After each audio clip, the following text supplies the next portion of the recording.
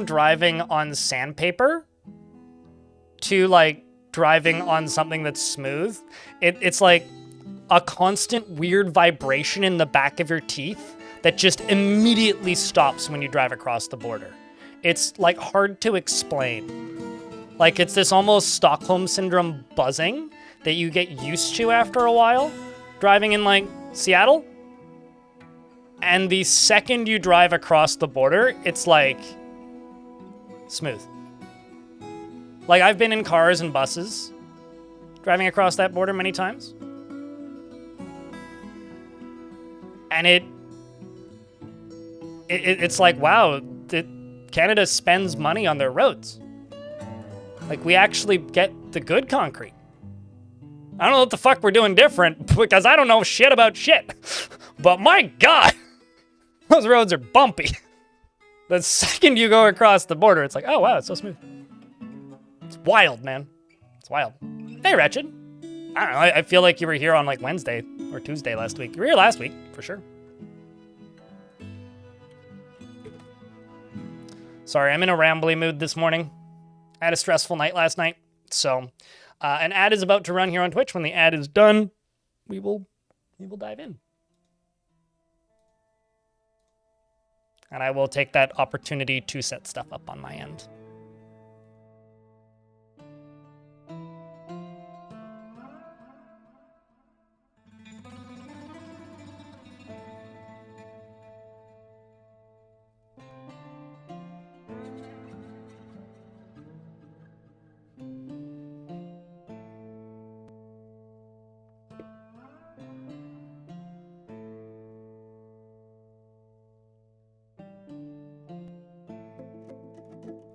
All I have to say about Seattle today, bus tunnel.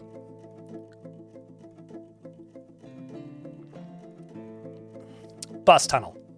The city that was so scared that buses would ruin their traffic that they built a tunnel for them and then got rid of the buses. Because they were inaccessible and full of garbage. And now there's a train in it? And so it's like the weirdest train station of all time because it's like a streetcar that's underground. It is so weird looking. Bus tunnel. So unless it's changed, Jasper, on Salt Spring, which I've been to a number of times over the years, they have what's called the town taxi, which is stick your thumb out and hitchhike. Because to my knowledge, there isn't a bus on there, and that's kind of funny to me. That you guys have a bus. Try and catch a picture of the bus tunnel. I mean, just if you look up Seattle trains, you'll see it. It is something, man. It is something. I mean, your own separate roads make sense to a degree. Like, especially, like, separated lanes. Like, that very much makes sense. But, like, completely separating public transit to a point where it's inconvenient to the people taking public transit just makes no fucking sense to me. Which is kind of what Seattle did. I mean, admittedly, they were able to repurpose it so that, like, it's somewhat functional. But, like, not really. It's like an extremely slow, infrequent, bad version of Montreal's metro system.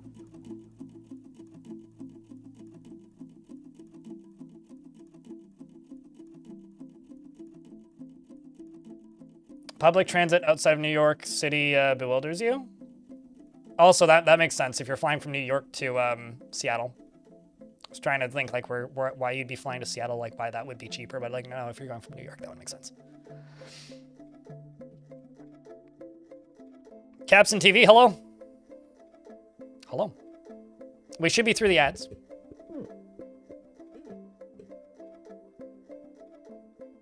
I mean, you've outed which island you're on before, Jasper. Not that you need to again, but...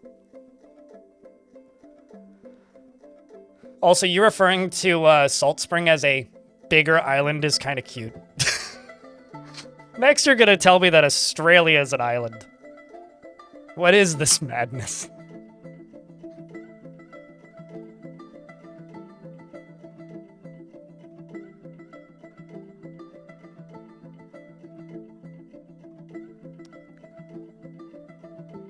As soon as you unpaused, a dragon burned the entire map. Did you settle on a dragon?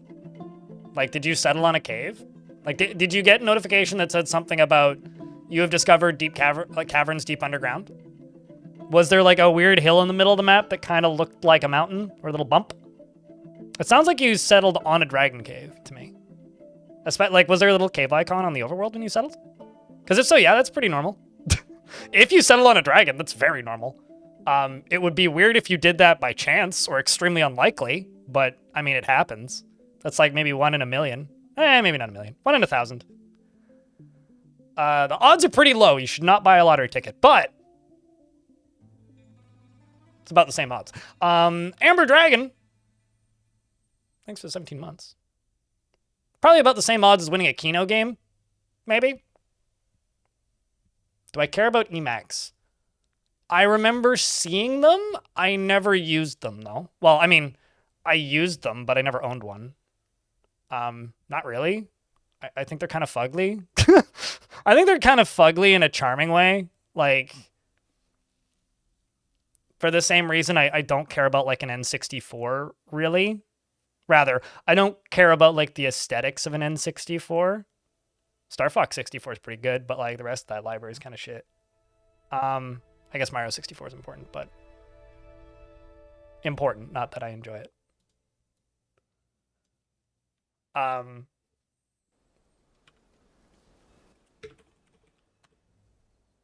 Yeah, no, not really. Why?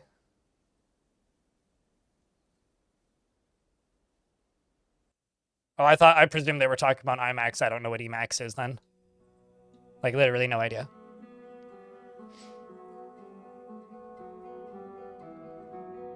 Oh, I don't know. I'm not a text editor supremacist. I don't give a fuck. Use what you want. My brain just like auto-completed that as IMAX. Like the like ugly, like clear computers. You're an ugly, clear computer. Anyway, yeah, no, shrug. You just got back from your trip from Norway and you're embarrassed by the state of public transit here you got there? Well, that sucks. I'm sorry.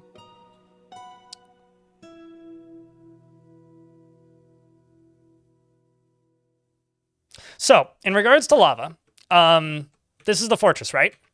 This is lava pool numero uno. It covers the entire bottom of the fortress. It also extends to the edge of the fortress and goes all the way around the edge, the inside of the wall and the outside of the wall. Outside of the fortress, I have these. These are spots where I can bubble lava over. Now, I need to speed up the speed at which they pump, but for the most part, it's, I'd say, about halfway done. Over here is the other spot in which it can bubble. Now, the problem is, right now, it can't bubble enough, so I want to increase the amount of which it can bubble. Thankfully, that's actually relatively easy to do.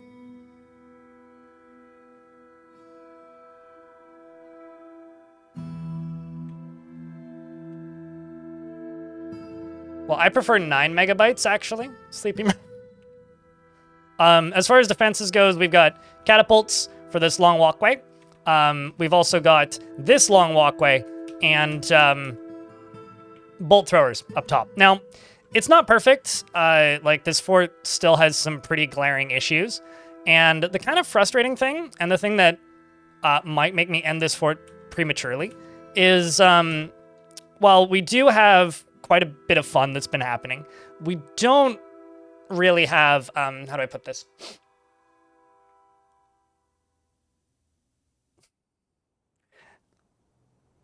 Particularly fun enemies. We've just been getting attacked by a Necromancer Tower consistently. And this Necromancer Tower shouldn't be much of a threat. However, it's the only thing that's been sieging me, even though we're at war with like a billion things here. The Goblin sieges, when they've happened, have been really fun. The Necromancer sieges are still the old ones, which now seem very whelming. Now, the problem here is, when I've tried to attack them, they've just, like, kidnapped my entire army every time, and then I can't rescue them back, even as much as I've tried. In fact, I have this one squad, which has this dwarf, who's actually pretty well trained, who's Snail, who I keep sending out by himself to try and rescue these dwarves. In fact, I'm going to send him out again. Although, actually, I'm going to demand surrender and occupy and see how that goes. Because, like, I need this tower gone. If this tower is gone, then this place is going to get much more interesting. Until then, there isn't too much I can do because the only thing that really attacks me is this Necromancer tower. The bright side is it's given me lots of time to build up my defenses. So what I'm trying to do is I'm trying to pressurize this. Currently, this is all of the pumping that we have. We've got enough lava coming through it, but what I need to do now is I need to pressurize it. And there's like 2 ways I can do that. One of them makes logical sense, and then the other one's ridiculous. So I'm gonna do the ridiculous one. Because what's life without a little whimsy, you know? So I'm going to essentially turn off this, which is currently active. Drain out this tower here, and then deconstruct 2 pieces here. Maybe 4, actually. And then, or probably about that much. And then build a second tower all the way up, but probably higher. As high as I can reasonably build it. I mean, this goes all the way up to layer 90, so I can build this pretty tall. And then what I want to do is fill that up with lava so that it pumps up and over. So it's going to go out of the side of the volcano, down, up, over, back down, into the tube. And what that's going to do is, how do I put this? Pressurize the lava is what it's going to do. So that should be fun. You missed the underground sieges? I don't. I'm sorry you do, but I don't. You could go back in time, Zakaluka, because all of the different versions are still available. So you could go back to an earlier version when that was still a mechanic. But I don't miss them. I don't miss them at all. They desperately needed a rework. But as for dwarves in the fort at the moment, we have Glass Half Empty, Rocky, we've got Darut, and although Tarn did say he's going to try and get them finished in the, siege cycles, so we'll see if that happens. We've got Toast Cat, the second, we got Quasar, we got Clockwork, and Wicked Cat, the Blood Slayer. We've also, that was a dwarf who almost bled to death, the Blood Slayer. They got caught on fire and all of their blood fell out. We've got Elf Poles. We've got Rin Offspring. And we've got Mr. Mondays. We've got Snail, who's pissed, and I can't fix him. I've tried. And we got Viking. And we've got Lucky. We've also got Tyr. And Michael May. Not to be confused with Michael Bay. We got Odinson. And we've got Tim. Yes, Tim. Tim is the most hateful dwarf I've ever encountered. And look at those eyes. Just look at Tim's eyes. This is Tim. Don't be like Tim. Tim is a bad person. Nobody likes Tim. I hope Tim has no friends. He certainly doesn't deserve them. He's literally like the most hateful, racist, angry dwarf I've ever seen a description of. We've got Lanix, we've got Dr. Fortress, Dr. House. We got Denesta, we've got Eric Key, we've got Wilmar, we've got Laya, we've got Alan, and we've got Ashrock. We've got Butch, and Swifty. Pun intentional. Mr. TV Jr., Bioactive, and I think that's everybody. I will read Tim's description in a minute. Just give me a sec. We got In Yellow, which is a goose. We've got Unicorn. Is Meep still alive? Hold up. Meep is no longer with us. Rip. Rest in peace, Meep. Got some horses I gotta eat. Got a bunch of stuff I gotta eat, actually. So this is Tim. Let's read Tim. We made Tim my hammerer. So he's got poor empathy.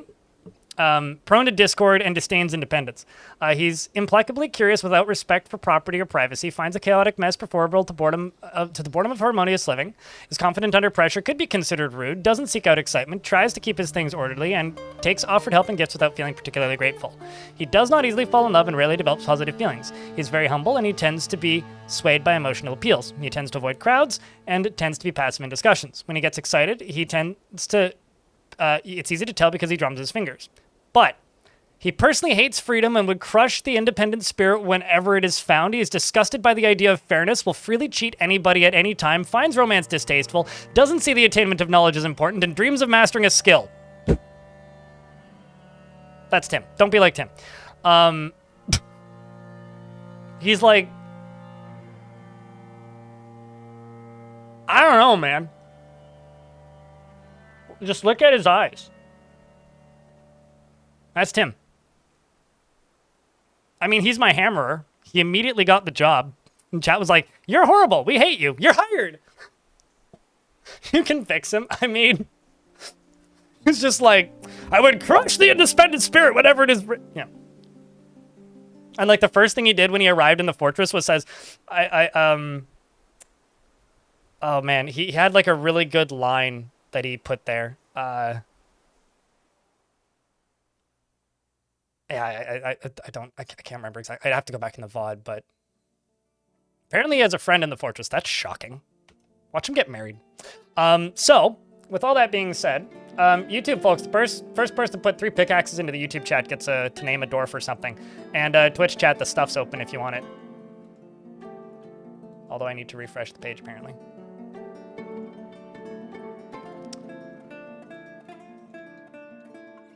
Fix him with a pipe wrench. Yeah! Yeah, no, absolutely. Or a drawbridge. The min Z level is -6? That is very... Wait, what's the starting Z level? Doc Lizard in YouTube chat. Because if the starting Z level is really, really high up, that would make sense. Because most worlds are like 2 to 250 thick. So like, if you're on like level 150 and the lowest is -6, that makes some sense. About 40? Yeah, it's a little shallow, but like, that's not too out of the realm of normal. Did you do the normal world gen settings or advanced world gen? Because if you did advanced world gen, yeah, that makes sense. If you tweaked any settings. If you did normal settings, you're just really close to like absolute Z level. Or absolute C level, rather. Which is a little odd, but not out of the realm of normal. Just, I would say, unlikely. Verbals! Ah! And Darmond. Darmond, what would you like to name? And Vervolts. What would you like to name?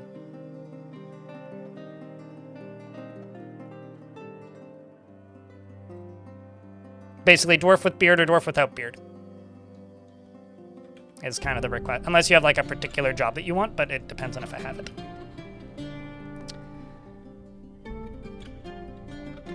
Axturns? You're gonna need to explain what that means to me. Sorry. Bearded bastard, any one of them? Okay. Happy bearded bastard. Not Tim. Tim's taken. Tim is a unique individual and will not be swayed by your emotional appeals.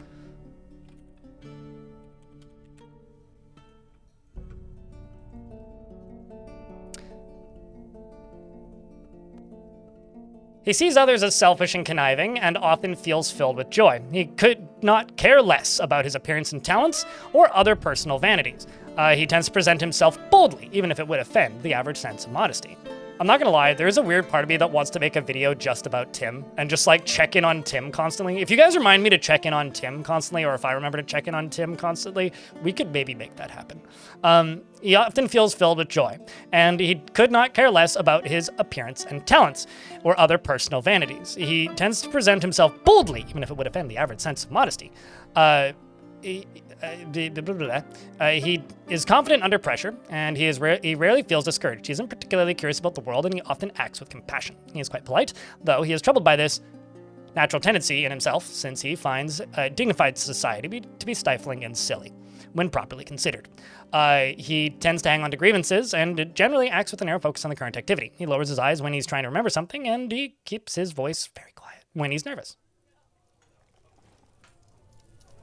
Obviously, he needs alcohol and yada yada.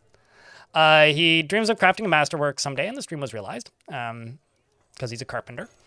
He personally would have the world operate in complete harmony without the least bit of strife or disorder. He believes that it would be a fine thing if all time were leisure time, and he is put off by family and finds maintaining decorum a silly and fumbling waste of time. He is somewhat put off by trade and commerce and finds the ideas of independence and freedom somewhat foolish.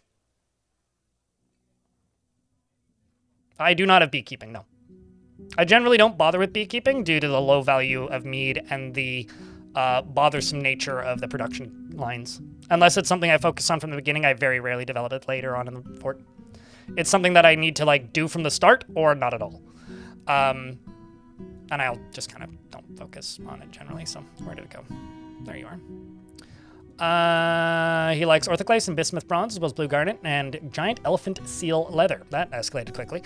And the color flax and the words of the irons of dye and the sound of the desert of luxury and the sight of the couple of glossing. And when possible, he prefers to consume giant hair, like Bob Ross, and dwarven rum and hemp seed oil and purple amaranth flower, and absolutely hates jumping spiders.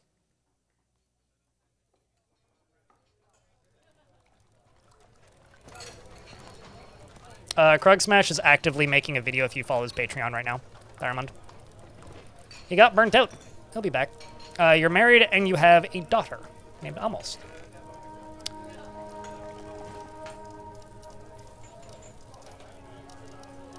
Oh, you want me to give it to the second person? You don't want it, Diamond? Then why'd you put the thing in it? Why'd you put the emoji if you didn't want it then? All right, well, I'll give you an altar as an honorable mention then.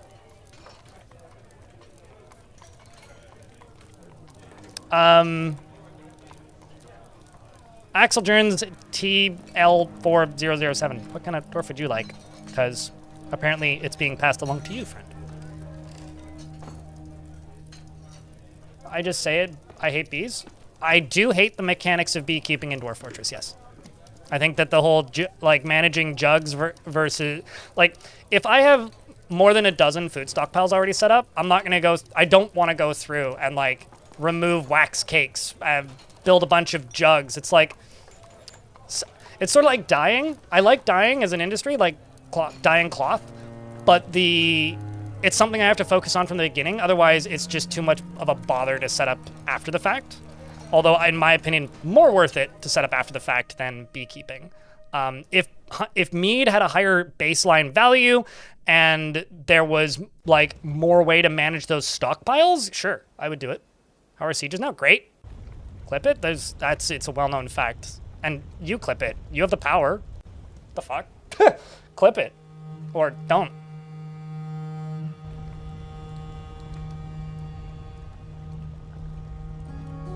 Are you talking about me in real life? I'm diabetic, so things with high amounts of sugar tend to suck for me.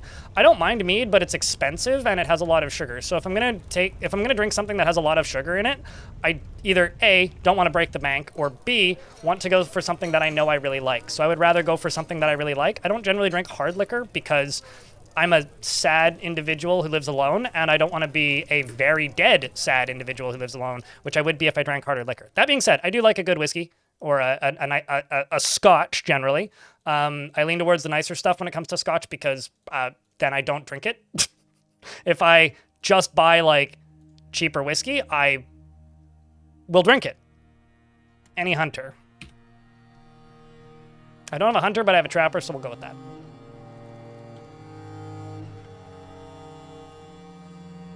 This seems like a King Gizzard joke.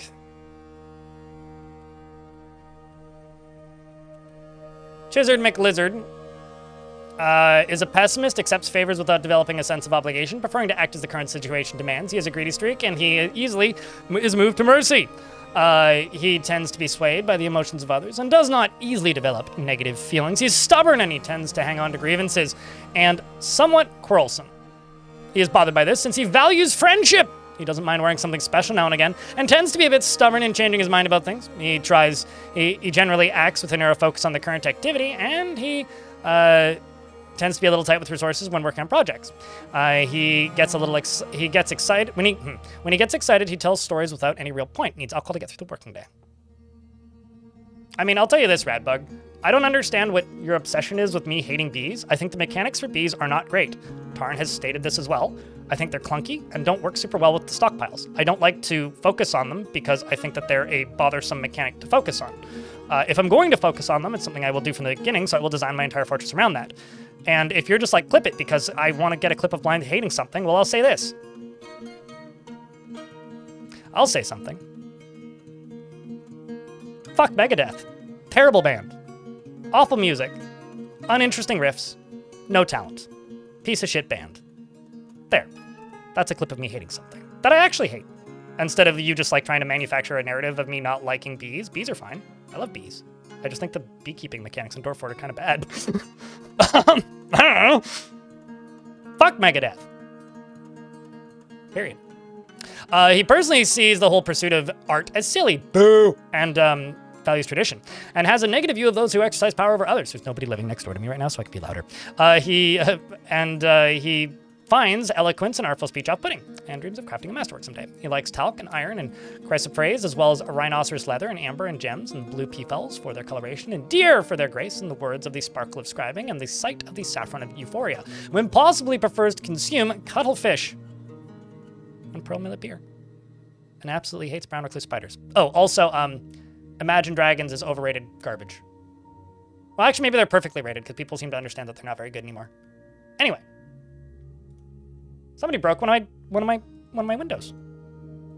That's unacceptable. Why would you do that? It's rude.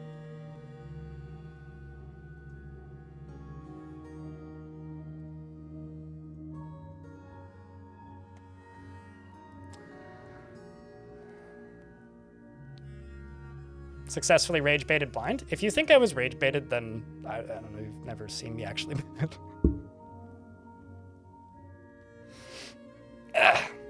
I looked away from my chat for a minute and I looked back at chat and they think I'm mad. It's cute. No, there's no bait there. Just fuck Megadeth. Terrible band.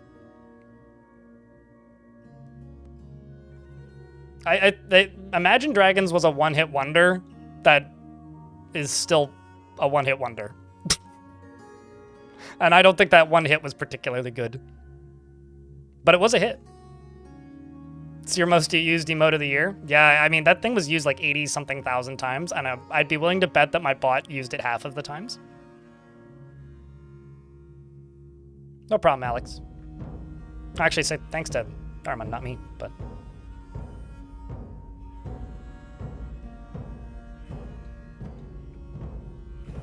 Uh-huh. Next you're gonna tell me that, like, Metallica is worth something to society. Uh-huh. I think baby metal has more value to society, and I also don't like baby metal. Alright, I do have one pissed off soldier, like really pissed off, but most of them are like actually pretty okay. I'm just trying to keep an eye on the ones that are like not enjoying the process of training and removing them. We did lose most of my military to invasions because we were invading the necromancers. I'm trying to get them re-armored now. We do have iron on this map, but not enough to feasibly make steel. So we're mostly operating with just like normal plain iron gear, but we're getting there.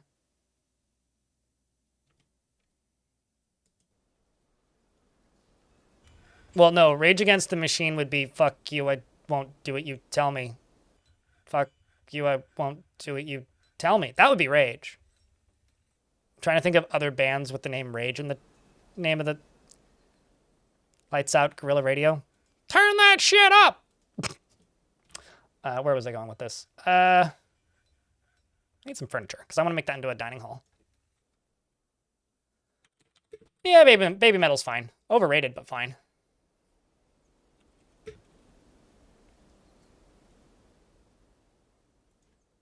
Like, they ain't the second coming, but, like, they're fine. They have one or two good songs. Most of them are just kind of okay.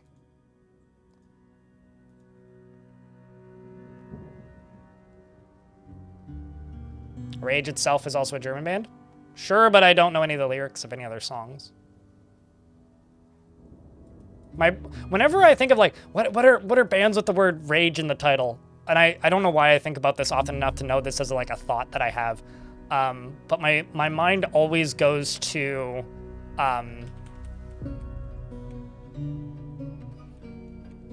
for some reason my mind always goes directly to Rise Against, which doesn't have the word rage in the title. And I don't know why that is. Like, why do I always think of Rise Against? Like, they don't...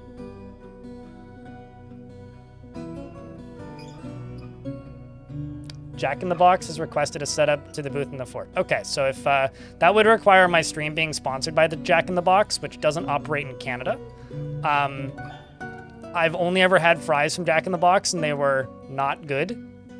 So I will simply say, sure, but they have to give me a stipend of $650 million cash. Preferably in $100 bills. US dollars. We don't talk about profits of rage. In fact, I'm actually going to time you out for bringing them up. That's disgusting.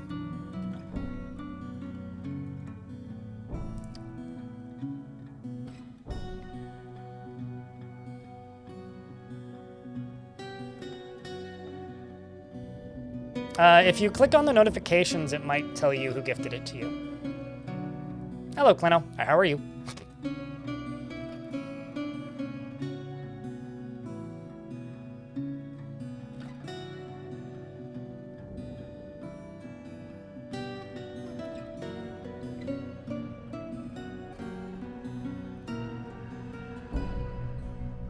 If you've learned anything from metalheads and rock stars, then it is that everybody is elitist and knows what music is true metal and which is absolute garbage.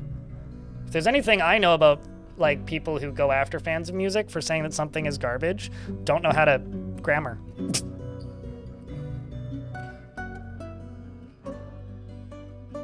It doesn't matter, let's move on. Quaz, let's move on.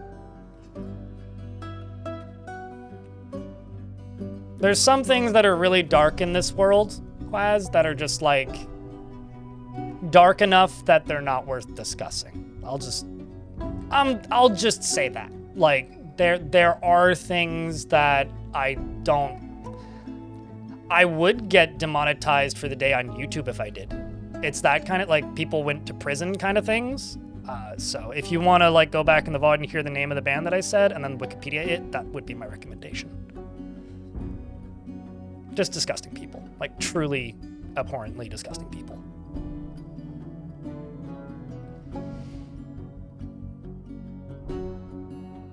The grass regrows, yes. Yeah, no, it stays as ash for a little bit and then regrows. Gather that you did not successfully seize the tower. They rejected you. Okay, well, get back to it.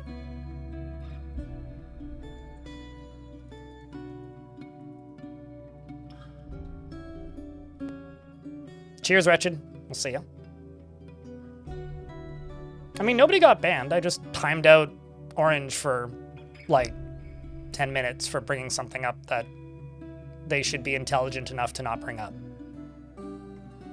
Like, genuinely. Like, I don't need a respected member of this chat being an edgy shitlord for no reason. Like, that isn't cool.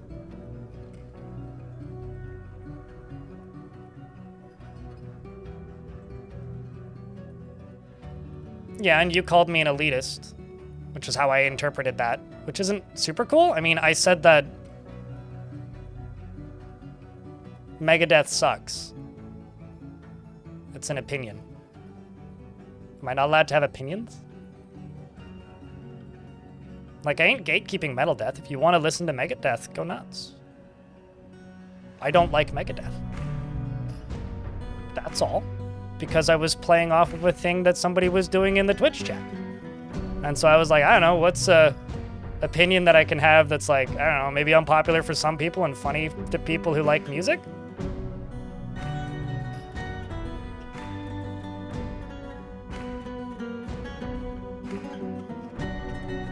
There's no trees that we're burning. The elves still trade with me, which I think is kind of miraculous, actually. They're too lazy to build a magma pump. I'm building like 3.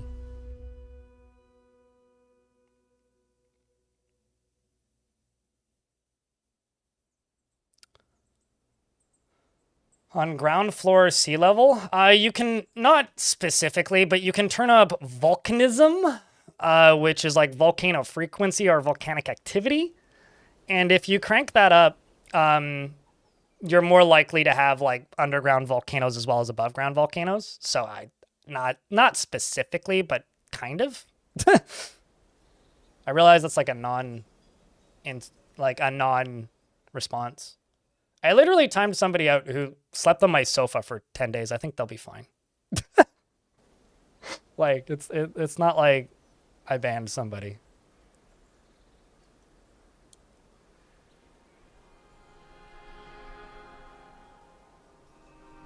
Feels like children crying that they're being told to sit in a timeout. More or less, yeah.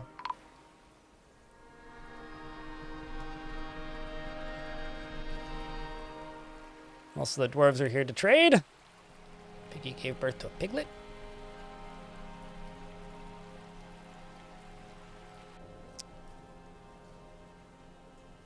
We'll sell anything that's just out and about and accessible. And then everything else is in bins, as it should be.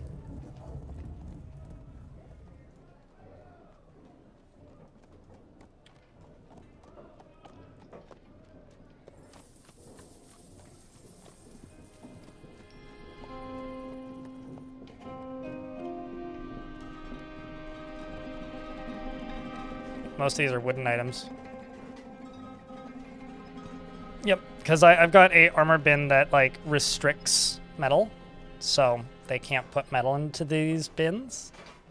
So ideally, it should just be clothing, which it is.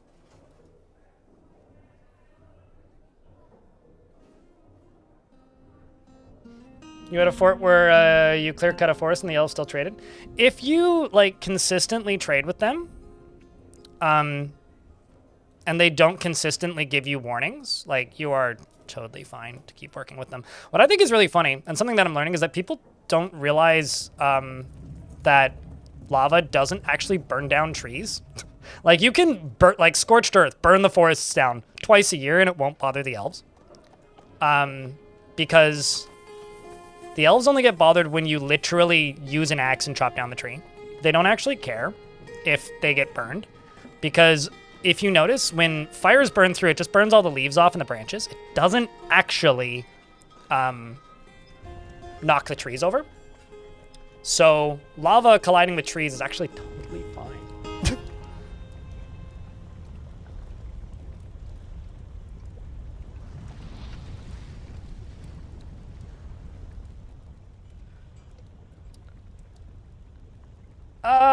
I mean, you can literally have multiple volcanoes on every single tile of a map and still have a functional dwarven society. Omiran. You had a fort where they gave you tree limits and then you accidentally cut down too many trees, but then their forest was attacked by goblins. Oh yeah, no, I mean, if the enemy, or rather, if another faction gets invaded off map, like, sometimes it'll seem like they're mad at you, but they're actually just, like, not able to visit because they're too busy dealing with whatever problems they have back home.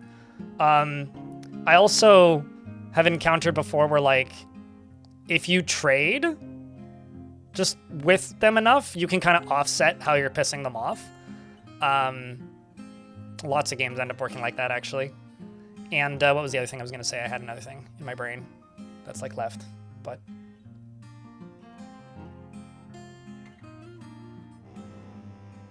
Ooh! Cool. We actually got attacked by the goblins. A vile force of darkness has arrived and are seeking a parley. The army is commanded by the goblin Kathik, Flood Circle. A competent commander. Beware! They're mounted goblin hammermen. And they are not seeking a parley. They don't seem very well armed, though. All right, real quick. I'm your liaison from the Mountain Homes. Let's discuss your situation. You continue to impress. Blah, blah, blah. Shit. I don't actually know.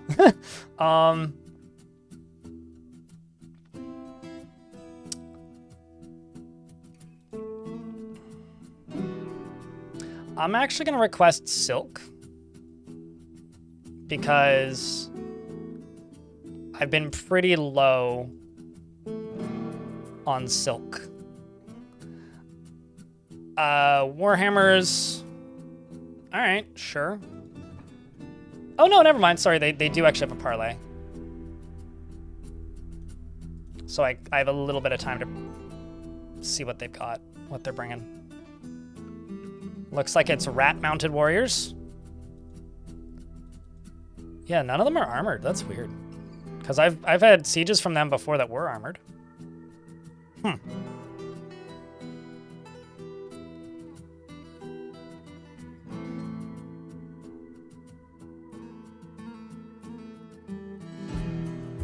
I mean, the water would drown them before the logs would do anything.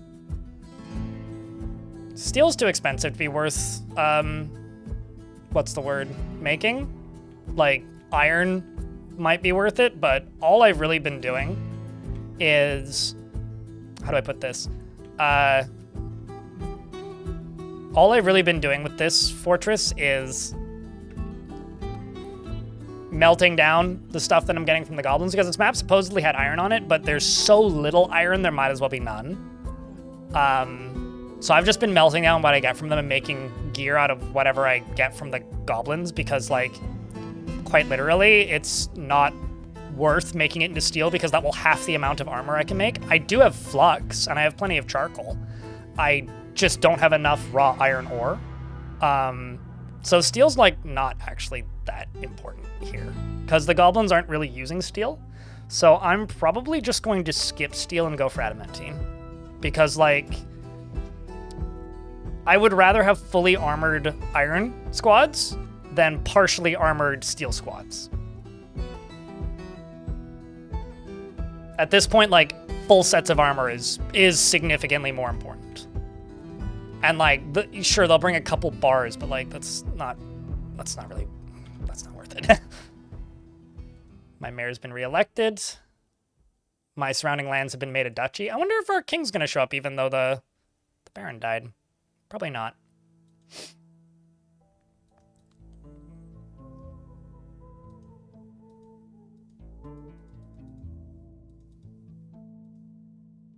And we'll buy those anvils, though. Also buy the foods. Well, actually, no, I don't need the food. I was buying food earlier, but I was thinking maybe for variety, but we also have a pretty active cheese industry in this fort, so we consistently have cheese. I'll buy the chains. I'm not gonna worry about the cages. Buy the splint. I also had a bunch of traders get killed. So our actual, because I had siegers arrive right when the traders were arriving a couple times, and they killed several wagons. So we're still working our way back up in what they actually bring. Iron Squad is the name of your Iron Squad? Okay, sure. Yeah, I could see it. This is not that bad of a siege.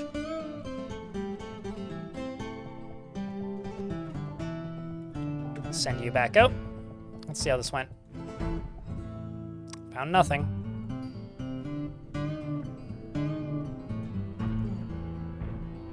Just gonna keep demanding surrendering and occupying. All right, well, I guess the first thing to do is get the inner burrow enabled. Oopsies.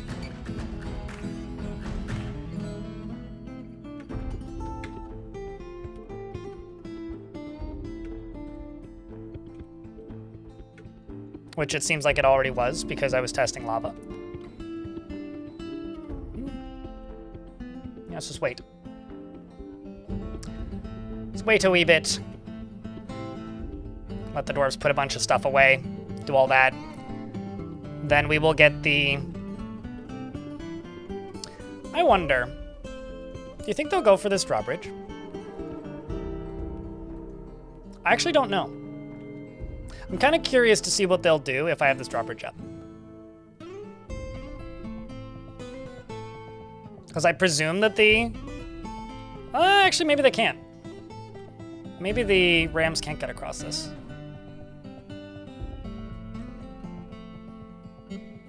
I heard loud noises, loud creaking gears turning.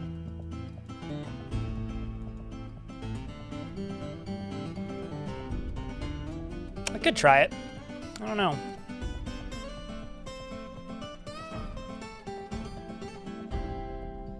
Because at this point, I don't... I mean, like, there's that bridge I could close. Yeah, why don't we close this one? See what they do. Not that there's a ton for them to do.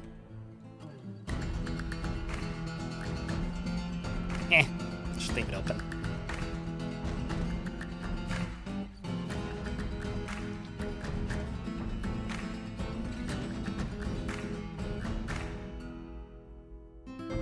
So if you raid somebody and they have slaves, you don't get prisoners. But what you do get is you will get, what you do get is you will get, holy crimes. You will get people asking for, what's the word, sanctuary?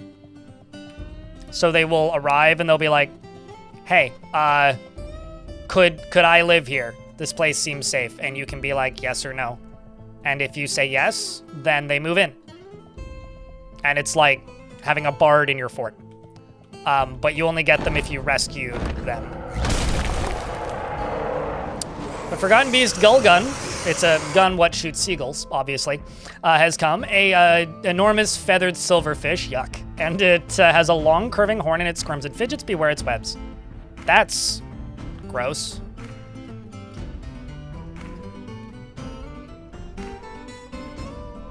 Oh, okay, it's also in a layer that it can't get to me. It's killed a giant earthworm. Well, that's something.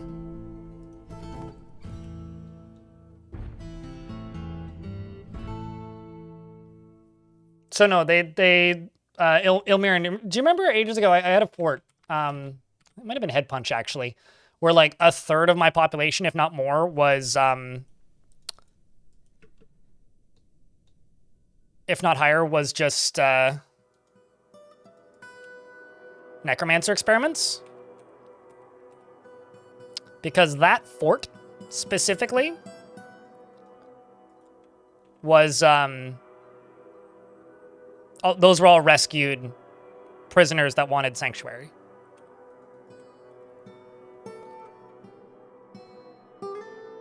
So the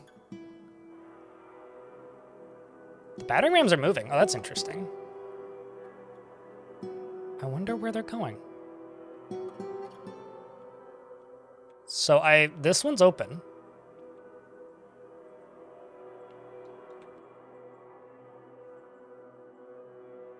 Someone was saying that the battering rams were knocking trees over. I haven't seen that, though.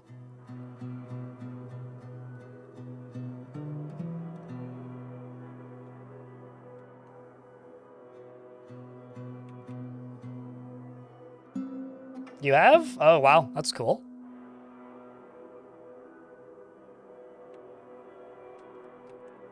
So this gate is shut. I'm curious if they can get there. It'll be interesting to see.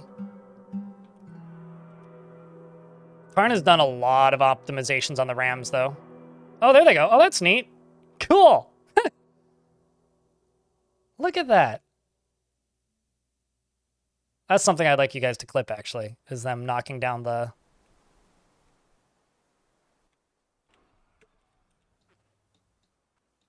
Unfortunately, I don't see much of these goblins making their way through, because, as you can see, well,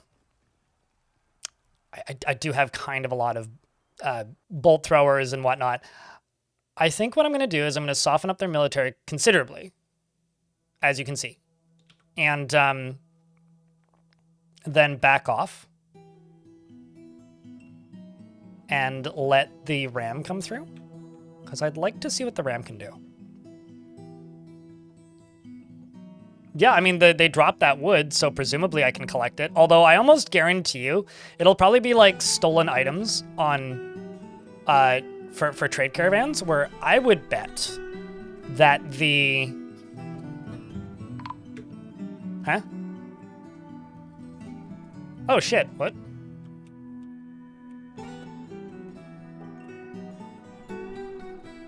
Where'd they get in?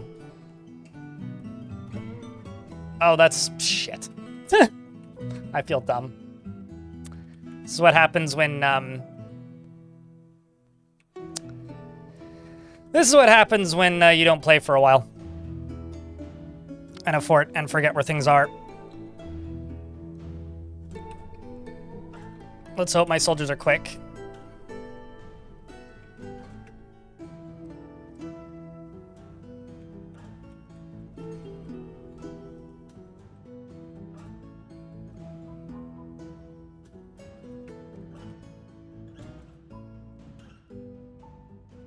I'm presuming they came in there? Unless there's another way in that they took?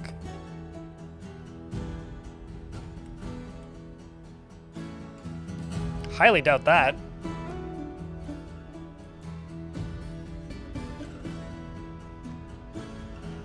Yeah, it seems like it. Where are they headed? There's definitely a hole somewhere that they're taking in.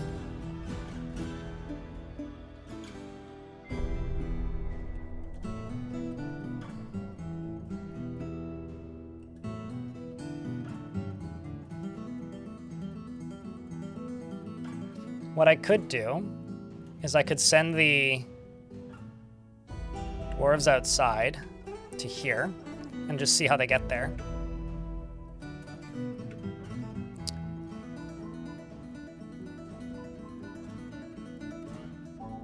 Let's follow Datan.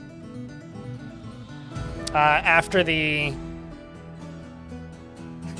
I don't think Tim has an office, but you want me to put a traction bench in Tim's office? Oh, I know how they're getting in. Okay, that makes sense.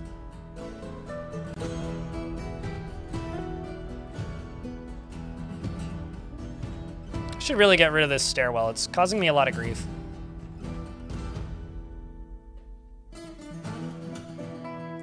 Truly is causing me a lot of grief here. I'm gonna turn off the places siege operators for the moment. We're just gonna reload. Rams are coming.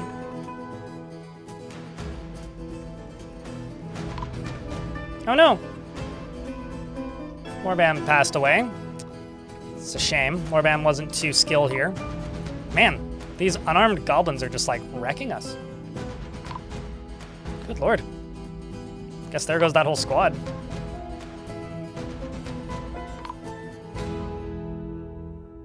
Huh. It's crazy. Let's just send in everybody, then. Like, I kind of figured they'd have this because they're all, like, injured, but no. There goes another one. Like, they were all adequate. Not good, but adequate. Okay, there comes the ram. This is my better squad, who I suppose I should have sent in first. Let's back these guys up.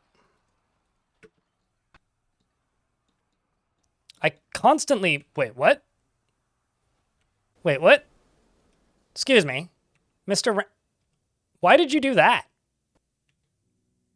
That doesn't seem wise. Like, you were very close for a second there, Rammy and the Rammers, to making a grave mistake.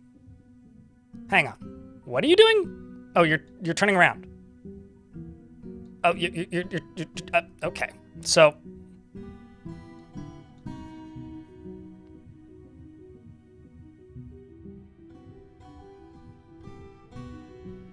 I think we confused them, chat.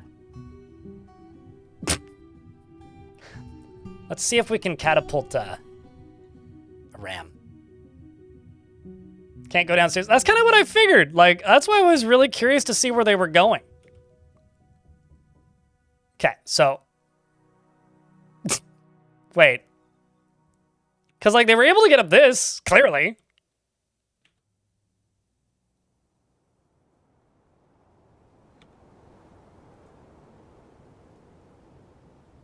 I like how one of my wrestlers tantrumed mid-battle.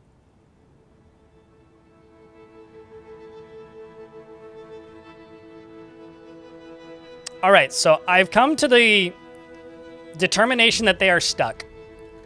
I'm gonna pull this lever and see what happens.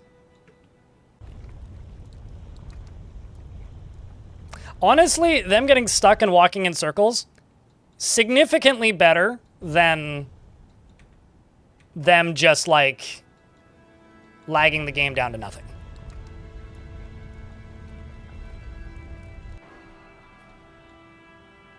I'm just saying. Like, I'll take them getting stuck. Maybe not any day of the week, but that is really funny.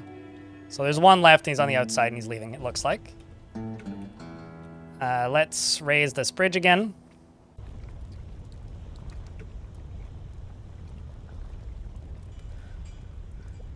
Did they dig that hole that gave them access? It's possible. I thought that I'd had that walled off, but I may have dug through that for construction, so that might have actually just been my bad. I haven't played this fort since Thursday, so it has been a minute.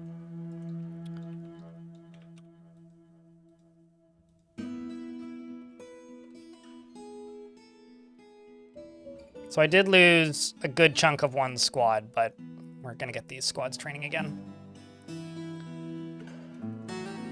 And I'm going to send Snail out to actually just go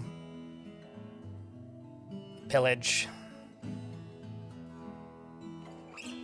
this. This is just one dwarf that's, like, really pissed, and it'll make my life easier if I do that.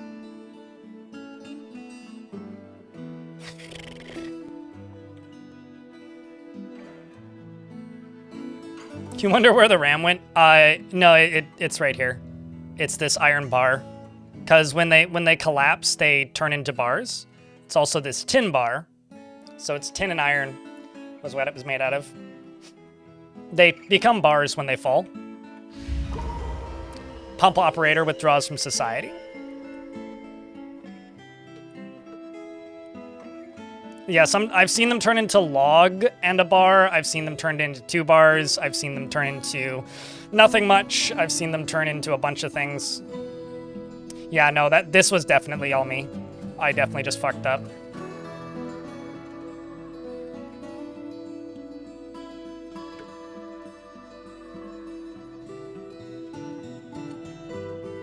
I definitely just fucked up. I also need to add on to my tomb.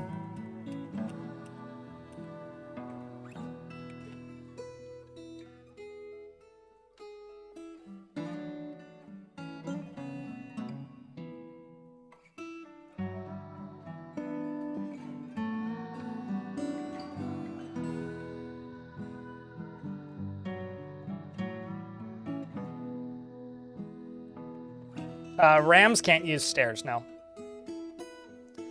Rams are designed to use the same route into your fortress that wagons would. But it's funny that, like, they have the pathing ability now to, like, get to my bridges, but, like, not further than that. Also, thanks for clipping that, by the way, Clockwork. Thanks for the clips. Oh, well, I mean, that was fun. See, like, even though that wasn't the hardest siege in the world, like, to me, that's a fun siege, because we lost some dwarves, for one thing. And things could have gone a lot better, but they also could have gone a lot worse. Like, I actually really enjoy the sieges that go kind of like that. Because, genuinely, it's it's fun to have things go in directions that I'm not expecting, and it's nice that they do that now. Whereas before, like, they wouldn't do that, even if that was the optimal direction for them to go. They wouldn't do that. They would just, like, fuck up and, like, all go in the same way every time. So this, like, even if there was 2 entrances before, they would take the more convenient one. Whoa! Okay, game. Okay, sure.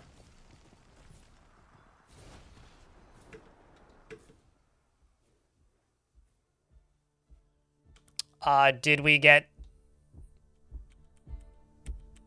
this block? Okay, no, we need to block this. We need to block this. No, they're coming for us, I guess.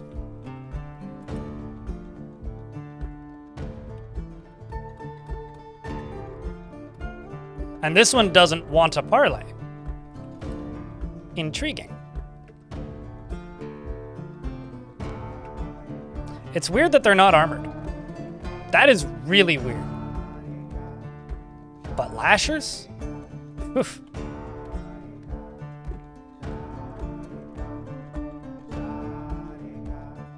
At least they're not master lashers.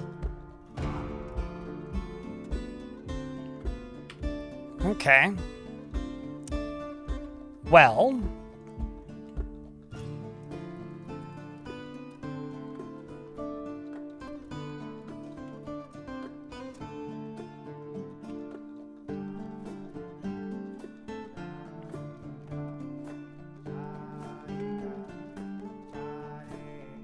Okay, cool.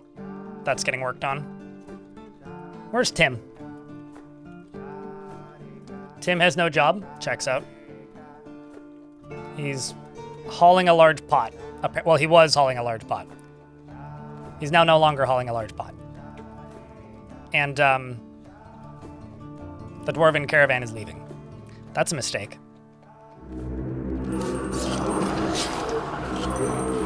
What? Can I name something that isn't something I haven't built, Ilmirin? Because, like, it's named something, not built something. So if you want me to name something, I'll name something. Otherwise, I'm just going to refund that, I think. Because I'm a little busy. Here.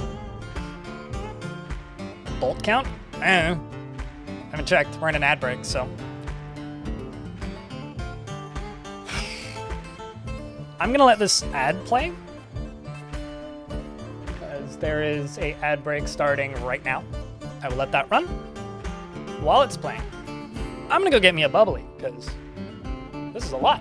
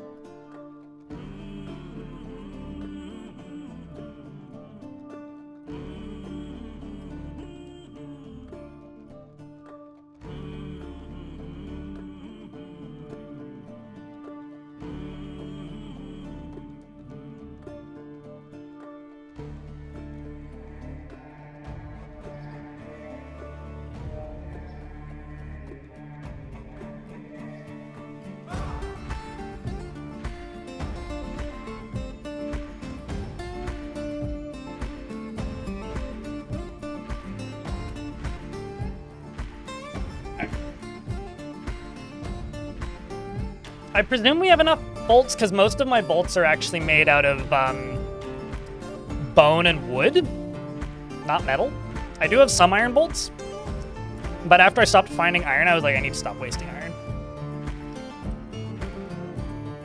All right. Place your bets, chat. Is it the elves, or is this a goblin ambush? It says an ambush, curse them, Jasper.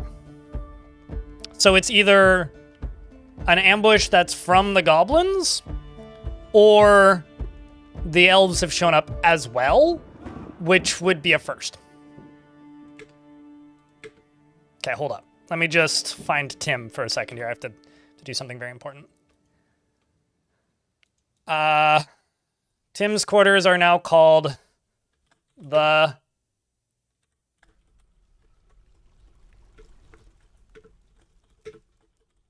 Tim hole. I mean, hell hole. That's Tim's home. Tim lives there. Don't be like Tim.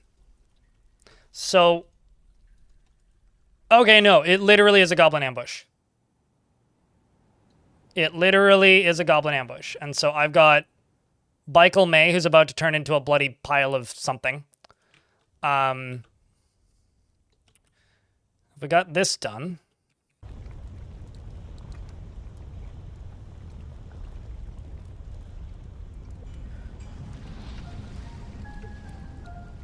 Got dwarves running inside. Okay, I'm just gonna go to places. Siege engines, enable. The other thing I'm gonna, oh, actually, shit, can I? Yeah, you're closed. I'm gonna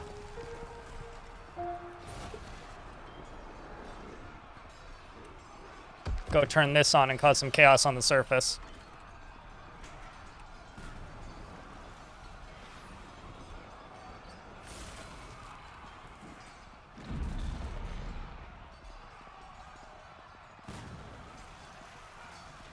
Also, chat, can I get a big vial Force of Darkness, please, and thank you. Also, Aleth, the siege operator, was found dead already. As for bolts... Oh, we're doing okay. That's 5,000 bolts. So bolts are fine.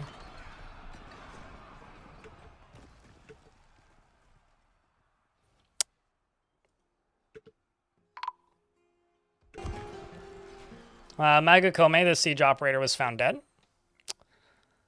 I could try slamming these shut, which I actually haven't had to do yet.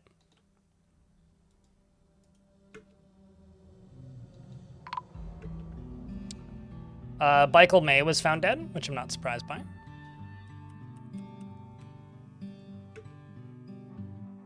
Some dwarves are running in through here. I mean, hey, if you're going off to pick up equipment, that's on you there, bud.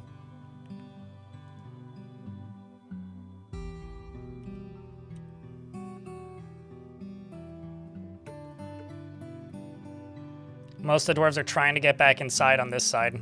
Oy vey. We just got caught out super badly here.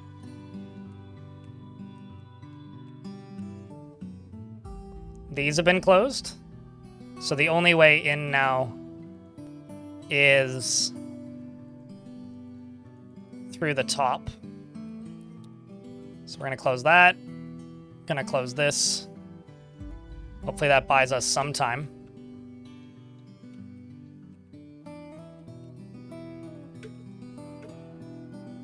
Got dwarves going to go fire catapults.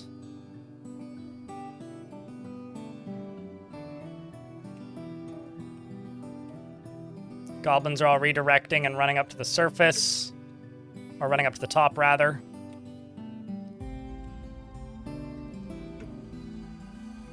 So who's trying to construct this building? That's the question. There are goblins up on the top of the volcano. Can we get this constructed? Nope. Okay, so here's what I'm gonna have to do. Because this is like the worst possible timing, I'm just gonna forbid literally everything on the map. I'm gonna go to the fortress. I'm going to unforbid everything in here. In here. I realized I missed some on the side, but it is what it is.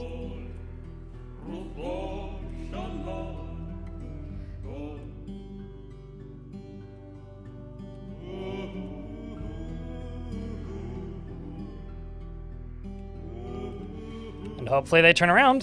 So if they don't, well.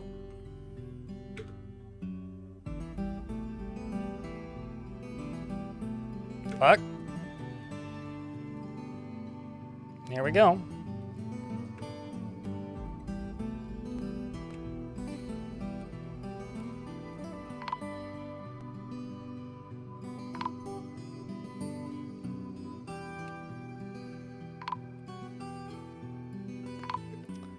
Oh man, that would be a shame if this were all to go down in this tunnel.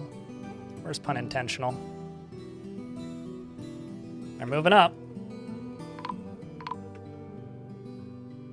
Lost Clockwork and Tyr and Tim. Rip Tim.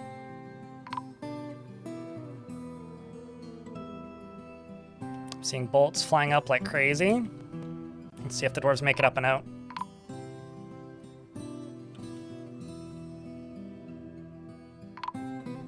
It's just chaos in the stairwell, which is maybe the hardest area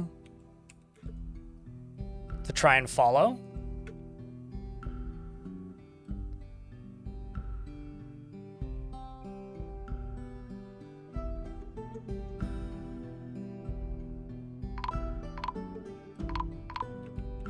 This might be it, guys.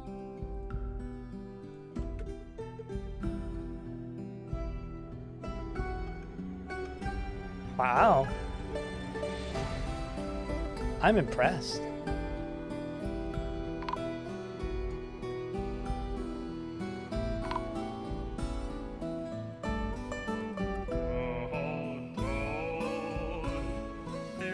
Shoutouts to Moses here, who just hacked this goblin to pieces, screaming I was attacked. That was exhilarating. Got lashed many a time, but was successfully able to strike him in the lower body, which spilled his guts, and then hit him in the upper leg, which sailed off in an arc, all done with a pick.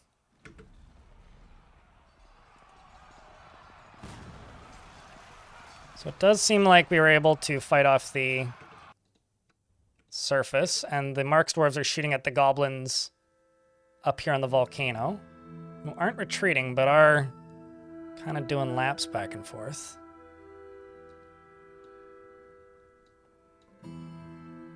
I don't even know what's going on down here. I mean, that's the area that I scorched earth.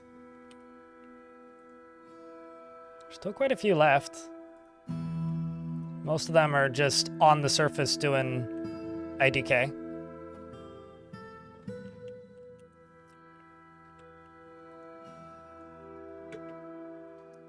Commander, that squad's in hospital.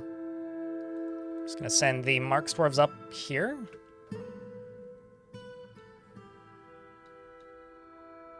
There's a spear dwarf over here who's completely unarmed. Who's a goddamn hero at the moment, I have to say. Holy shit, Paint Luster. Also, this is a trader. This isn't even one of mine. This is a merchant.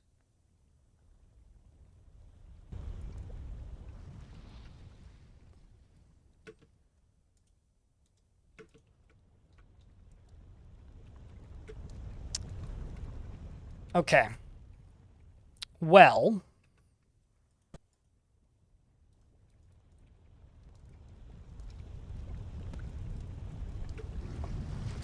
I'm gonna block this off, or try to. If I can block this off, I can open the door back up. Exactly, Stonecoat. Exactly. Wow, Clino, you with a different badge is gonna throw me off for a minute.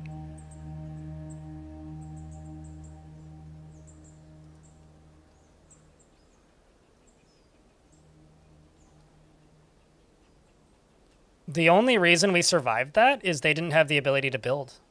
If they had builders, we'd be doomed.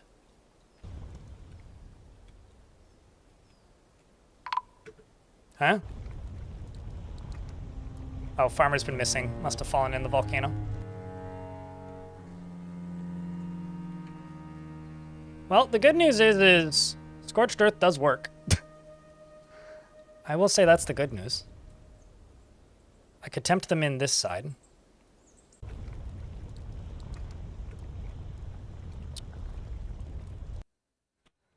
What even happened to those merchants? Those poor souls. Those poor bastards.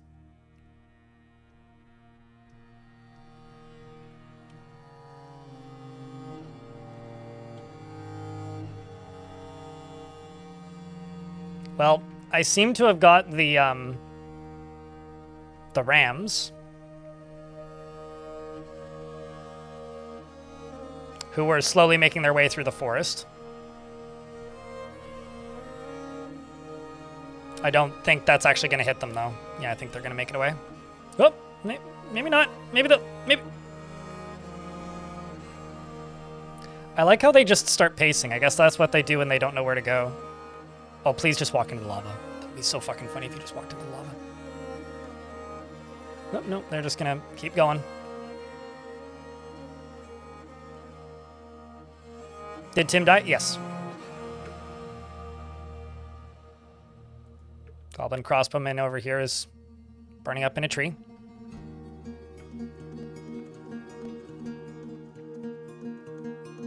Are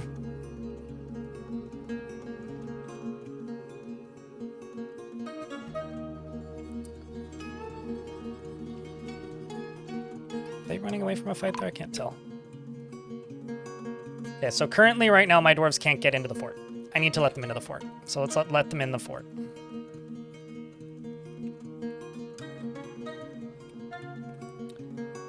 I also need to go all the way back up to the top and unforbid this.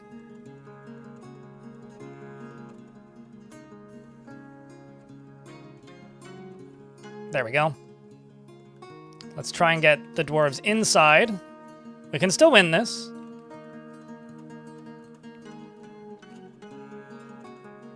We can still win this. I need more siege operators because clearly I've lost a bunch of them. This is funny.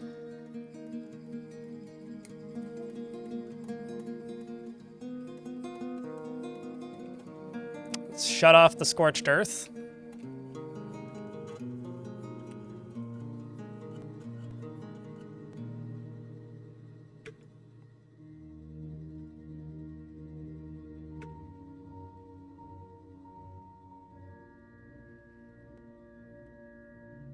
I just saw a dwarf running like they were under attack. Where was that?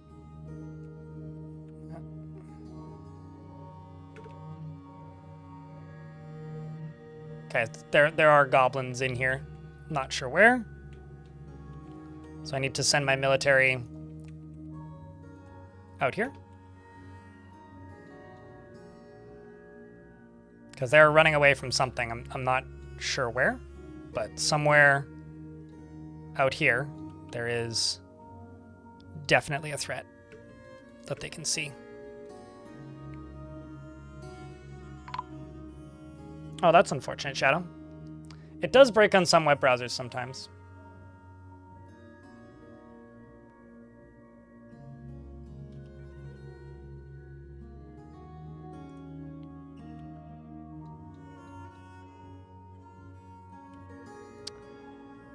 So there seems to be very few invaders left. And it seems to just be these four. So what I'm going to do is I'm going to station my whole military right here. Or all that's left of it, anyway.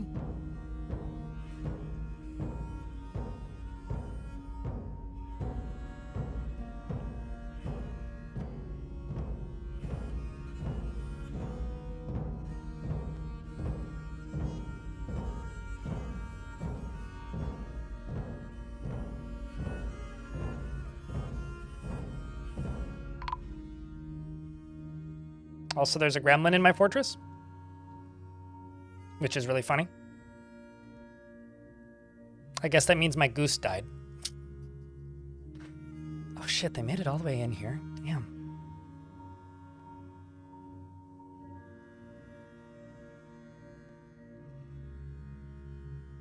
Friend got Amazon account jacked and lost 800 bucks.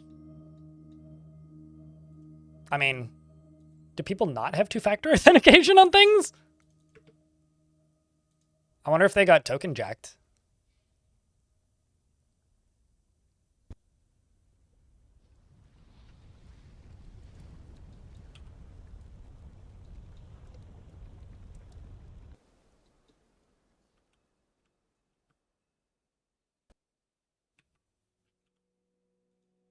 I'm going to send in Mark's dwarves first, and then a few seconds later, send in the melee dwarves.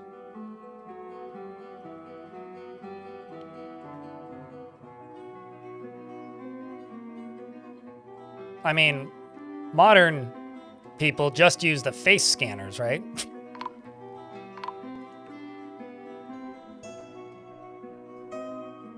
Merchant's been found dead? Excuse me? What?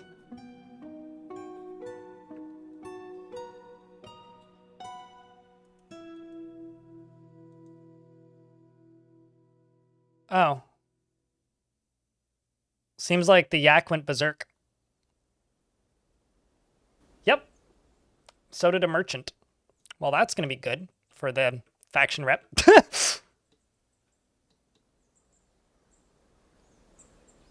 It's like, why are you killing my merchants? Also, I have to say, Bloodthorn crossbows, A+ crossbow material.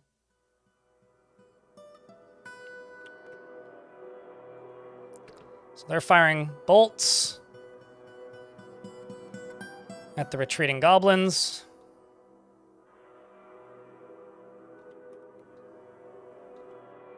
For the 3 of them that made it anyway.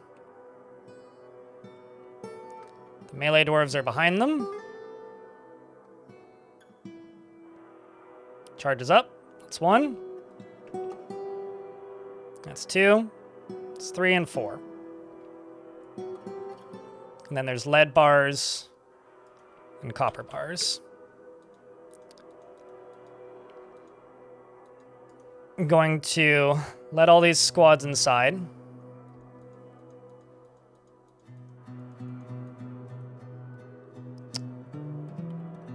And I'm going to actually use Burial. I'm going to turn on this burrow, but not the outer one. Let's see if we can recover this. No, the siege icon would still be there if there was stealth ones. Or historically there would be. But as I understand it, there would be an indicator that the siege was still running. Also, my front gate got destroyed, by the way. If the rest of this wasn't insult to injury. I'm also just going to go here. Go all the way up.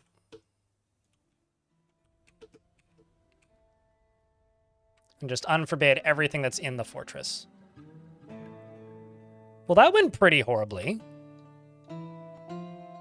It's a good thing they didn't have builders. Oh, I need to turn these off.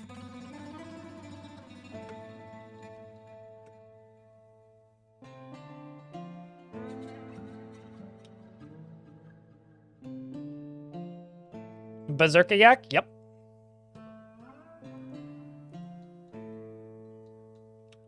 Really is just a shame.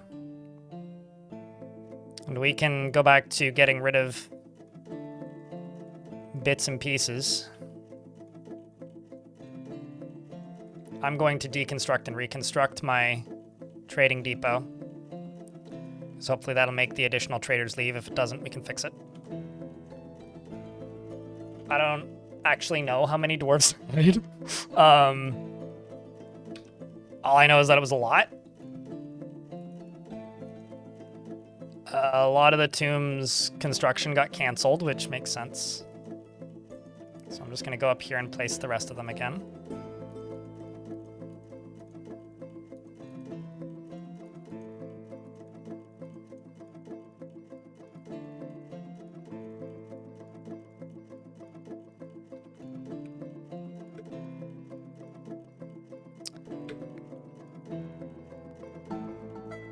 Okay.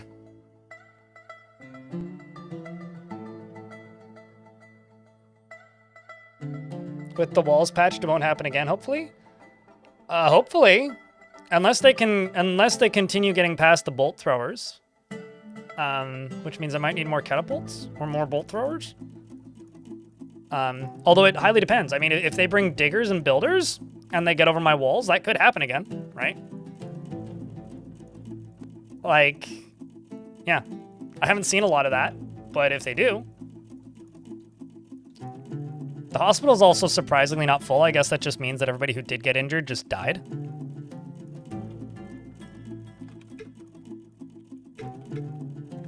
Also, that's in memory of Tim.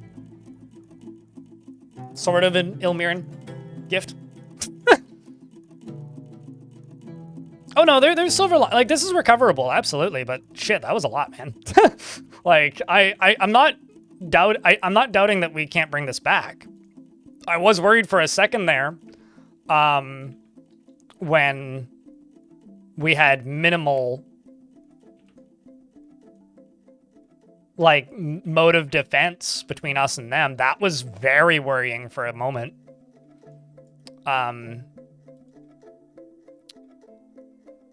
But, like, outside of that, I think we'll be okay.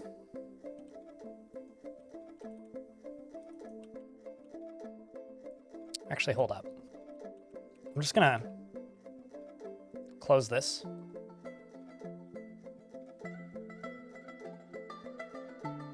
Just turn off the burrow. I'm just gonna do it that way. Because I don't feel comfortable having this drawbridge open right now. It's like, if there's an ambush here, we're just fucked.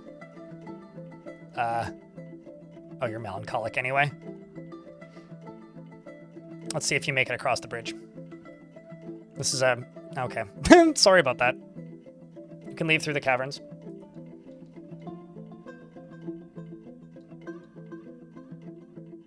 What do you mean by question mode? Is question mode when I'm just, like, in over my head, I guess?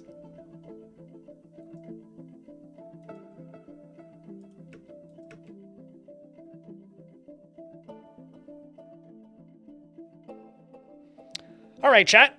Can I get a round of beers? I'm actually curious. How many people are here today?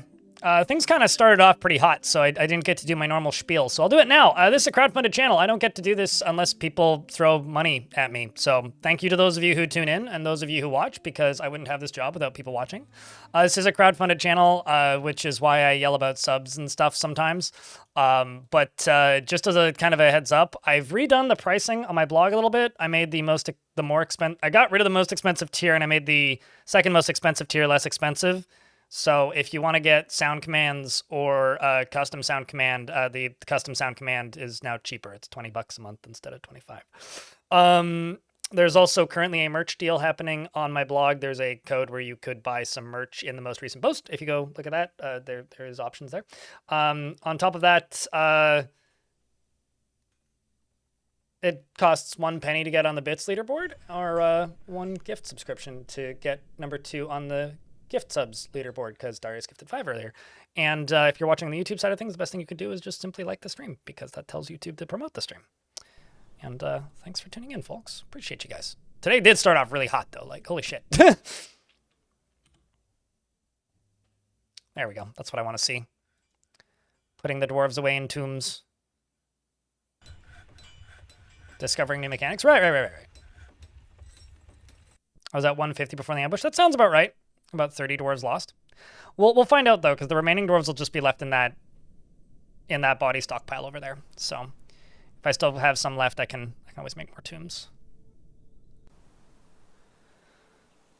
But currently, we are getting bits and pieces put in tombs, and I do actually have a couple of dwarves on tomb duty.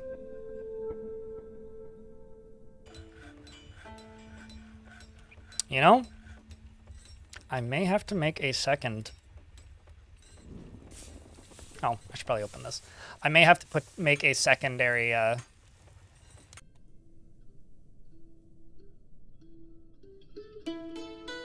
mist generator. I mean, Farquaad? Is his name really spelled Farquhar? Or am I thinking of somebody else? 409. Like, are you talking about the guy from Shrek? Does his name not have a D in it, or am I going crazy? I mean, if it doesn't, then fair enough, but... What did he look like? He had kind of like a fro, right? But he was a pathetic little man, not a glorious short dwarf. So trying to think, what did he look like? He didn't have a beard, though, did he? I haven't watched Shrek in, like, maybe 15 years. So you're going to have to work with me a little bit here. Oh, then I don't even know who you're talking about then. I was thinking about Lord Farquaad. So who the fuck is Farquhar then? I don't know who that is. So you're saying your most... What does a Farquhar look like? It's a quar what isn't close. Sure. But if you weren't thinking Shrek, then, like... What's that look like to you?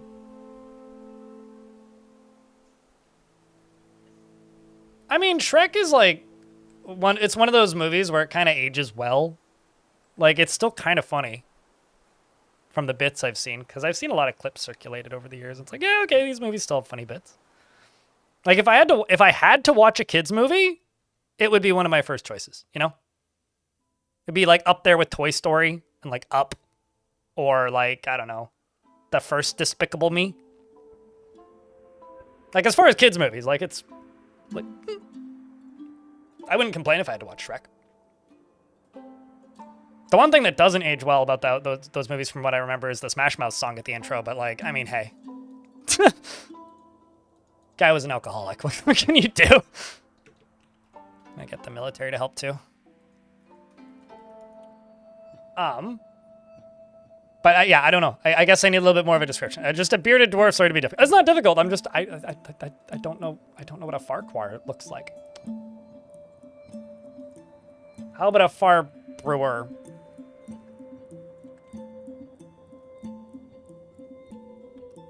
Trying to see how do you spell that? R-Q-U-H-A-R.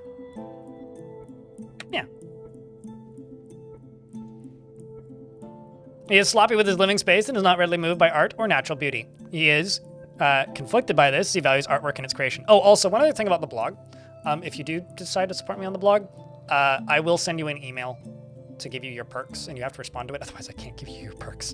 He doesn't often feel envious of others and tends to form only tenuous emotional bonds with others. He doesn't tend to hold on to grievances and generally acts impartially, is rarely moved to mercy, and doesn't mind clinging tightly to He doesn't cling tightly to ideas and is open to changing his mind. He doesn't seek out excitement, and he is not particularly interested in what others think of him.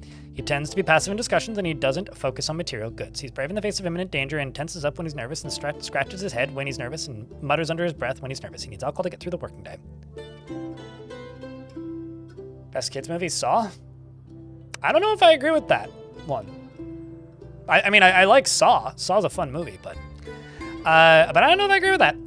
He personally values sacrifice and finds the pursuit of skill mastery off-putting, and dreams of creating a great work of art. Now, Halloween, I would, depending on the kid. Halloween could be a kid's movie, depending on the kid. Maybe like a 12-year-old. This is why I'm not a parent. Hey kids, you want to watch The Thing? Anyway, like Ceramite, Killinite, Trifle Pewter, as well as pink garnet and clear glass in the color mint green, cubes and bracelets and anvils, and giant aardvarks for their snout. The words of the irons of dye and the sound of the intricate berry. When possible, he prefers to consume pond turtle and steelhead trout. And river spirits. He absolutely detests smooth snails. I don't think I've ever seen that. Pumpkinhead. Hocus Pocus was a movie that I fucking hated that my sisters liked that we watched a couple times for Halloween. Bedknobs and Broomsticks was, and then I'm not even sure why, but that movie disappeared. I think my mom just hated that movie and gave it away. I miss Bedknobs and Broomsticks. I learned the least German line of all time. Das ist ein Hexe, which is like the only thing that the Germans in that movie say. It's like, was ist das and das ist ein Hexe, or like the two lines that they have in that movie, which my Oma thought was very funny. Anyway, the irons of dye and the sound of the intricate berry when possible prefers to consume giant pond turtle and steelhead trout, and river spirits, and I absolutely hate smooth snails. No, because I don't give Netflix money. So when it comes to Zoomer language and like Gen Alpha language, I can keep up. When it comes to like taste in movies, absolutely not. Mostly because I give Netflix money once a year, and that's for Drive to Survive. And then when I finish watching Drive to Survive, I look through and see if there's any TV shows or movies I want to see. And I don't go out of my way to make myself watch something that I know I'm not going to like. Like, the music, I've heard the music from K-Pop Demon Hunters. It does absolutely nothing for me. I find that style of animation to be jarring. I don't like it in video games. I don't like it in movies. Like, I've seen those Spider-Man movies and they're fine, but like, I don't like that style of animation, the like intentionally low frame rate animation. I think it's fugly. So yeah, I don't know. It's not for me. I'm not the target audience for that, so why would I rant about it? I don't watch movies that I know I won't like. So why do I need to rant about it exactly? I have a question. Do you enjoy watching me when I'm in a good mood, or do you just want me to be angry? Because if you want me to be angry, I can be fake angry for a minute and time you out for 24 hours and we can move on with our lives. There's nothing to rant about there. It's just not for me. I'm not the target audience. Uh-oh, I got a door broken down. Or a window broken. Multiple windows broken. Jesus. Somebody got mad and broke a bunch of windows.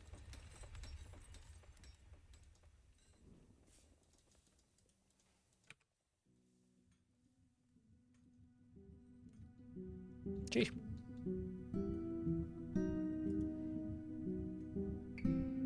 Suspiciously often? Ah.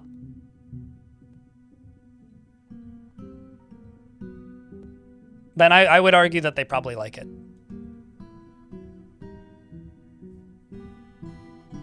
Well, it's more like window crumbling, maybe? I mean, we've definitely had some crimes committed. I do still have a captain of the guard, though, so...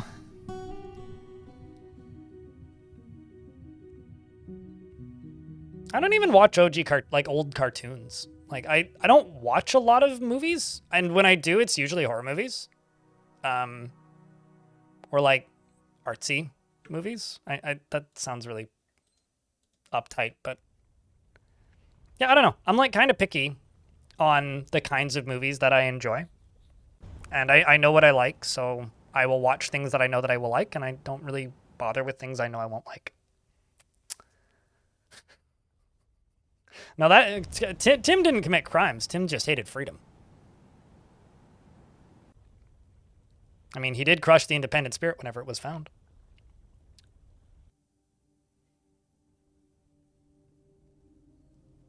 I think that writing off an entire style of a thing and saying that it made things worse is a very immature take, but you're entitled to it. I mean, generally, my feeling is like, there are things that I know are not for me. And I just don't bother because I don't have kids, so I'm not forced to watch things that I don't want to watch. So, you know, it's like I've never seen Frozen because it's not for me. So I'm not the target audience. I will never see Frozen. Same reason. It's because it's not for me. I'm not its audience, and that's fine. I think. Turns out there's a lot of things that are made for me.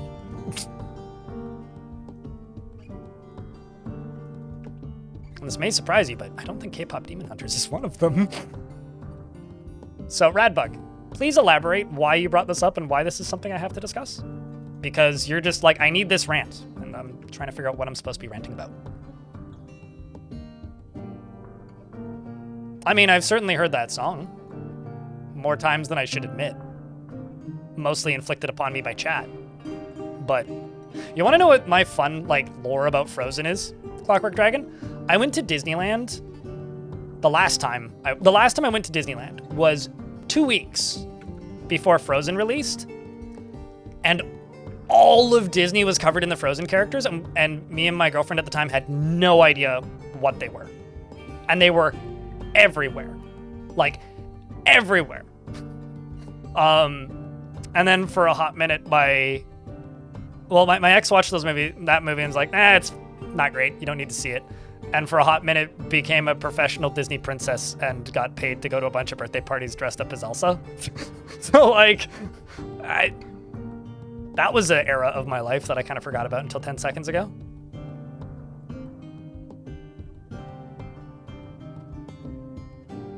Okay. Radbug, please do me a favor. Leave the chat. Or change your entire attitude, because I don't like the way you're talking to me. It's just constantly a please rant, please be mad about this, get mad at this. Oh, you got rage baited. I would like you to stop. It's not enjoyable for me. It makes me not want to do this. So if you're going to keep doing that, I will either ask you to be quiet or make you quiet. So please participate in chat and be enjoyable to talk to. That's my request for the rest of the stream. If you think that's if you think that's a acceptable way to communicate with another human being, you should go outside more. So that's my take. I'm not a fan of this. If you want to discuss things, we can discuss things. But I don't want you to be constantly talking at me like I'm angry, because I feel misrepresented and it sucks. Because I'm not. This isn't ranting.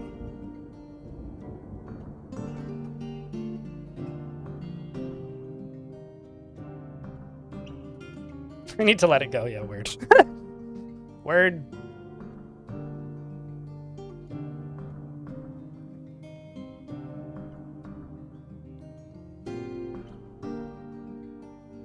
I'm sure it is. I mean, like, if I was hanging around a bunch of small children and had to entertain them for a day and that was a movie they wanted to watch, I would sit down and watch it. But I have absolutely no, like, inclination or desire to watch Frozen on my own. I mean, I'm a grown-ass adult man. Why do I want to watch? Why would a grown-ass adult man want to watch Frozen? Like, it's probably an okay Disney movie with one catchy song in it. Also, I've got a strange mood that I should check in on. No, maybe not. Maybe they went nuts.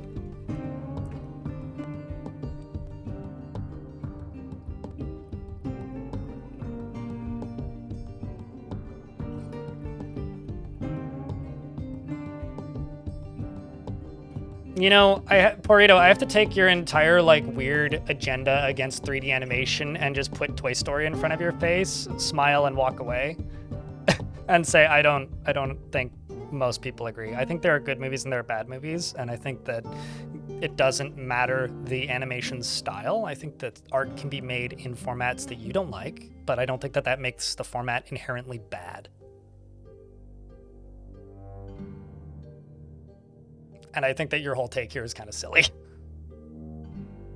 Because, like, I would argue Up is one of the most powerful movies I've ever seen.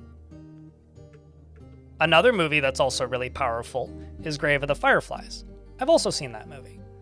Those are both animated films. One of them is 2D drawn animation, and the other one is 3D animation.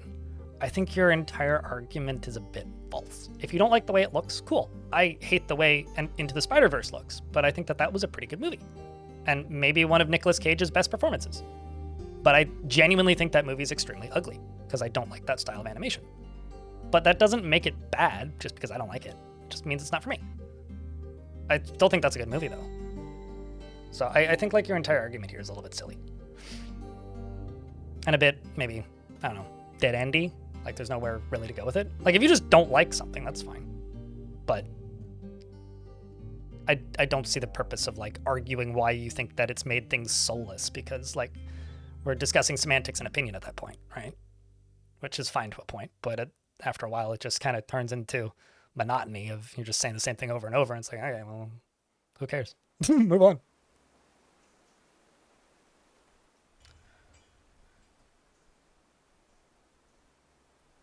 For some reason in my brain, the Iron Giant, I know it's not, but, like, in my mind, the Iron Giant was, I haven't seen that movie in a very long time, was like Initial D, where it was like a mix of 2D and 3D, but maybe, like, my mind's eye is just misremembering.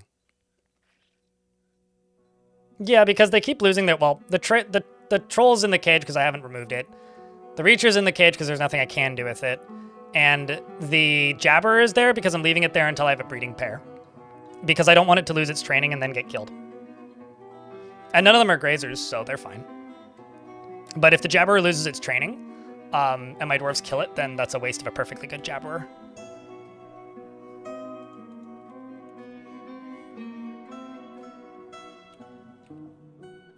Okay, so I still need at least 1, 2, 3, 4, 5 more tombs? Probably. Have they built them yet? Oof. Okay. Well, looks like I got 5 more.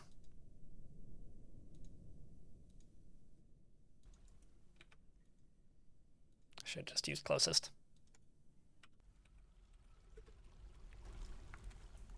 Let's also queue up some more tombs.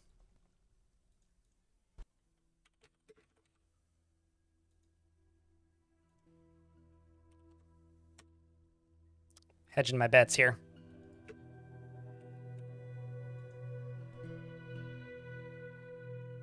I made several. They're on my YouTube channel, Portito.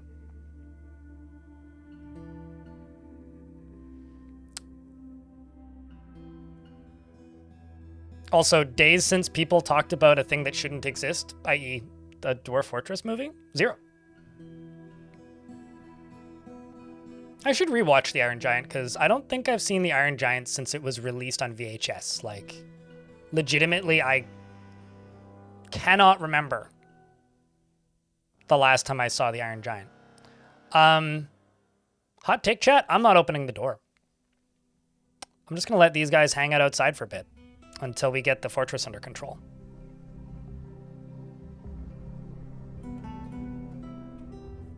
You know, the last stream that we did of this fort, I was talking about how the game was being really nice to me. Like, we didn't get sieged for years. Now it's like 3 and 2 seasons. Wow, I didn't change anything. It's not like the difficulty changed. The game just wound up and was like, send it!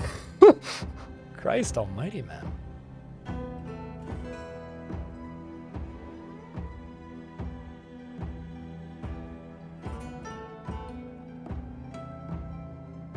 One final thing, Radbug.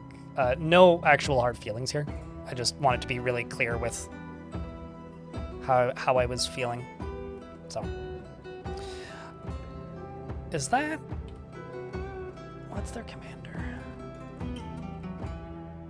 They're always the chief putrid slayers.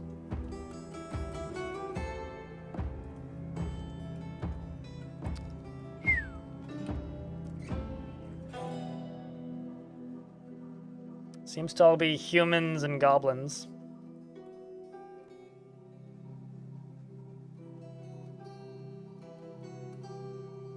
Some of these must have died really recently, because they still have clothing on.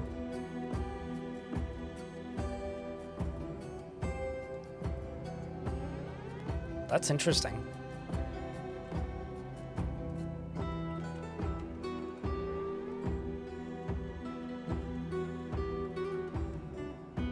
Have I killed any of your family?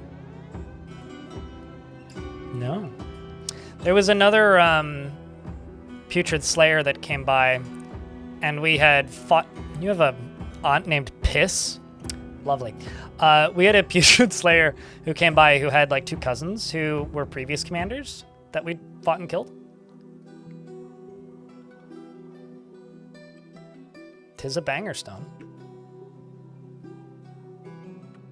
Yeah, no, they certainly do seem to be working.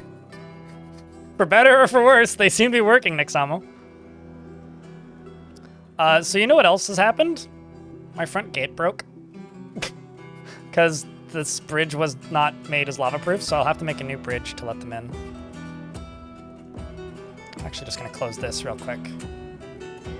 Actually, there might be a dwarf on the walls. Let's just keep cleaning.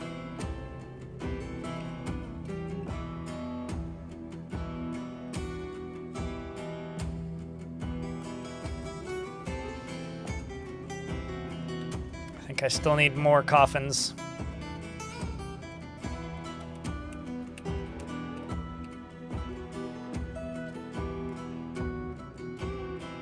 Looks like it.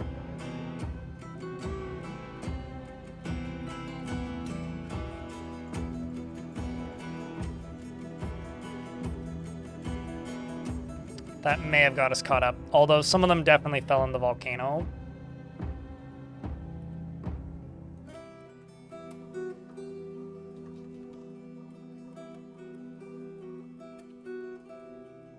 Back to melting metal objects. They're all stone. I need another stockpile over here, which I'm just gonna make for weapons that are not made of iron. Actually, I'm just gonna make this for weapons. Just all weapons, just no trap components. Thanks to it Ralph015 for my sub gift. Cooler one yay. How is dwarfing going? Thanks to the 82 months Cooler. Hope you all are well. Also, banana. Crypt Derplin. Banana indeed. I'm doing all right. I think chat's all right too. Chat, how are you doing? Cooler would like to know. Cooler made most of the emotes in this chat, if you guys don't know. Cooler is the resident doodler, or one of the resident doodlers. Hope you're doing well, Cooler. Dwarfs are good. Game's mean now. We almost lost the... Chat, did that count as an almost lost? I don't know. We just had a pretty bad siege that we're cleaning up from, so the moods are pretty bad at the moment. But, like, you know, things are going all right. They're going all right. Could certainly be going worse. Could also be going better, admittedly.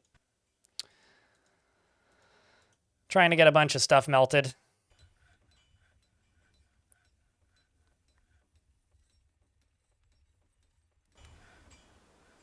Avon goblins? What's an Avon goblin?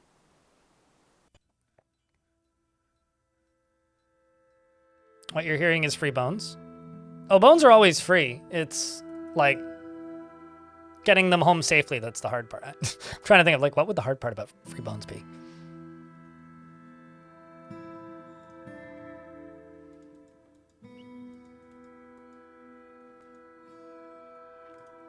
Let's see how we're doing for bars. Got a ton of iron. What am I missing for armor? We'll make a bunch of sorry, not iron, bronze armor. Breastplates, helms, gauntlets. Bronze breastplates, bronze gauntlets, bronze helms.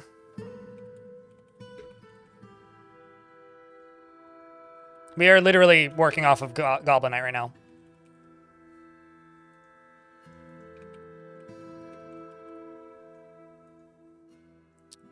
What else do I have for bars at the moment?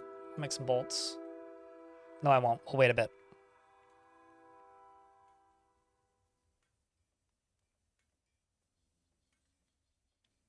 I managed it okay. I don't know, I did lose most of a squad, which was kind of tough. How pissed off is that then? You're okay.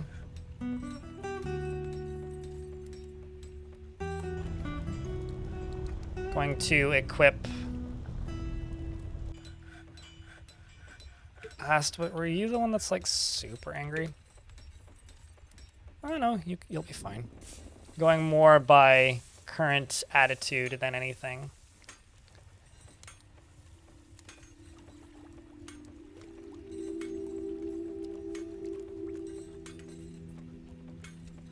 We'll just get this squad training.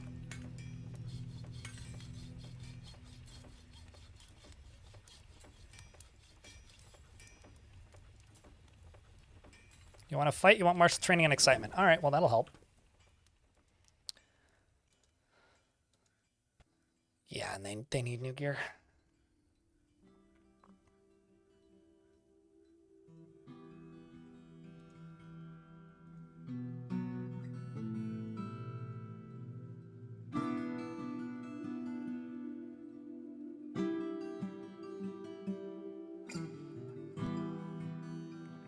If you hack up in a while, a volcano on the wall of flames is going through the map, will the fire continue burning in the world map and set the whole world aflames? No. So, like, you might as well be, like, under or inside of a box while it's in fortress mode.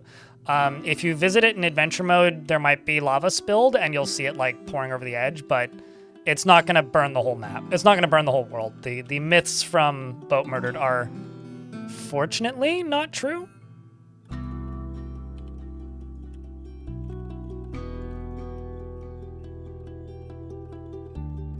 I feel like that dwarf should be getting buried.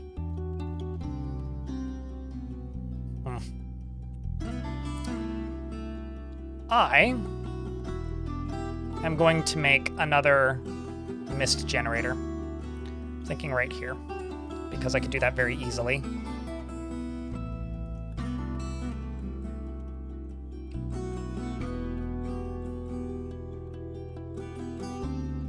This is the first digging I've done today. Fun fact.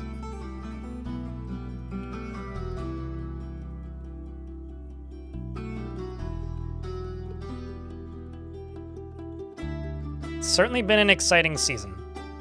That much is for sure. It's absolutely been an exciting season.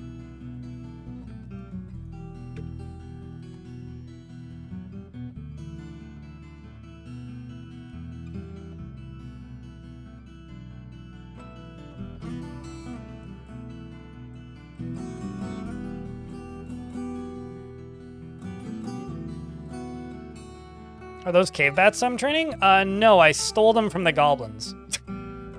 So I didn't train them. They're already tame. I just slaughter them periodically. But yes, I guess. We're their caretakers, and I haven't slaughtered them all yet, and they keep making babies, so I guess we're kind of making cave bat soup.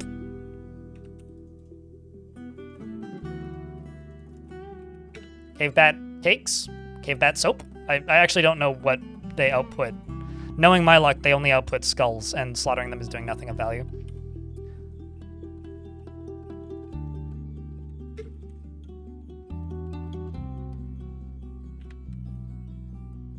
As long as they're a consistent material type, I don't really care what the images are.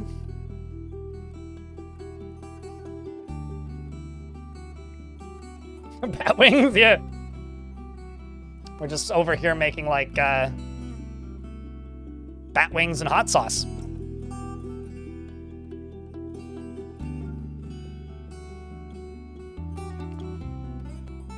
I know that both water and lava technically evaporate, YouTube chat, but in my mind, lava cools, water evaporates. I know they technically both just evaporate because they use the same code to go away, but the concept of lava evaporating hurts my brain. So in my headcanon, it's cooling, not evaporating. But that's just me. Oops, that was the wall tool, not the floor tool.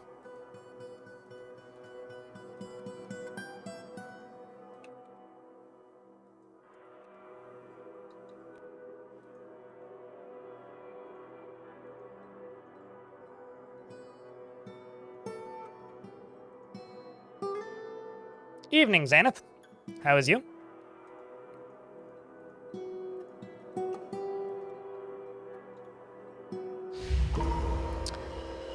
My manager withdraws from society. Let's see where you end up.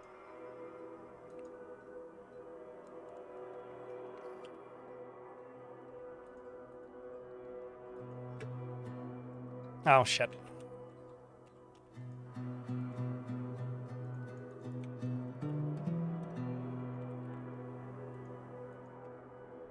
See what you go for. You're a legendary miner, after all.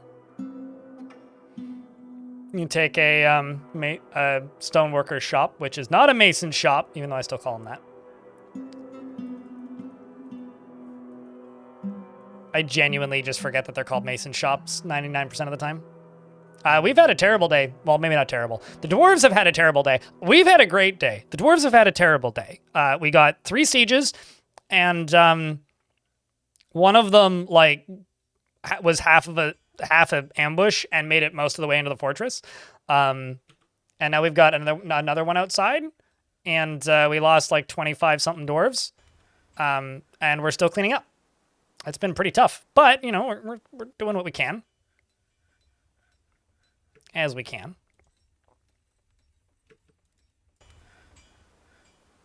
Just curious as to what you claimed. Rhyolite, granite, gizzard stones, copper bars, cave spider silk.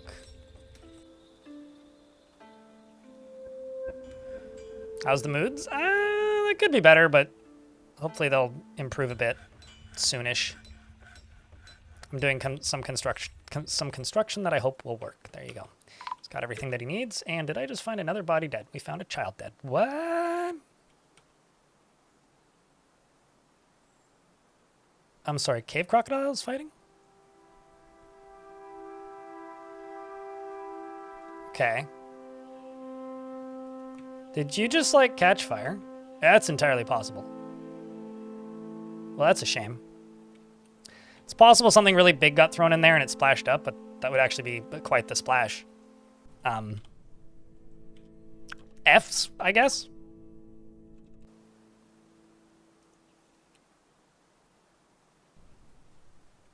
You had that happen to your queen?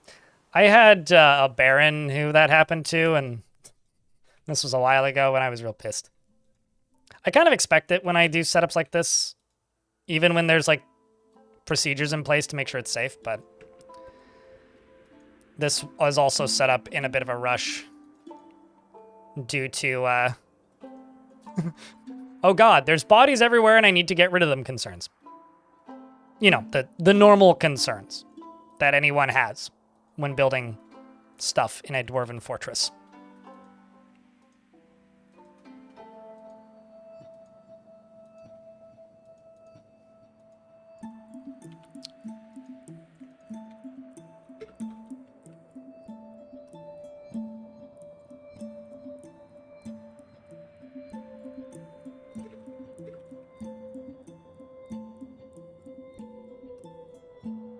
Got the classic ballista arrow in the middle there.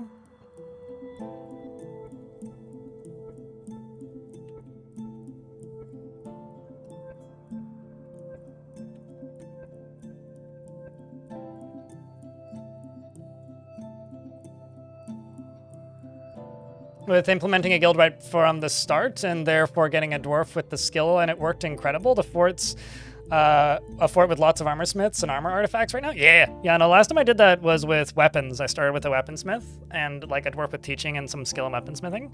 And I had like, I lost count of the artifact like swords and stuff that we got. The only time it wasn't good was when somebody used like a bad material for a certain type of weapon. Like I had a bunch of gold spears and fun things like that, but I don't know. When you have like 70 artifact weapons in a fort, it doesn't matter so much, you know?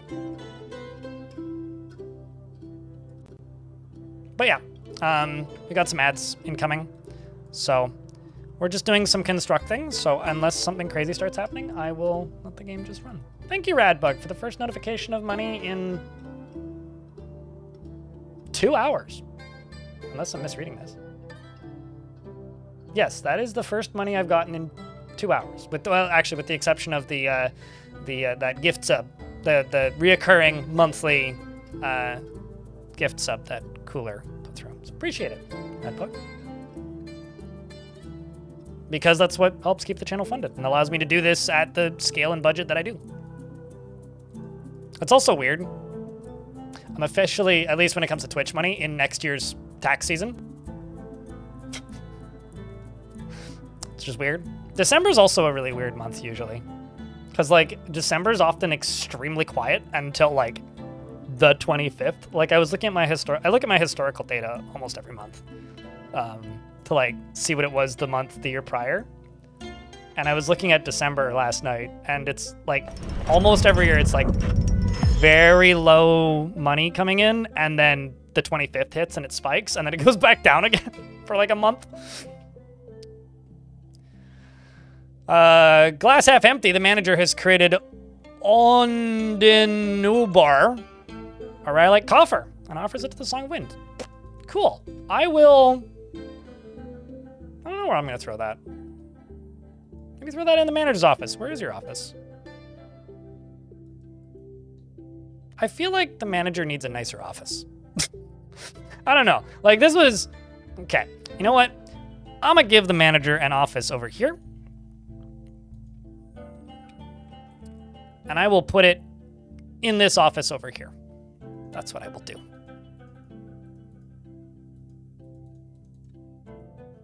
But I will pause the game until the ads are done. No, it's fine. I don't like seeing people gloat at me being angry. Like, it's not even like it makes me mad. It just makes me kind of sad and makes me just want to take the day off. Like, it's not the kind of community I want to cultivate and not the vibe that I want to feel when I'm streaming. My jokey reason as to why is I don't get paid well enough for that. If I had several thousand people watching, then it's like, yeah, mock me all you want because I'm swimming in money. But I do okay. I ain't rich by any stretch. Like, I'm trying to budget to hire an editor right now, and it's like, I don't think it's wise, but I might do it anyway, kind of thing. So, is what it is. Feels more like a janitor closet? Yeah! It's certainly not that, this, I don't know. We can do better for an office. It's all good, Radbug. It's all good.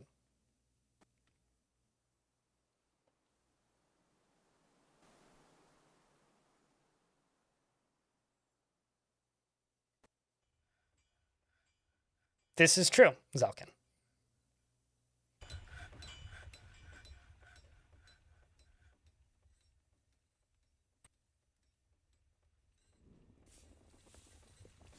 My content is great. You like it a lot, but it is infrequent. It's infrequent because the streams pay the bills. The YouTube channel doesn't. And I am but one person.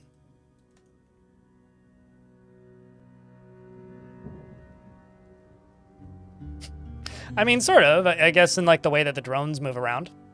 Sonaler.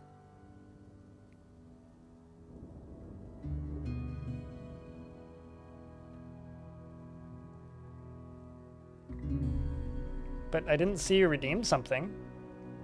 Porito. Did you?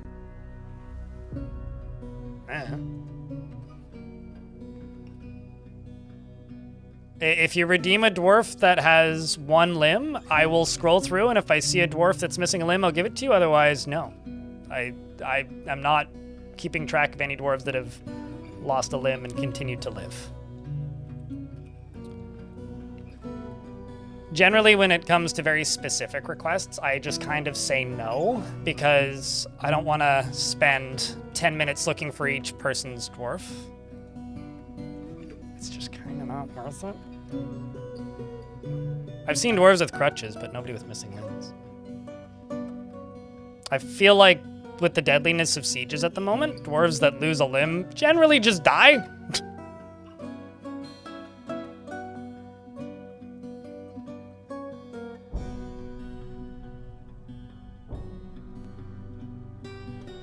Yeah, Tim didn't make it. Tim died in that last siege when they got in through the side door.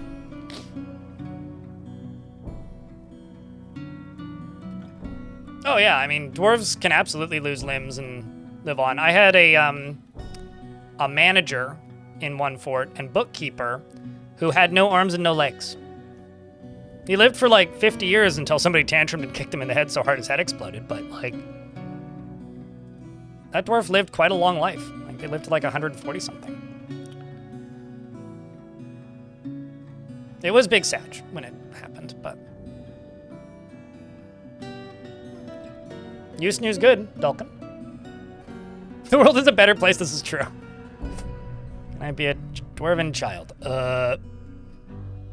Which one? Those are your options. One that's not named. I guess I'm mid today. You're mid? What do you mean? Because of the 67 months? What happened that made you mid? Darren! Jack, can I get a round of beers for the 67 months?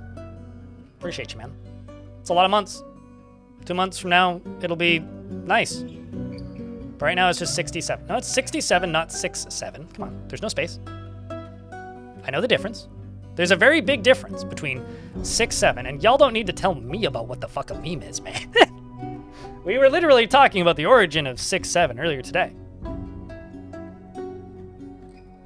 I find it really funny because like 6-7 has been rattling around for like 3 months, maybe longer.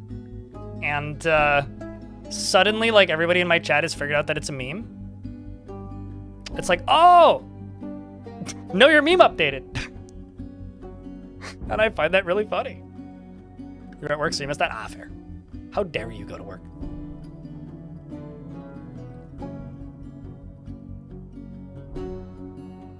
Something I haven't encountered yet is what that is. Ilmir. You're old, it makes you laugh? You're not ashamed? Well, I mean, anybody who's saying 67 equals 67, like, isn't actually in on the meme and is just tagging along, like, it's the equivalent of, how do you do, fellow kids? Stop stealing. Oh, actually, maybe, is it South Park? Okay, yeah, I haven't, I haven't watched South Park since the South Park movie. So, sure, that would make sense, actually. Well, I mean, the average age of the audience of the people who watch this stream is 25 to 50. DS. So, because it confuses the olds. Quez. Literally came from nothing and means nothing. Don't tell people where it came from. That is the whole bit. It's like don't talk. Actually, it's the Zoomer equivalent about don't talk about Fight Club. Yeah.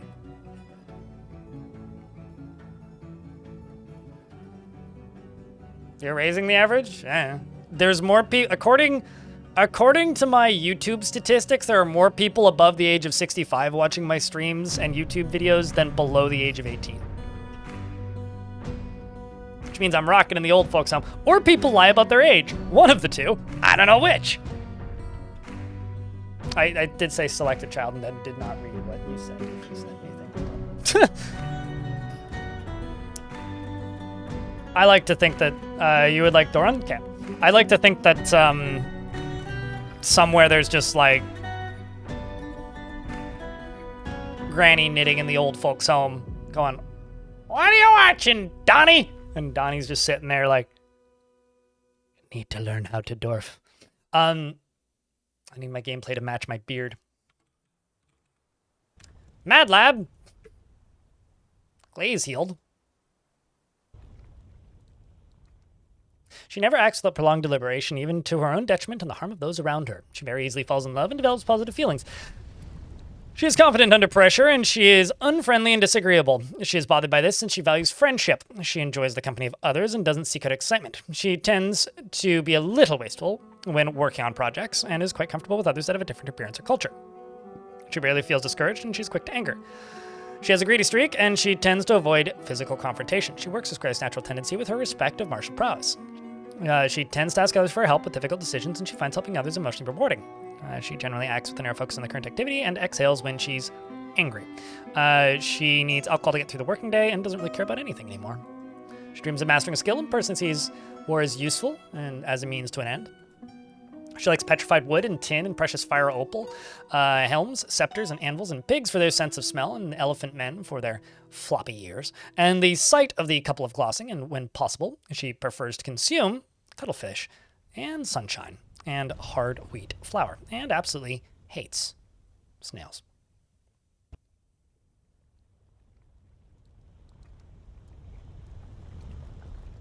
No, you taught your kids I lost the game. Oh, that's amazing.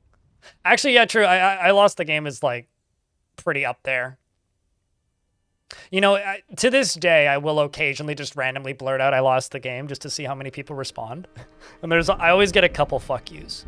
But it's like, yes, got him.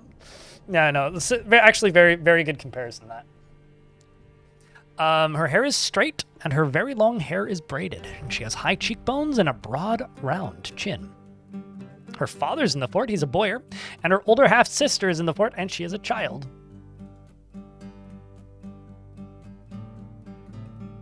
I don't always do things the most efficient way, she says. What's the game? If you're thinking about the game, you're losing the game. If you're not thinking about the game, you're winning the game. And if somebody shouts, you lost the game, then you lost because they thought about it. And if you think about it, you have to, well, at least the way I was told it, you had to say I lost the game. So it would be like, I have this vague memory of hanging out with a bunch of athletes heading to a kayaking event. We all had to get on a plane, and we were all in YVR airport. And in the security line, I just hear, I lost the game, like from the other end of the security. And it just like echoed all the way past me. I'm just like, I don't exist in this reality anymore. I'm going to phase into another plane of existence and ignore all of you people and pretend I don't know you. As I went through security.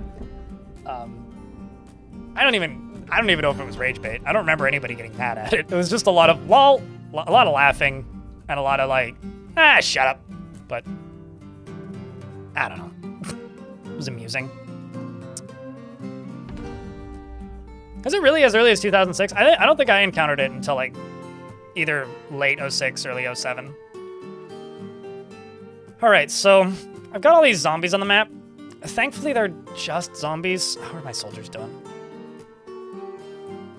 Not great. Ooh, Ash Rock. I have to go through and just remove everybody who's like injured is what I'm gonna do. So you. Swap you up with somebody else.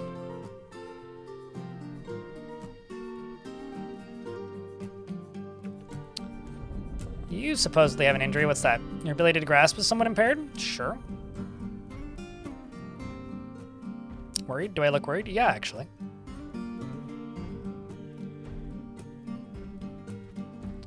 You're in the pointy towers.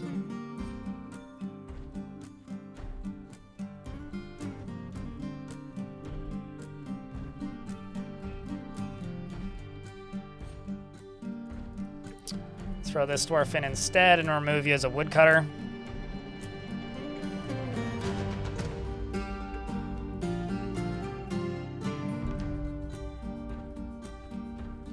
Sup, Wilmer? Grown wooden crossbows? Crossbow material doesn't matter for their accuracy.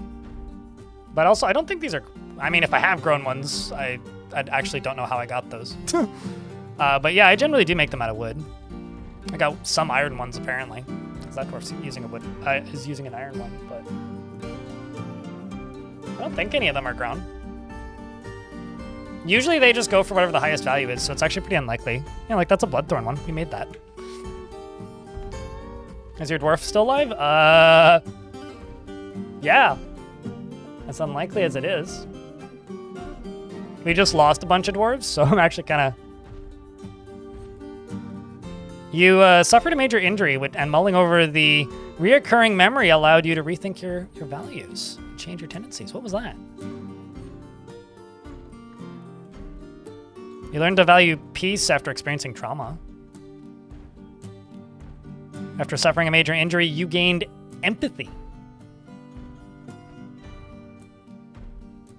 After suffering a major injury, became more altruistic and learned to value power.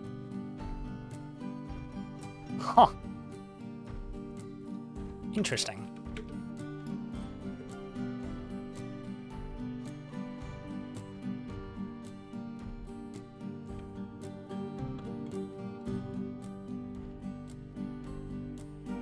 This is going to be the manager's office now.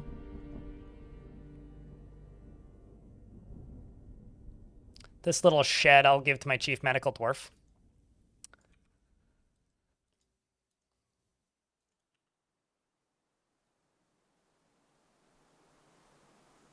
This I will give to my manager, who's very happy somehow. It's kind of shocking, actually.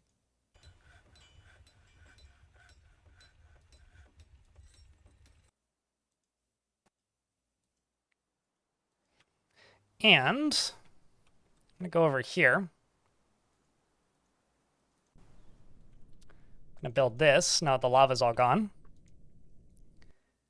And I'm going to build... I actually have to build this.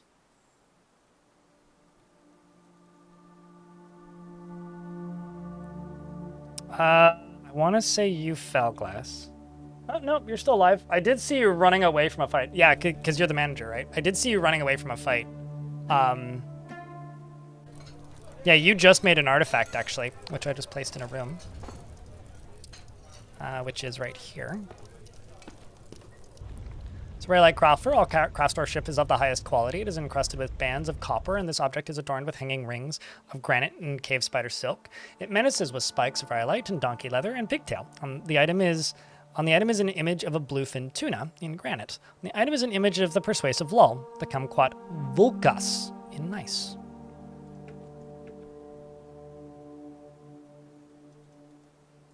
So my surgeon can't stand. I'm sure that doesn't hurt his surgery ability, right? Oh, I've got a slab to place.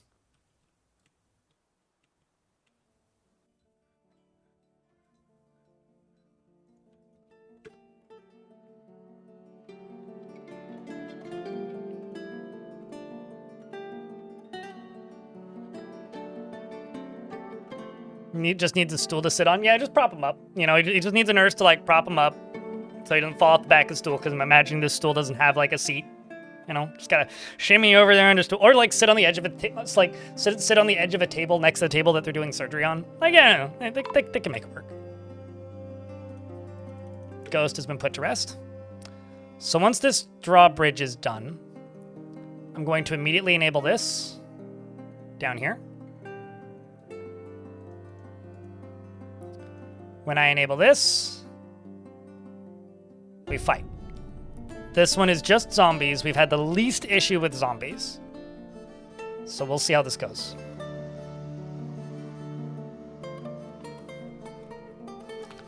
Nurse, I need my... I'm just imagining a dwarf shouting, Nurse, I need my stepladder. Nurse, where is my stepladder? Now prop me up. Hold my back. Oh, you can't do that? Okay, then put a statue behind it, damn it!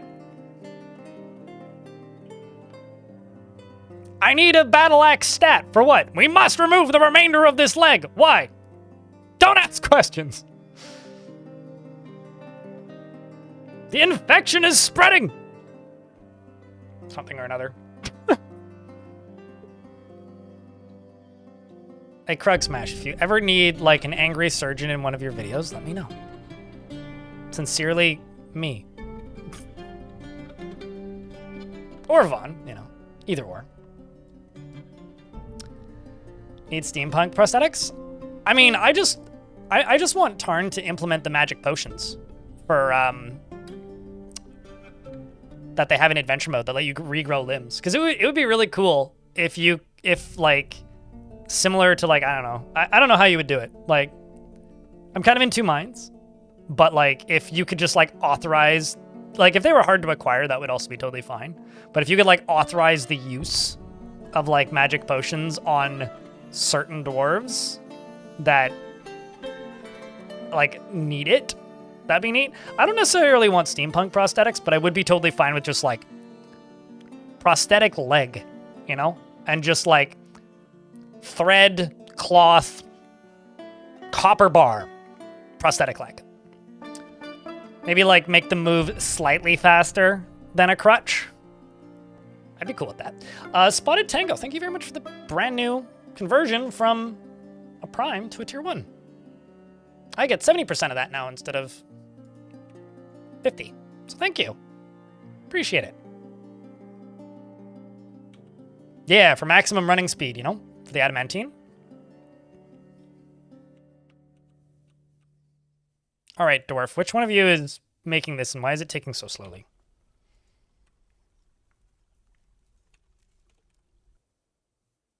Lots of conducting meetings. Long distance to walk, I think.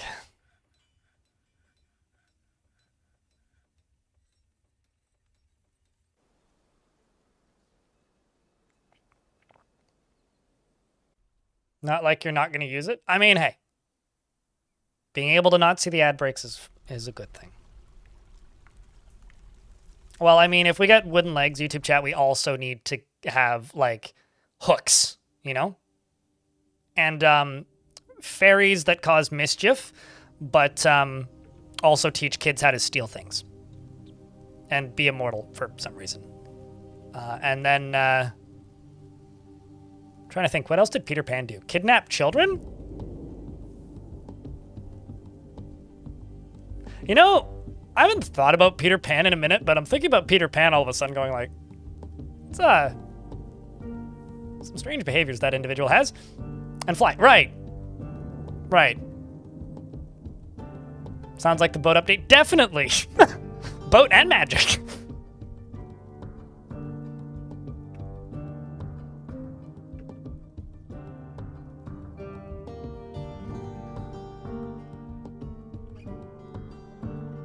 All right, so the zombies now have a way in. The question is, where is the zombie ball?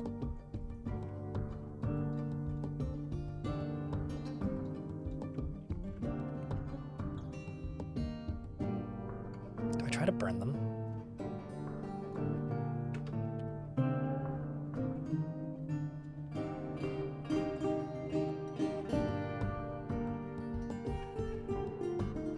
Try to burn them.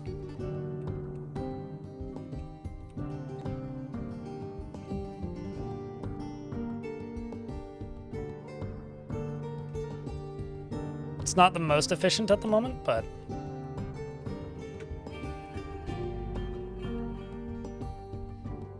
uh-oh.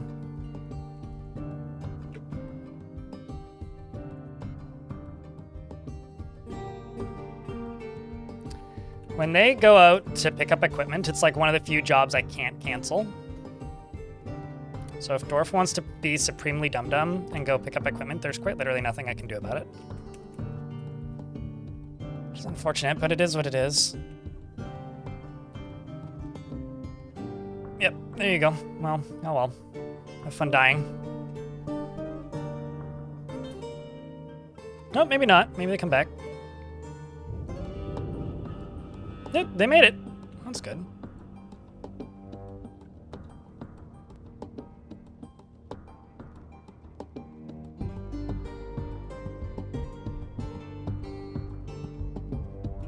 Yeah, it's not going to be able to do too much. I need to increase the pressure on that.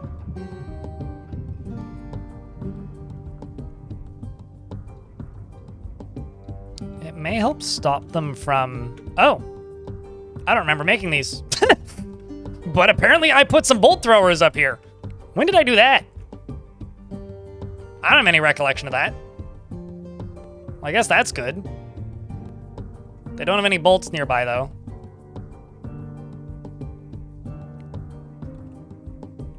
I have no memory of building those. Okay, where the hell are they going? Are they seeing the lava and going, nope?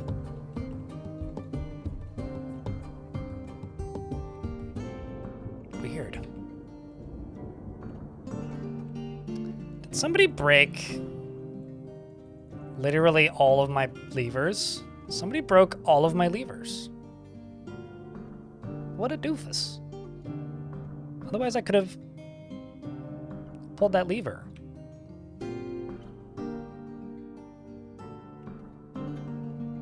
Please, Mr. Zombies, let the zombies swim. Please, Mr. Monster, let them zombies swim. All right, well, I will turn off the lava because they seem scared of it. Rightfully so, but...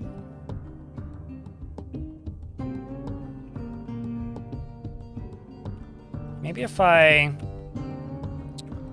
shut these off.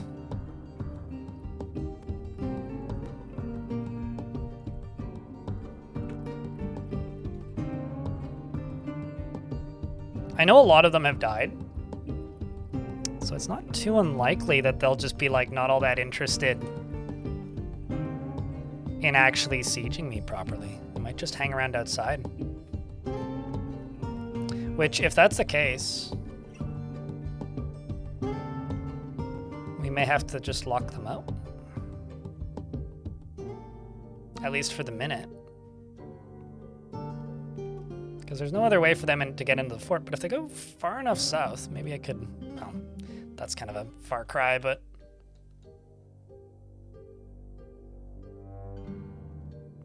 no, they're not gremlins. It's literally just tantruming dwarves. Because we've had a lot of tantrums.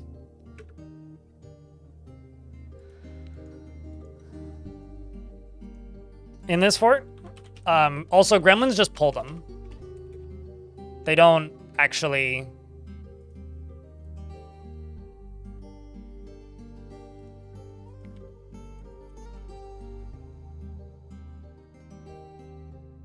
I'm working under the assumption that it's not the peacocks.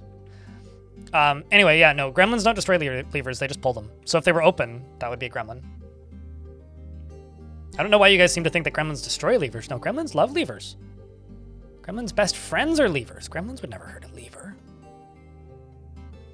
Gremlin would rather Dwarf, you appear to be missing a nose.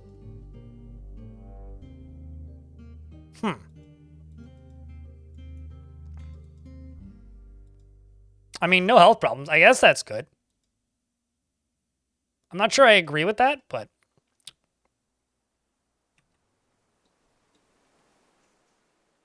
But yeah, no, gremlins love levers, and they just want to touch them. They don't want to hurt them.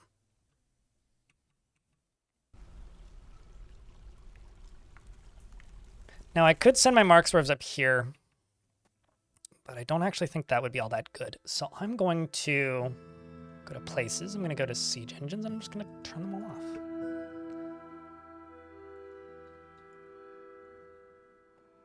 off. Oh, I just didn't unpause the game. I was like, why are they not moving?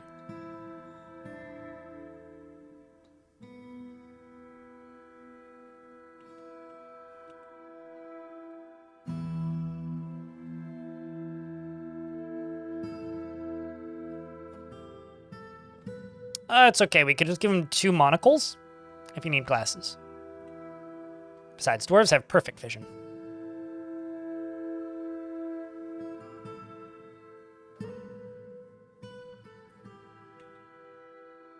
Unthinkable, I would think. Diamond.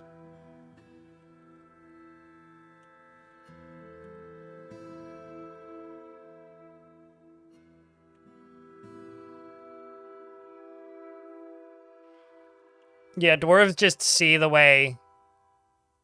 What's his name? The guys from the Splinter Cell games, something Fisher.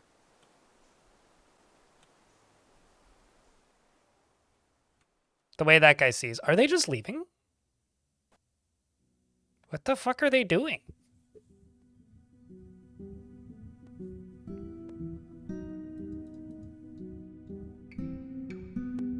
It wants to pray to his god.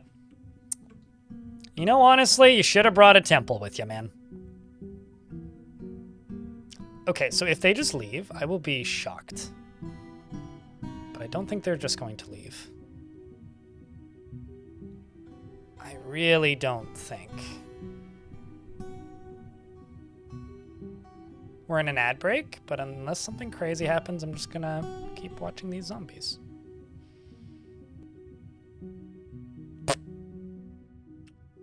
Was it Sam Fisher? I know it was something Fisher. Sam Fisher? Yeah, dwarves just see like, wee all the time. I played a lot of Splinter Cell, as you can tell. I think I played Blacklist once. Maybe. And then whatever the other one with the auto target and the, like the more modern. I just remember man's face getting smashed against toilet for like a minute.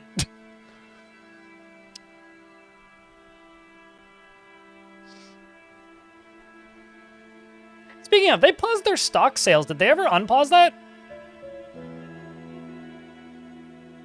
Are they owned by Tencent now or something?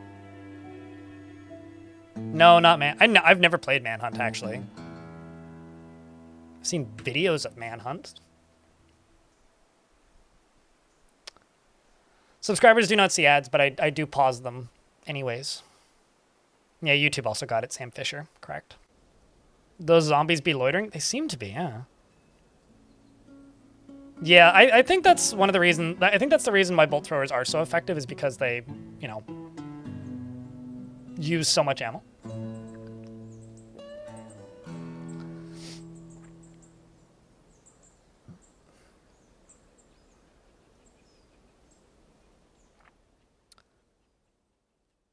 After any non-dwarf furniture, an animal, a statue. Chat, what kind of animal is a spotted tango? What do you think? Both chats. What kind of animal is a spotted tango?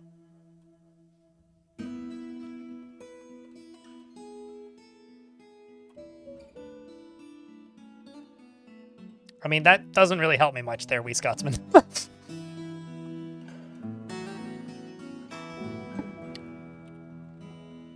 I do realize that's kind of like saying what kind of animal is a Harlem Shake, but...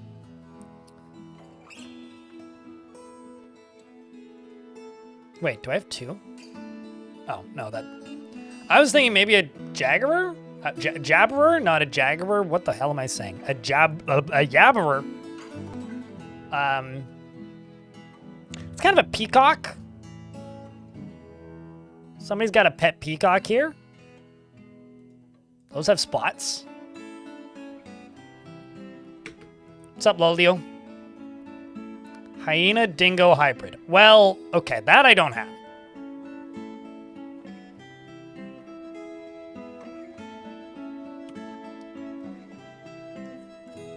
No, a Harlem Shake. Well, a Harlem Shake could be a cougar. A Harlem Shake is a poor corporate employee who got stuck in a viral marketing scheme that they were mandated to take part in by upper management. That's a Harlem Shake, at least in the current year.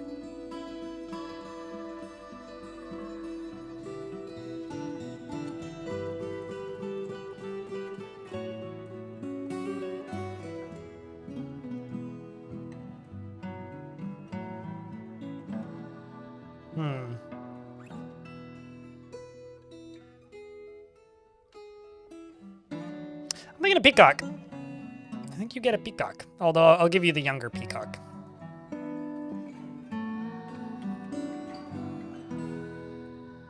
Spotted Tango doesn't mind wearing something special now and again. Likes a little excitement now and then. Likes to keep things practical without delving too deeply into the abstract. Lives a fast-paced life, yes, a fast-paced life, and is pleased by his own appearance and talents, and is somewhat quarrelsome. He is. I did once get attacked by a peacock, so I agree with this. He is somewhat. They had them at the zoo, and they were not friendly to everybody. That, or I was just a small child. Regardless, I just remember getting knocked over by a peacock tail. Anyway, it has a tendency to go it alone without considering the advice of others, and likes to brawl, and is stubborn, and quite comfortable with others that have a different appearance or culture. Well, hopefully you're in a crowded room of animals. I'm going to move the peacocks over here. Also, I think the dwarves is having a party, so it's time to party, chat. Find a party emote and post it. And if you're on the YouTube side, click the party hat.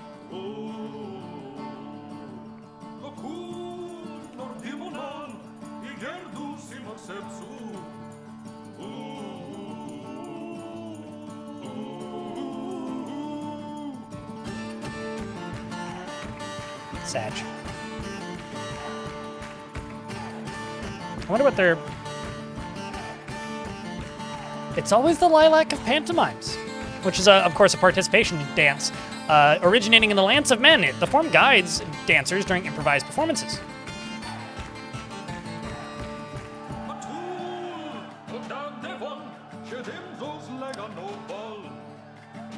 And the zombies are just loitering.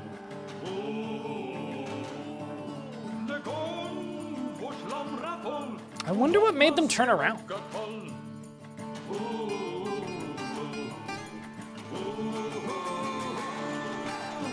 Oof, armor.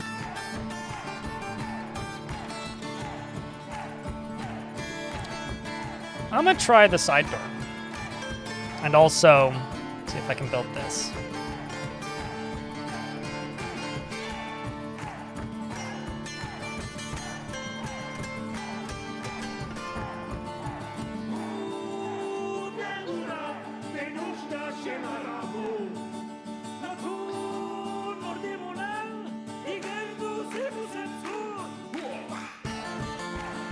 Let's just open this side up. And enable these. Let's see what this side does.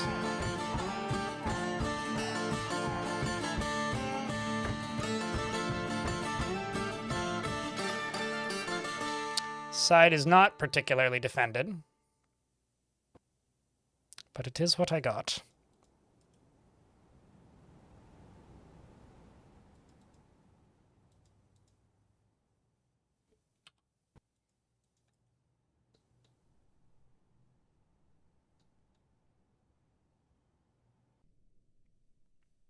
I was hearing this popping sound. I was like, what the hell is this popping sound? It's literally the sparkling water in my bubbly popping. It's like, what is that sound?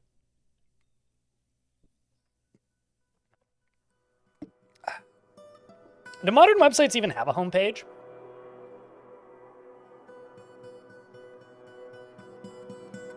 I guess they kind of do.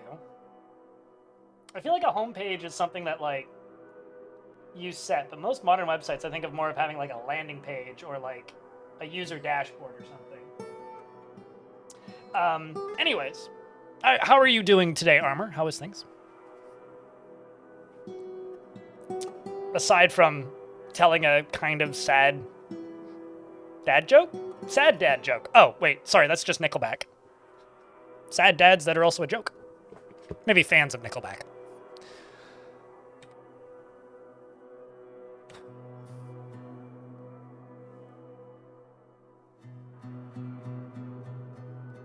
I am not thrilled with these zombies. These zombies are kind of starting to upset me a little bit.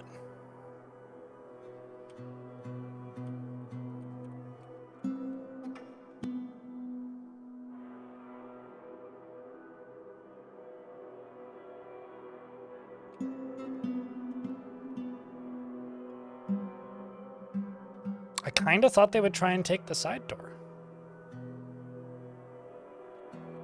Like they're trying to get in this way. Like, I keep thinking, like, maybe I haven't actually made the inside accessible, but I most certainly have. Like, this is open. These are open. That's all open. So they do have a way in. It's like I need to have multiple entrances into this, which is fair. Like, maybe I should have an entrance on this side, so they take this side maybe and go straighter in. Slightly different route.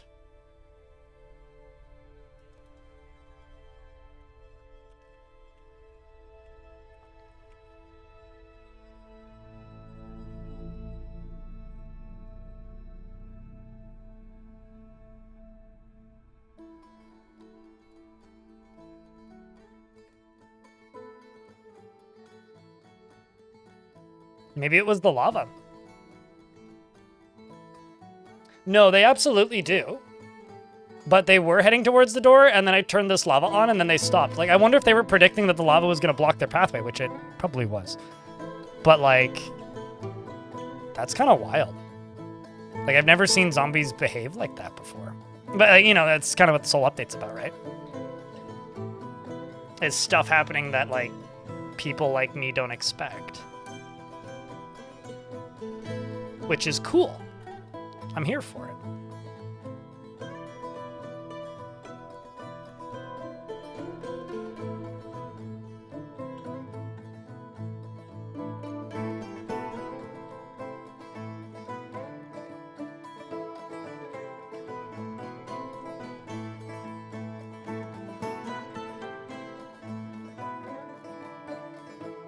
Yeah, that must have been it.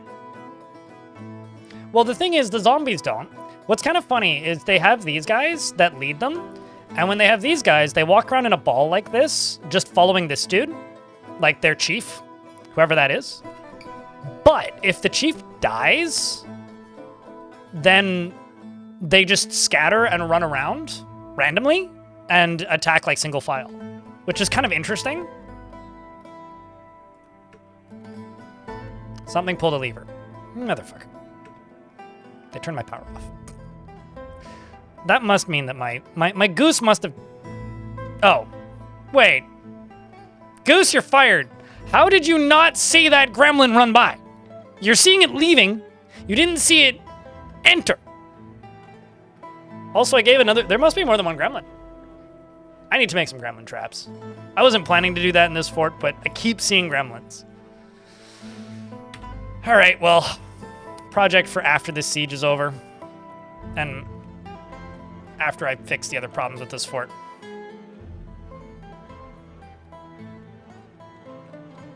Goose accepted the bribe. Off with its beak!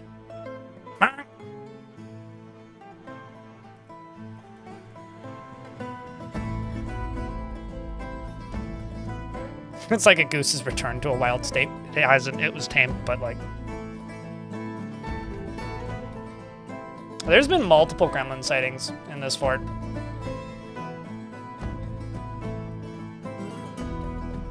The bonk of honk? Is that what this is? I mean, I unironically could convict the goose of a crime. But, like, come on. Come on.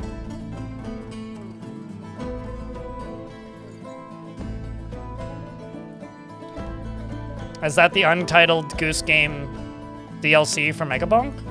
XF?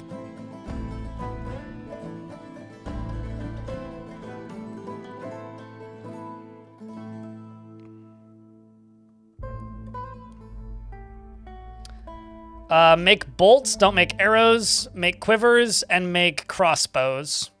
And then hunters should work. Hunters are very tricky to make work if you have a lot going on in your fort. And there's a lot of finicky little settings that can make them not work if you don't know what to look for. So they do work. But go to labor, standing orders, other, set hunter ammunition, and make sure that they have ammunition assigned. Otherwise, they won't work. I don't usually use them because I find them to be a bit too dangerous. As in, I find if I want meat, breeding animals and butchering them is a better source of meat.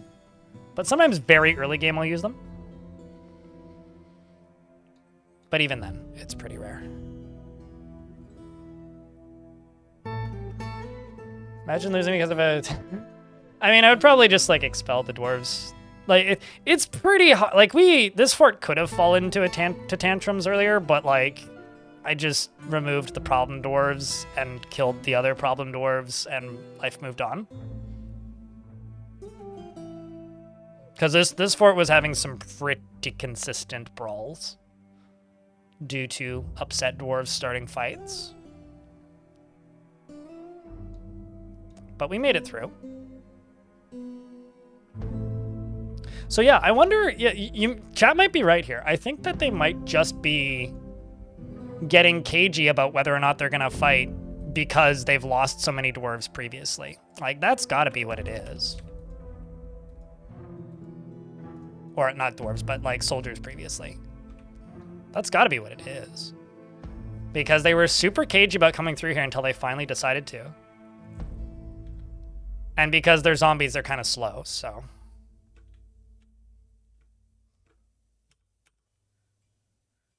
Here we go.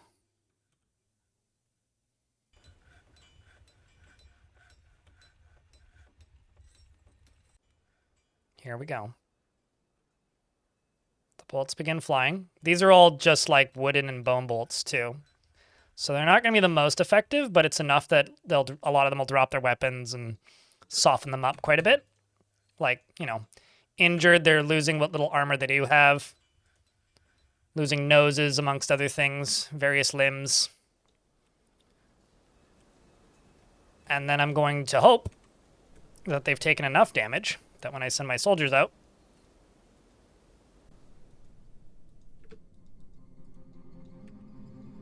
we'll be able to take out the remainder. Like, they've taken out a few. Not so many. I need to make more iron bolts. We used up most of them. Let's send forward the better squads. My Marks dwarves do have the metal bolts. So they'll start shooting first. Do you have any powers? At least that you're using.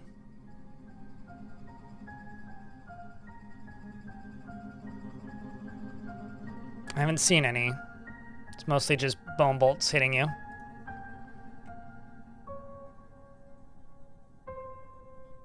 How many dwarves are left in this Marks dwarf squad? It can't be that many. Oh wow, there's actually.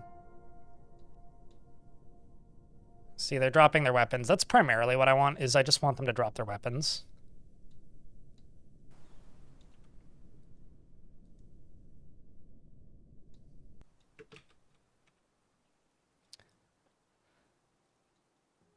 And let's send the squads forwards. Wait. Okay, never mind. I misunderstood something. What are you doing then? If you're stationed, why are you just terrified? I guess he really is that terrified. All right, wish my dwarves luck, chat. This is either where they all die or we go to space. I need a round of beers for good luck. Tibbe, thank you very much for checking out a gift. Which rounds out that leaderboard there. It only costs 1 bit, though, to get #1 on the bits leaderboard. Dwarves come around the corner. Immediate martial trance. Seems that lead has fallen down already. We've got an overexerted Yushat in the martial trance, is stunned after falling. They're all chasing the commander, who's running away in a yakety-sax position and formation. It seems that most of my dwarves have fallen, with the exception of several who are now on the upper levels, continuing to fight. They're still chasing down that leader. We've got one dwarf who's definitely about to lose his life, and he did. Several dwarves have died, I think. Yeah, 2, Stuklos and Yushat. Dwarves are beginning to fall. That's not good. This commander is about to get fired and lose his job. I've got a militia captain here who's getting a drink. Well, that's not good. I've got Mark's dwarves getting more ammo. I've got this dwarf who's in a martial trance, who's coming around the corner and pretending to be a hero. The ones who survive this will get to stay in the military. The ones that don't won't be alive anymore. This wrestler is giving me good hopes for the future. Continuing to chase the zombies. If they make it outside, then there's a not zero chance that the... okay, so they are overexerted. Getting overexerted is how you die as a dwarf. And now they're all on the ground and falling over. Can't catch a break today, can we? We've lost like 10 dwarves. All of my Mark's dwarves are still alive. The melee dwarves are mostly dead. That commander decided finally to actually do his job, which is nice of him. As far as named dwarves go, we lost Wicked Cat and Pun Intentional.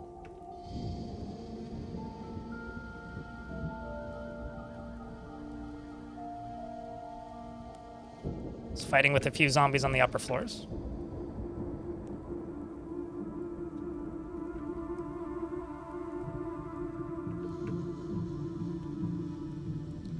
There are 2 zombies left on the map that are getting turned into pincushions. Quaz number 1. Are you number 1? Or... Oh, Ilmir number 1 with 5 bits. Thanks for the 5 bits.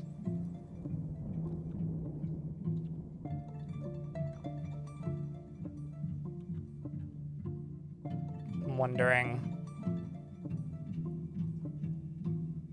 because I think they're just leaving now.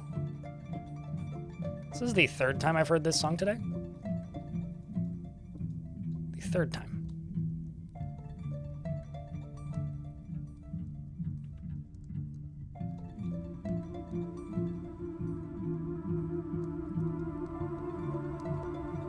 Come on. Dang it. I was thinking maybe we could get that pulled in time.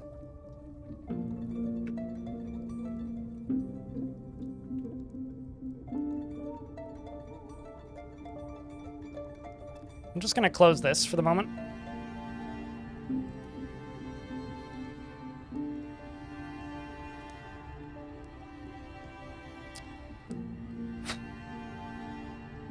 That is brutal.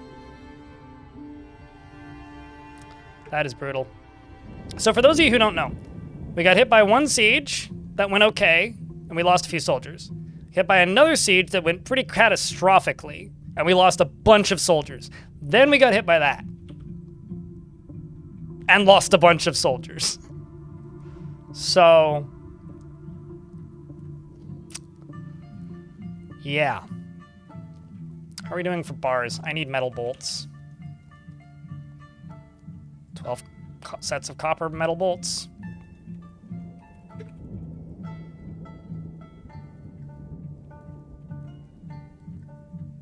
It's terrifying. Just another Tuesday? I don't know, man. It's a bit more than a Tuesday. A bit worse than your average Tuesday, that's for sure.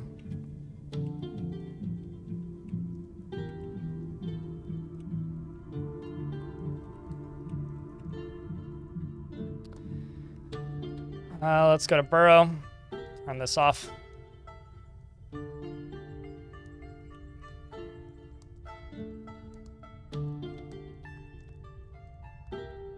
Chat room, can I get a big round of beers for the handful of pennies chucked in the chat? Won't pay the bills, but it's a start. Appreciate it, guys.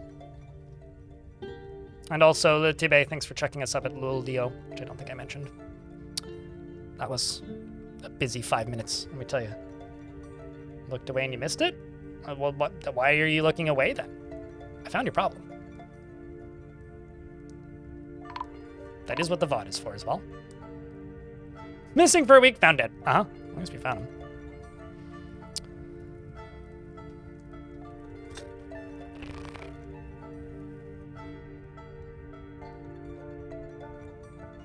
It's a little grim, but I might make this into a morgue.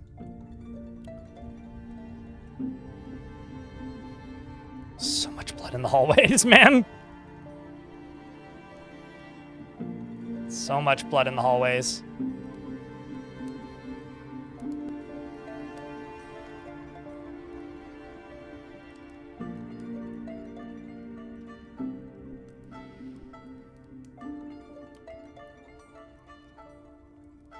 Just let them put stuff away for a minute.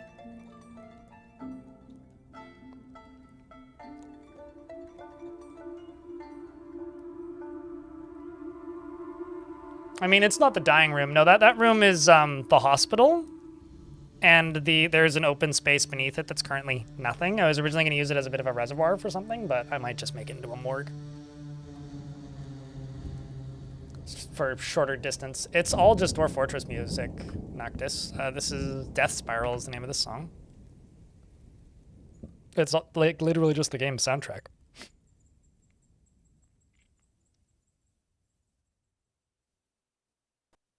That's what I thought. Well, I mean, so Common YouTube chat says it seems like you were so well set up. So what happened was I was really well set up. We had 2 squads that were entirely kitted out in iron gear with steel weapons, and I was fighting against these zombies, and it was almost entirely the zombies, and I was getting a little tired of it. I didn't want to just fight zombies. So I was like, well, I'll invade the Necromancer Tower and destroy it.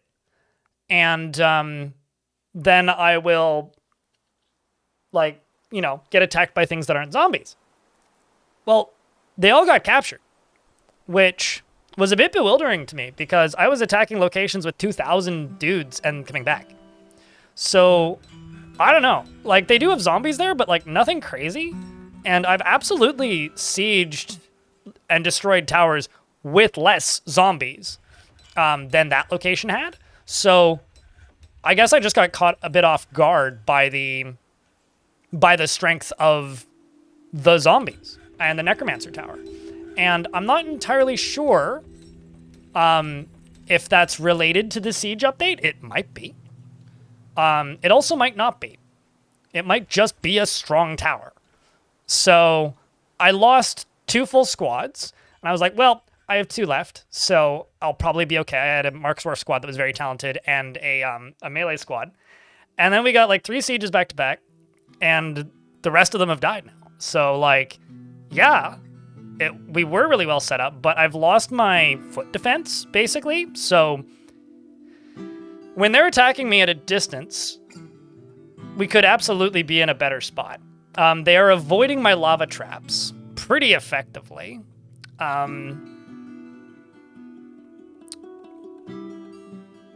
But yeah, I don't know.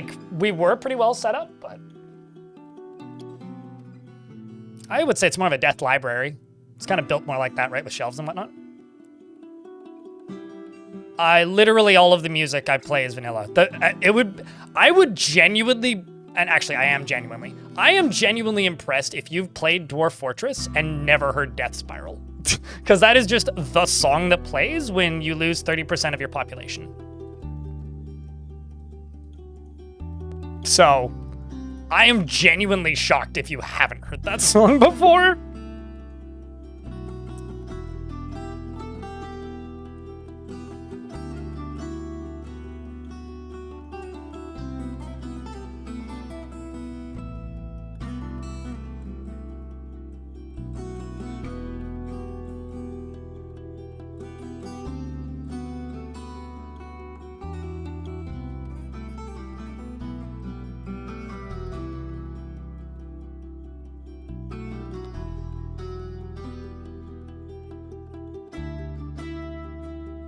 Here we go again.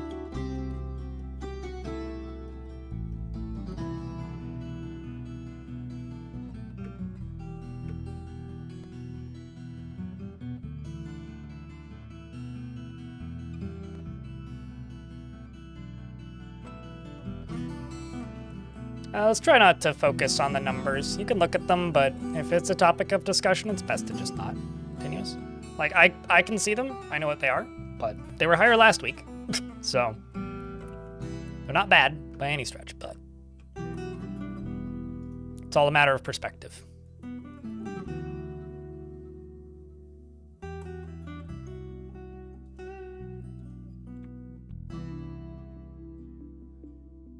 Things have been busier around here since the siege update, though, that's for sure. But they could always be busier. Yes. It's certainly okay, so it's still very new, right, Norcia? Like, this is, what, my third fortress, and the first two ended pretty quickly. So, yes and no. Like, does it force you to constantly adapt? Certainly more than before. It's one of those things where, like, it's actually quite difficult to pin exactly how inevitable fate is now, because we don't know exactly how much, like, we don't know exactly what to expect from the sieges. So, like, at this point, the biggest threat to my fort's safety is me not realizing that something is a bigger threat than it is. Once I learn what the threats are, it'll be easier for me to overcome them.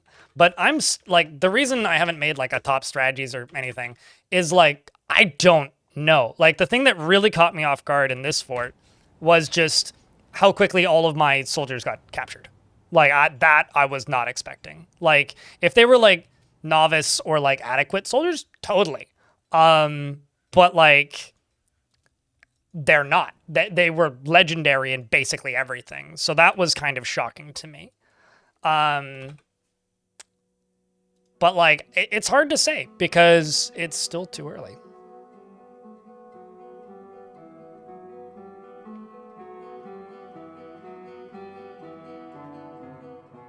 Because I had a hole in the roof that I forgot about, which because I was doing construction up there at the end of the last stream that I did, and that was on Thursday. So I forgot there was a hole up there. That's why they just, like, waltzed straight into the fort and up and around the back, because I forgot that I'd put that hole there. That was on me.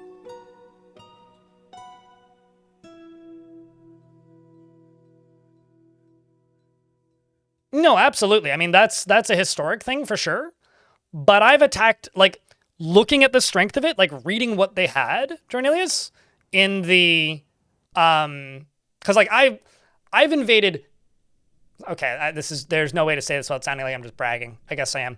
I've invaded dozens, maybe more, towers in fortress mode with squads. And I've had ones where, like, they decimate my squads, and I've had ones where I decimate them. But I can usually tell why it's happening based on what's living in the tower. And all that they were fighting was 200 zombies. And some normal intelligent undead. Like, it wasn't anything out of the ordinary that we were fighting with. So, yeah, no, you were completely correct. And this could just be an abnormally strong one. But, like, that was surprising to me. I will say this for the trillionth time. Please stop asking, Darius. Like, I'm not going to do that. Because I know that they're all dead already. We would have rescued them successfully if they weren't dead already. So it's a waste of time. It's like, could I go there and, like, annihilate it? Sure. But nobody would watch me do that, and I would be bored shitless. Because just training up one legendary soldier and then spending 6 hours beheading people is bad Twitch viewing. I've tried it before. Nobody likes to watch it, and everybody leaves after 30 minutes because it is boring. I'm sorry, it is. So no, I'm not going to do that. I got a question. Started your report on you're a new player, but it's year 59 and you don't trade with your own civilization for some reason. They are 2 days away though. Did you trade with them the first 2 years? You won't get any nobles until you have a mayor. You don't get a mayor until you have a population of 50. The dwarves elect a mayor at a population of 50. Did you get the first 2? You bought almost everything they got. Did you buy it or seize it? Pop is 109. So if you press N, there's no mayor at the top? Okay, just checking, because sometimes people confuse those buttons. I don't know, that's weird. You should be able to trade. Like, if they're 2 days away and they're accessible, you should be able to trade. The problem with trying to help people learn this game is, like, on one hand, yeah, absolutely. Everything that you've said, they should be able to trade. But not necessarily. Like, I've had forts where, like, traders just don't show up for 5 years, and I never really figure out why. Like, it certainly happens sometimes. Are you still getting migrants? The not having a mayor part is weird, though. Oh, you only have a mayor. Okay, well, so you don't get a duke or duchy unless you're trading with your home civ. So if they're coming by every year and you're trading with them, eventually, when you have high enough value and you've exported enough value, I don't actually know what the number is off the top of my head, but once you've exported enough value, they offer it to you, and then you have to accept it. They don't just show up unless somebody dies and inherits the role. But that's not you becoming a barony, that's somebody in your fortress inheriting barony, which usually means that somebody got killed. So the one thing that you could do is go to civilizations and hover over your civilization. So in my case, that is the Lance of Men. Does it say that you're at peace or at war with them? And what are you importing and exporting? Because if it's terror and vengeance like that, your game is bugged and the civ is fucked. Unless you have DF hack, in which case you can type in Civil War off, but like most of the time in my case, that didn't happen. The other thing that you could do actually is you could hit this button, go to Other. Do you have any merchants on your map?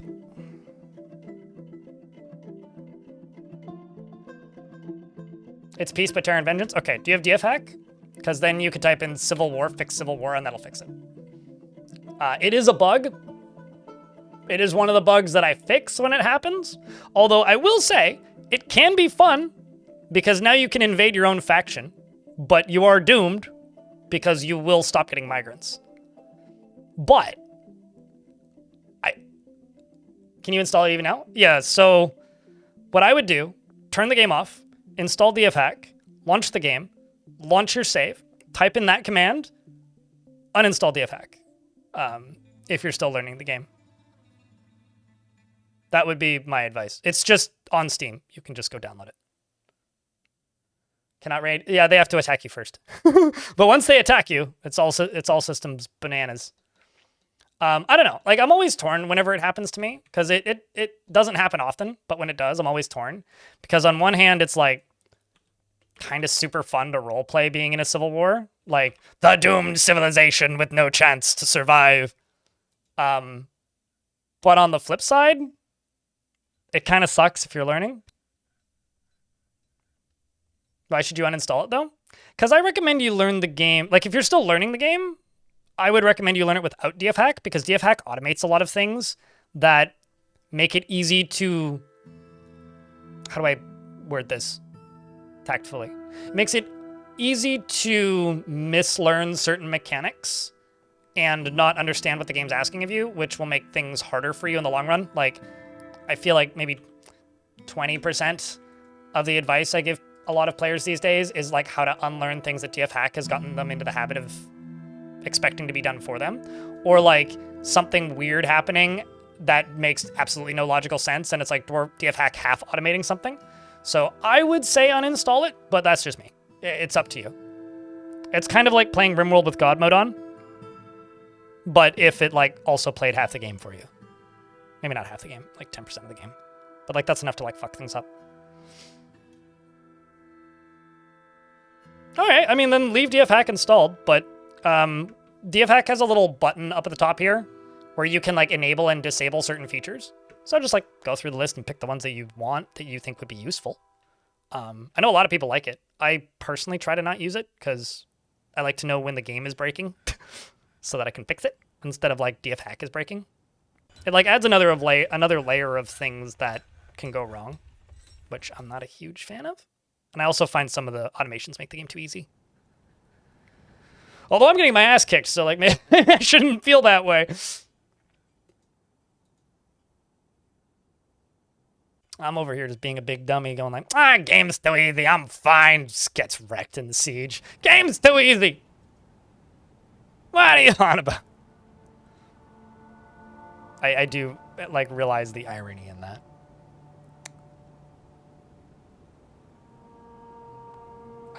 You want to know what I do to increase the bird population? I take a breeding pair of birds and lock the door. And then they can't not fertilize and make the eggs, because, like, they're not gonna go wild. But yeah.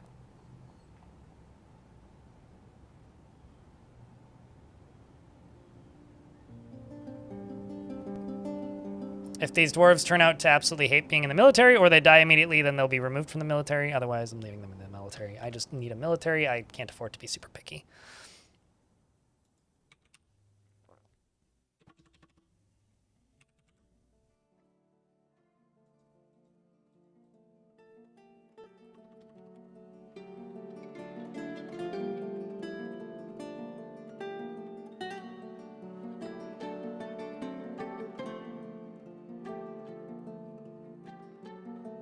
Nobody with a crutch.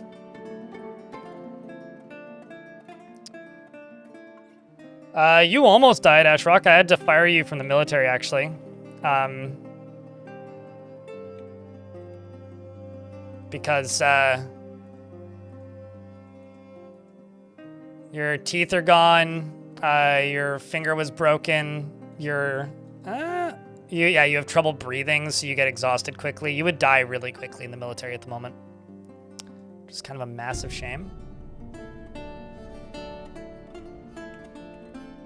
Like, as an example, I use DFHack, but the commands I use the most are quick save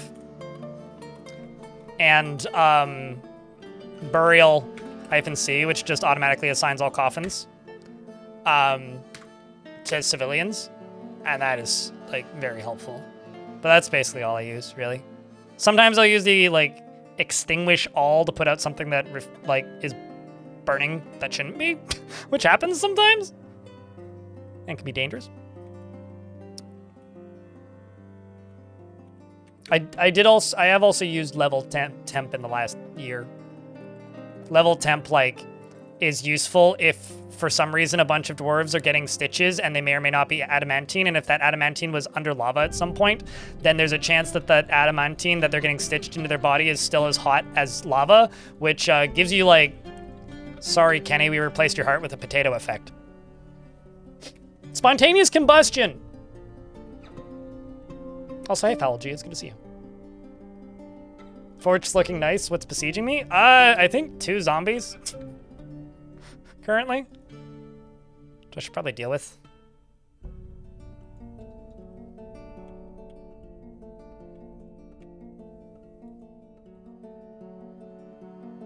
But I literally need to rebuild my military enough so that I can deal with it.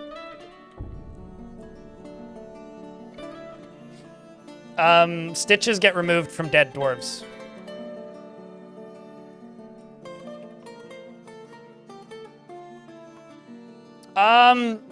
The only custom labor I'm using in this fort is this. This is in Dire Need, which I should turn off again. Dire Need is all of the doctoring tasks. Actually, I've got enough dwarves that I could, like, assign them to it. It's all of the doctoring tasks. So, right, like, the way the game works is surgery, diagnosing, and stitches and a few others are only done by the dwarves that are assigned to the hospital. But I have this. Well, first off, I have a doctoring guild. Then I have this, which is like, if half the fort is injured, because we had problems with brawling earlier and people kept getting hurt. If half the fort is injured, I can just turn this on, which is like a more effective orderlies, and then they just go deal with it. I don't generally use custom labors that often, because I don't find them all that necessary. Like, sometimes I'll use them to specialize a particular dwarf if I have, like, one legendary dwarf that I want doing a bunch of tasks, but I don't find that happens all that often. I know a lot of people use them, but maybe I'm just, like, a bad person to ask, because, like, I don't feel the need to use them super frequently. Like, I definitely use them, just not very often. Sometimes I'll make ones that are a joke and call it, like, gatekeeping and be like, nobody does this, and stuff like that. I don't know. Will you not have any hospitling done? Nope, because there is also orderlies. Orderlies still exists. Although apparently there's only one dwarf set to do it. Sorry. I do actually want everybody doing normal orderlies.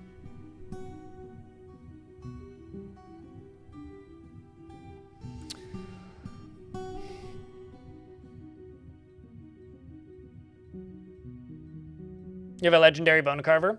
You see, usually what I do for, and instead of like assigning specific tasks, like I have a legendary gem cutter, right? I have two gem cutter shops in the fort. One of them is just for anybody. And then the other one is right here specifically, which I specifically assign stuff to. So like, I'll go in here and be like, add new task, cut gem, repeat, or whatever. Or I'll like schedule through this and be like, you cut the expensive stuff because you're good at this.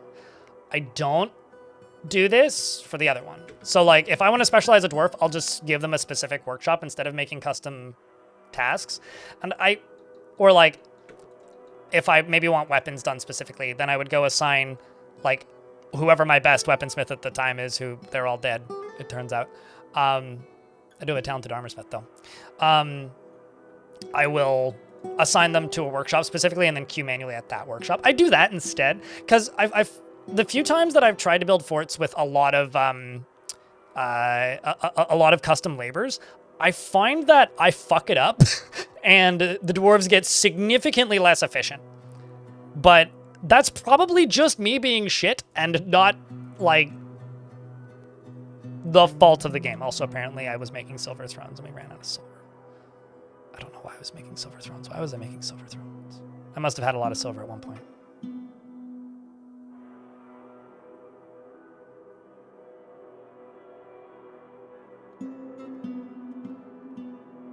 Where the fuck is that job? Oh, there it is.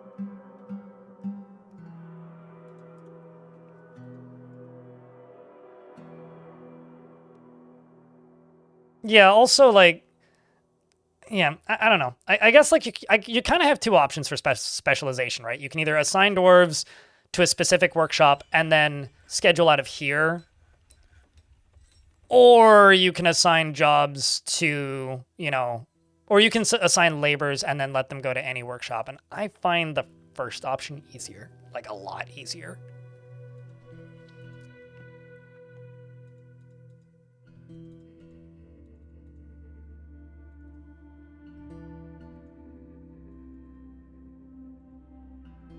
Got a lot of forbidden bolts in here that I'm just gonna...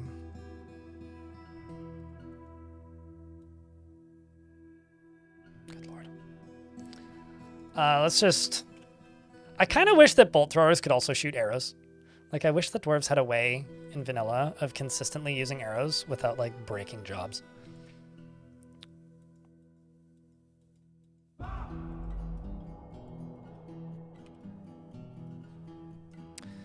Also, let's go back up to here. To make them statues yet? One of them.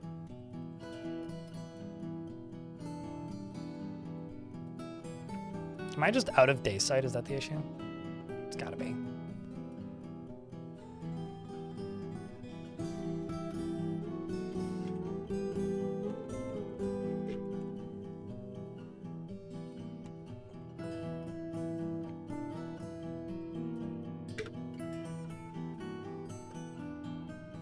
Yeah, true. So, like, specialize your planters. Yeah, honestly, I think, like, this is just me. If I'm using custom work details, it's either to make more general work details, an emergency only do one specific thing order. Like, sometimes I'll set only hauling as a work detail, like nothing else, because the hauling job also encompasses, like, construction and a few other things.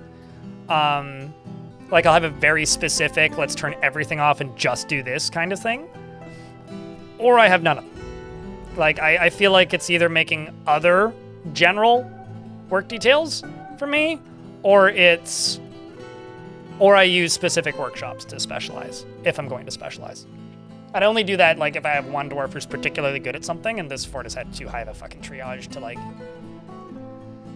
even feel like that's worth it.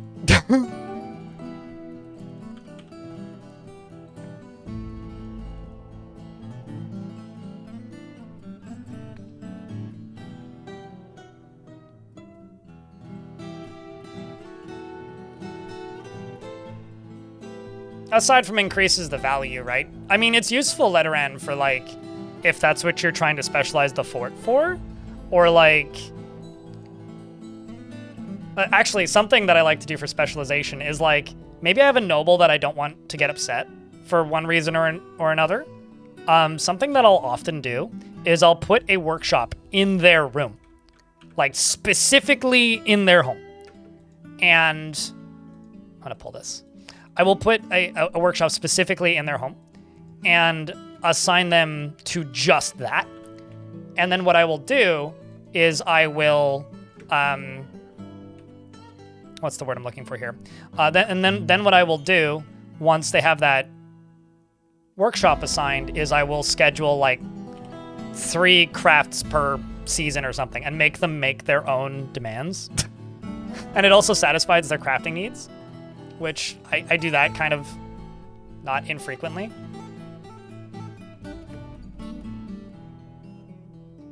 Mostly because I think it's kind of funny to do that.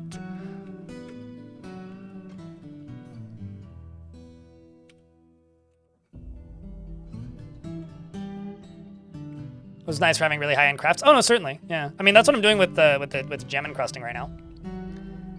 Like, I have a legendary gem encruster. Here come the zomb, doo-doo-doo-doo. Here come the zomb, and I say, stab him in the face. That's one.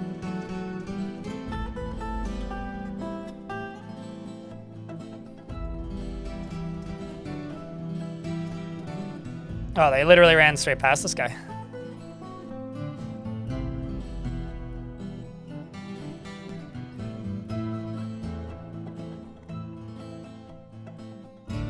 Oh, also I need to name a military dwarf 3 kobolds in a trench coat. Okay, well, you want 3 kobolds in a trench coat to die? That's up to you, I suppose.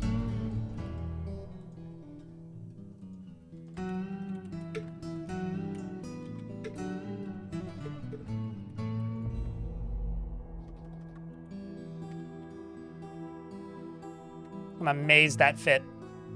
3 kobolds in a trench coat is always tense and jittery and would never focus, and would never pass up the chance for a good fist fight, is stingy with resources when working on projects, refuses to expend any extra effort, and has an active sense of humor. She does not go out of her way to help others with difficult decisions, and she often acts with compassion. She is conflicted by this since she values these tendencies, or since she sees these tendencies as an impotent on the quest for power.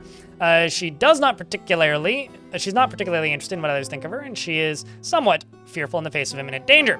She occasionally can lose focus on the matter at hand and needs alcohol to get through the working day. Doesn't really care about anything anymore. She personally sees power over others as something to strive for, greatly respects individuals that persevere through their trials and labors, and finds eloquence and artful speech off-putting. Does not respect the law and does not really value skills related to fighting. Sorry for taking so long, Boom Boom. She dreams of creating a great work of art, and this dream was realized. Or, sorry, a great masterwork someday, and this dream was realized. She likes sandstone and billen and yellow zircon, as well as citron wood. Giant slug leather. Okay. The color taupe, and floodgates and amulets and geese for their formation floating in the sky. Rat men for their friendliness. Huh. And the sight of the azure petals of impossible prefers to consume cranberry wine and hates blood dance. You're always getting a dwarf stuck wanting to craft or wants an item. Make a guild hall that's public where they can learn to craft. Dwarves want to learn a skill and they want to craft items. It's impossible, literally, to satisfy every single dwarf at all times.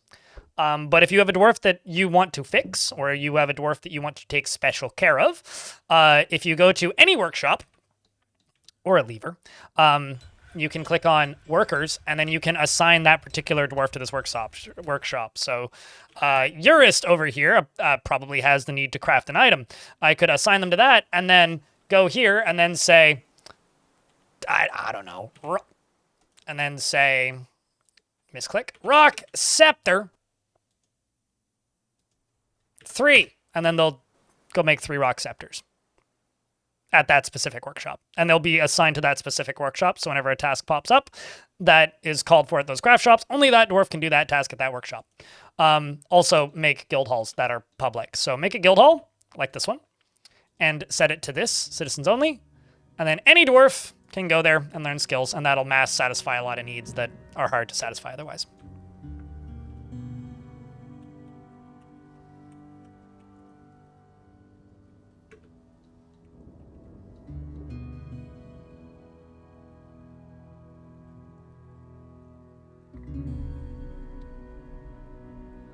Those friendly ratmen, seems like. Used to specify all the stonework job detail or all farming into the detail, and I would often use that to make dwarves who are the best stick to their jobs. Yeah, that can be good, but can also lead to work variety deficits, but I find that, like, the value that you get out of like heavily specializing jobs isn't always, not always, but isn't always worth the work of redoing their work details when dwarves die.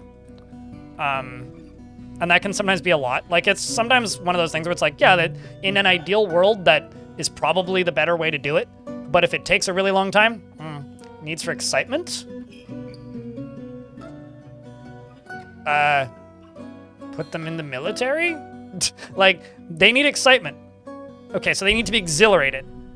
They can get exhilaration from doing a lot of things. The only real easy way to manufacture that is putting them in the military. But putting them in the military isn't necessarily exciting, because training is boring. I've seen dwarves get exhilarated from getting into an argument, and there is literally no way to encourage that. I've seen dwarves get exhilarated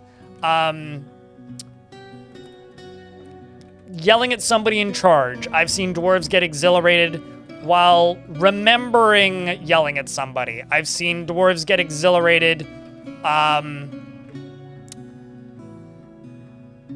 from training sessions. I've seen them get exhilarated from, I don't know, all sorts. Yeah, it's one of those kind of analogous ones where there isn't really a right answer aside from put them in the military and tell them to kill something. Yeah.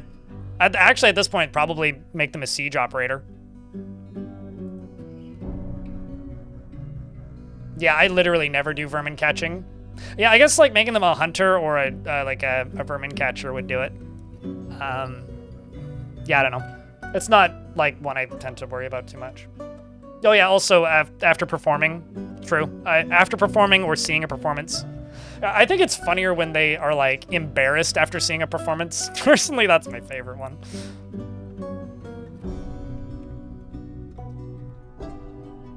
That is honestly my favorite one. Yeah, well, it's not, I mean, not randomly, but, like, I would say, like, the best way to solve a lot of dwarven mood needs is literally just let them hang out in the tavern for a season once a year. And I know that sounds like way too simple and boring, but, like, trust me, having a fortress-wide celebration. Oh, fuck. Y'all seeing what I'm seeing, chat? I'm out of rocks. Hold on. Wait a second.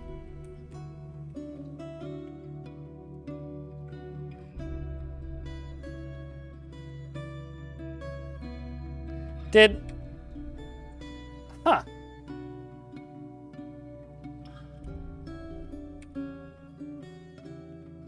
Did a gremlin pull the lever and, like, pop the floodgate and flood this? Because if so, that's really funny. Did a gremlin really do that? Wow.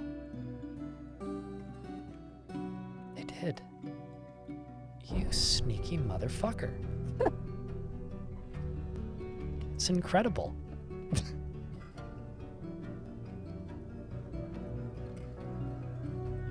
I got gremlined. Wow.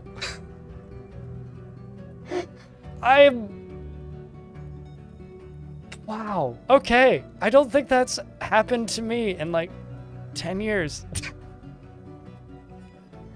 That's amazing.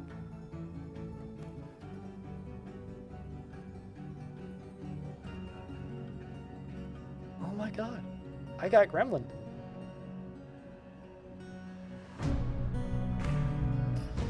Dwarves can't wear boots and shoes. The fastest way to assign a squad to, like, wear shoes is go to equip, go to details, click this button, rename it, blah, blah, blah, test, and then click confirm and save. Then assign that whole squad to blah, blah, blah test, but I'm not gonna do it with the whole squad. I'm just gonna do this one dwarf right there. And then they'll wear shoes, but they can't wear shoes and boots at the same time.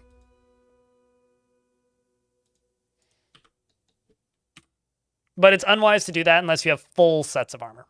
So a pants, a shirt, and a shoes, and gloves, and etc. Otherwise, they get upset about being uncovered. So what happened? So this is a water flow that I have that has 2 drawbridges, one at the front, one at the back. Oh, that also explains where that body went. Somebody drowned in there. One over here, and one over here. And I guess during the fighting, I remember the camera jumping down here, but not thinking about it too much. One of these levers got pulled, and a gremlin came in and pulled the lever and flooded my basement. The good news is I'm going to have some huge underground farming areas. The bad news is I need to drain it, which is a little bit silly. But also, I mean, I kind of had it coming, I guess. So what I think I go do is I'm gonna diggy hole.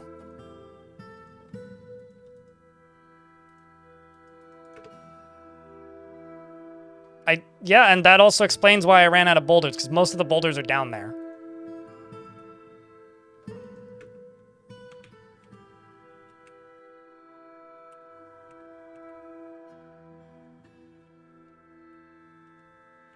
Although this is gonna forbid several times.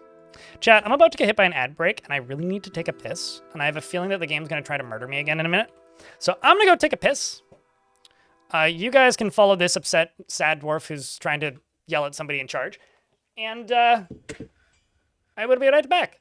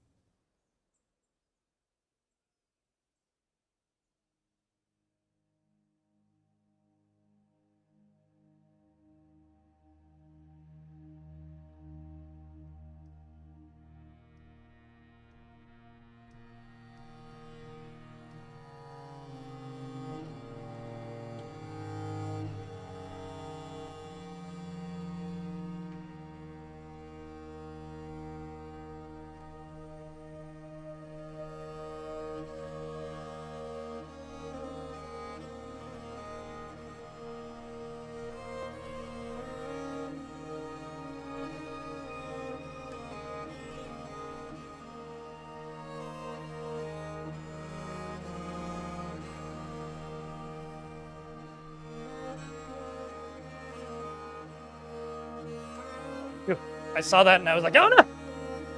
It's fine.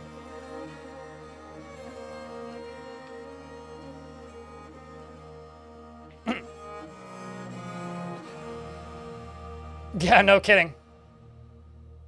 Gremlins can unlock locked doors and pull levers if they're forbidden. They don't care. Gremlins don't care about those rules.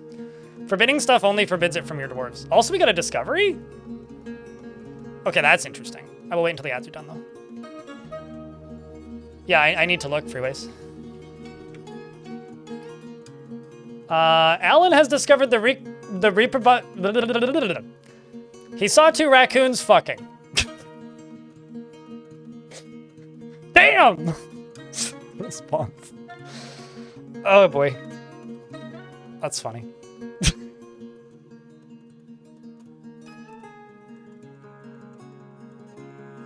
Who invited these assholes? I guess me, technically. It's really jarring to see me without headphones. You're like, man, your head is way thinner. I mean, this is probably the most jarring. What amazes me is how few people actually realize that I have long hair.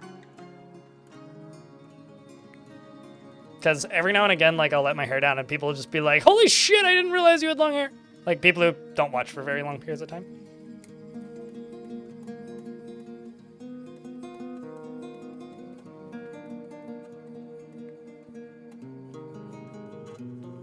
Holy shit, long hair. Exactly. Jinx. So yeah, we've discovered the reproductive behavior of creatures. He's enthusiastic after pondering diseases. And satisfied after making a breakthrough concerning the reproductive behavior of creatures.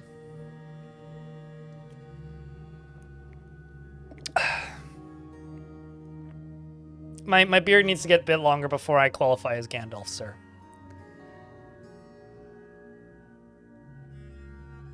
I mean, creatures in general, yeah. Or budding biologist. Which actually, I guess, means I need to give him writing materials. I don't actually know how much sheet I have in the fort. 1. Okay. I should buy some sheet. Because or I should make some sheet. I will make a choir.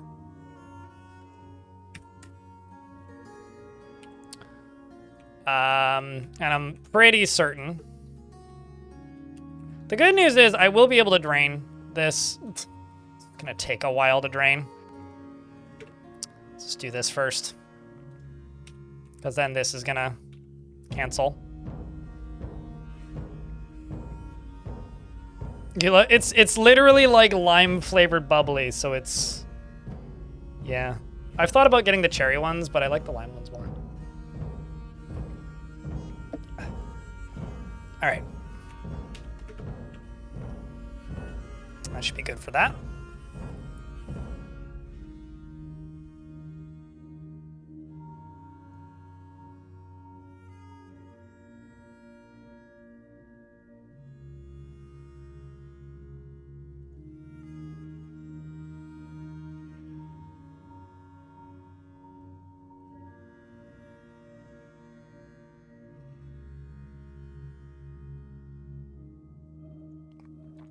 I was informed by my merch company just now. I got paid, so that's cool. Me checking my email while streaming, very professional.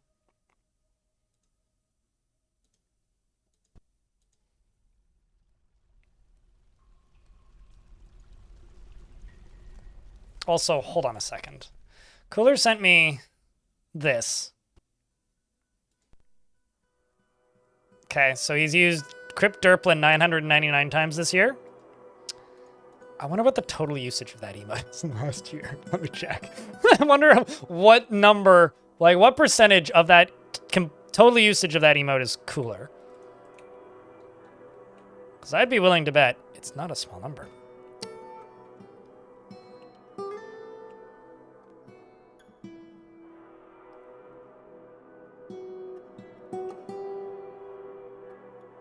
Question is, where does Twitch hide that statistic? There it is. Actually, hold on.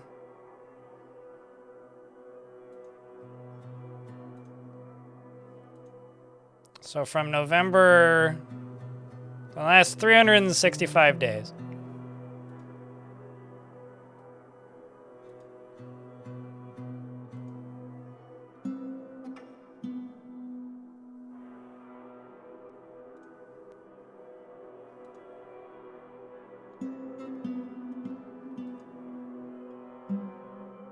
Oh, I see.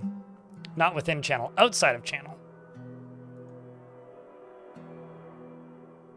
He's literally more than 50% of its usage. The total usage of that emote in the last well, a little bit more than 365 days, actually. But is 1,059. So he's like maybe even higher than that. That's crazy. So I'm going to clip that so I can send it to Cooler, unless Cooler's still in the chat. But that's fucking funny, man. All right, so what I need to do is just go deconstruct this.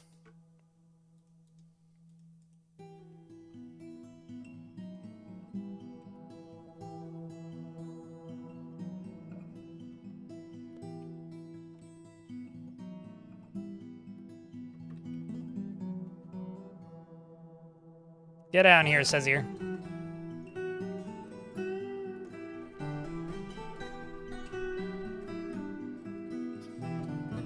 Could barely tell I was distracted. Oh, do I seem like I'm spacey and not paying attention most of the time? That's a shame. I should work better at that. I should work on that.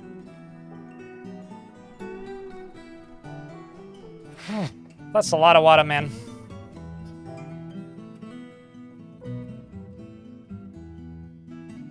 This dwarf is very relieved after being near a waterfall. Let's hope you're able to climb out. You can breathe, so that's good. When his name becomes a name again and not like colored, he's drowning, but like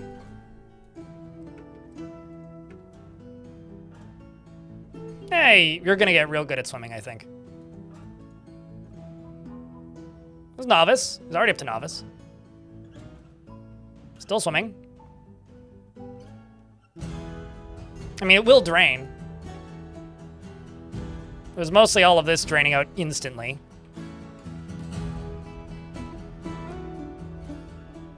What's he up to? Still novice. Do you have a family? No, but you do have some friends, so it would be a shame if you died. No health problems. I mean, come on, dwarf. You got this. Just keep practicing. Channel your inner Dory. Something, keep swimming.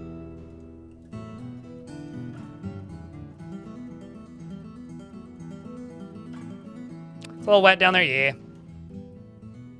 Happens to the yourest of us. If he ends up right there, he's dead. But ironically, I could probably save him relatively safely. Which end are you connected to? You're connected to nothing at the moment. This one. If I can pull this one right here. Because this is also connected to the one at the other end. If somebody can come here and pull this lever successfully,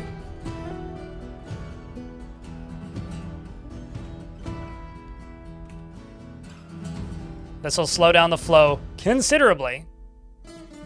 And he climbs out. Man, the music timed perfectly with that. Still just a novice swimmer, though. Well done, though, Sazir. Well done.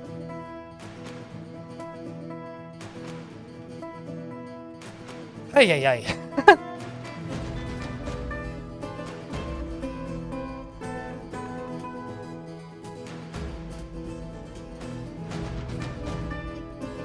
Thank you, enemy. Thank you.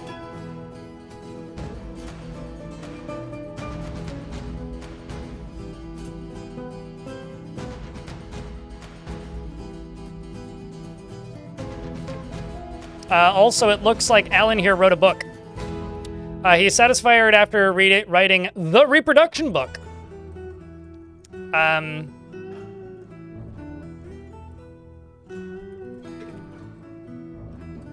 Let's make 2 rock book bindings.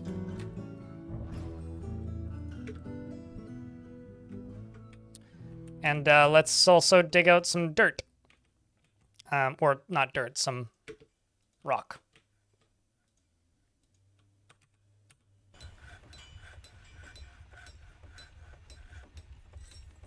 Which is going to take a while because, you know, it's kind of warm.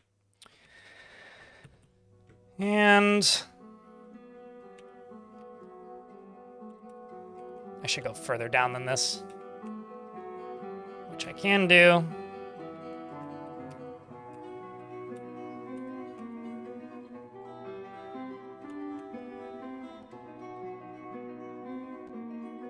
Right there.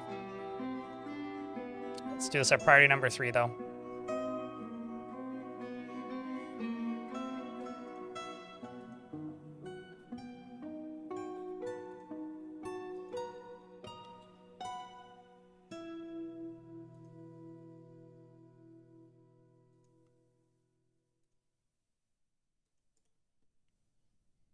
I'm not even sure they can get to it at the moment. It might still be too flooded.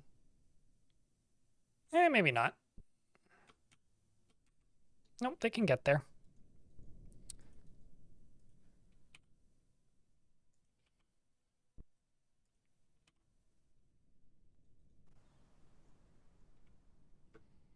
But right now, they're all up here.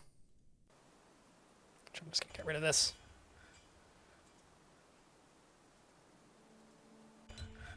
Get that dug out at some point.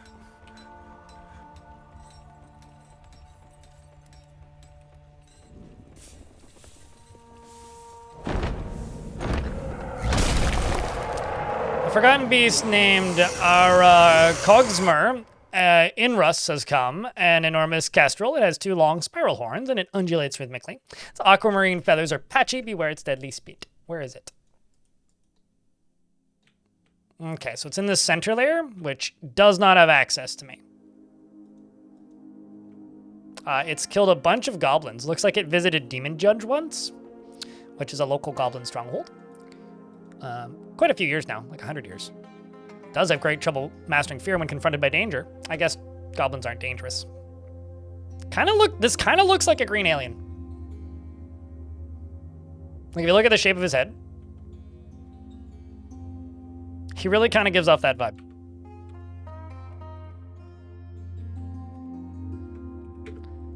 I got some cabinets I gotta place. These will allow these dwarves to put away their clothing.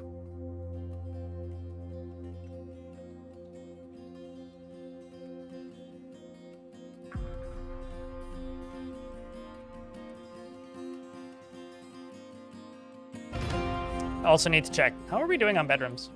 Oh wow, most of the dwarves have bedrooms, so that's good. Forgotten beast from a previous world. That's kind of how I would see it, but we've got rock crystals.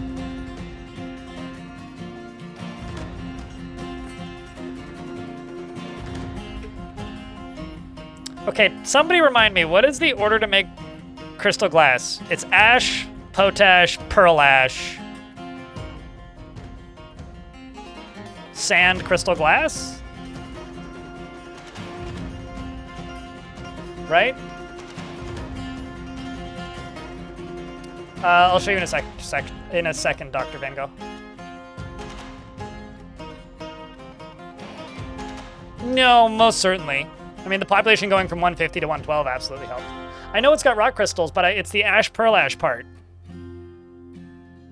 Like, is that right? Ash, potash, pearl ash? Because I always get this wrong the first time. Y'all are not helpful in the slightest. I'll just open the wiki.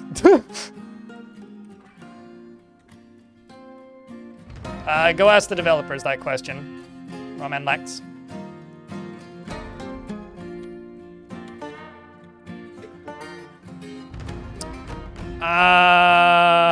Crystal glass is...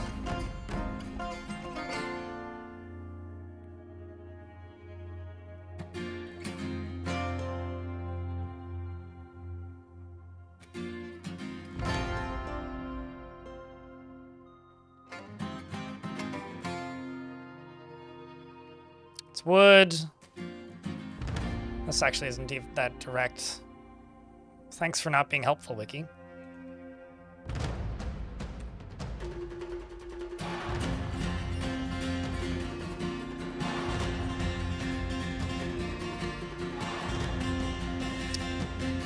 It's magma kiln. The furnace opera enabled. Doing so requires 1 unit of potash. So it is ash, potash, pearl ash. Okay, got it.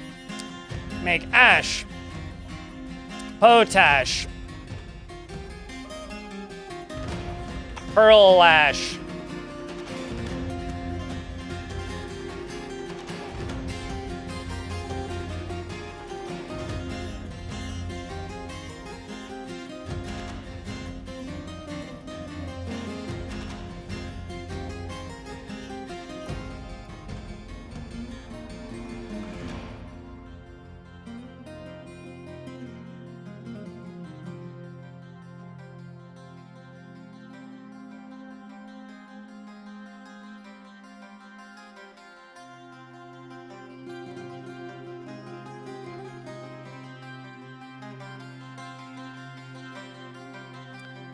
But I will stop you if amount of logs is Holy shit, less than... has it really been 32 months already?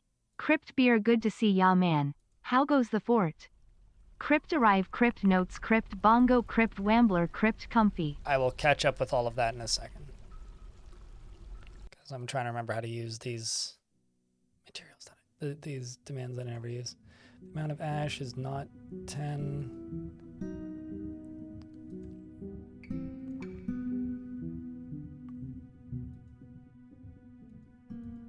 Is greater than 100.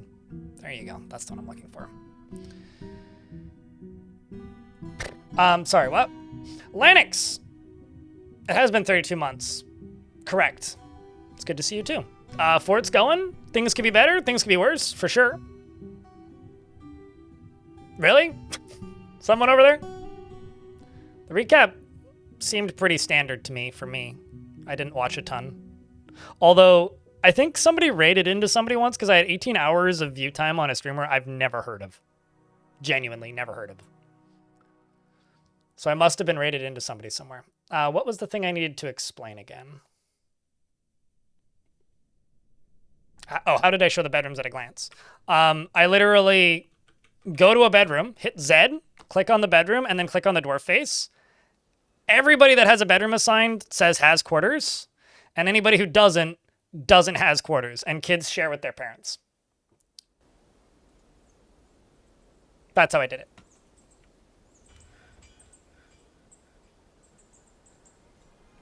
That's one of those things that's like super quick once you know how to look for it, I guess.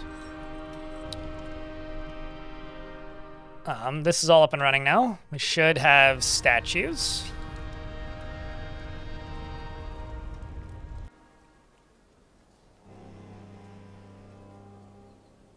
Well, that's not good. A vile farce of darkness has arrived. The army is commanded by the skink demon Illa Skirted Bore the Impure Hell. Okay.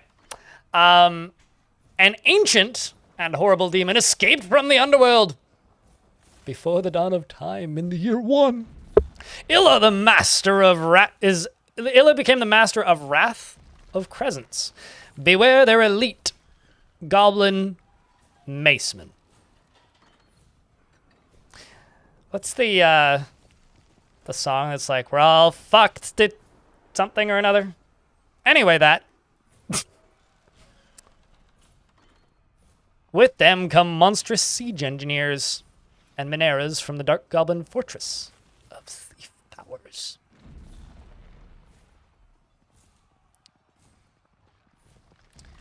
Well, that's not good.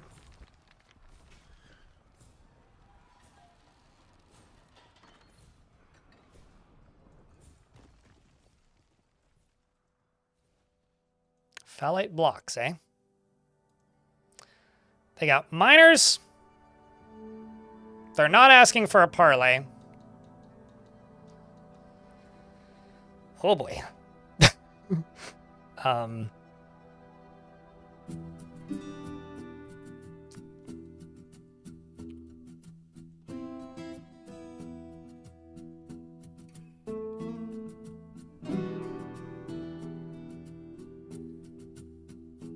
They do indeed look badass.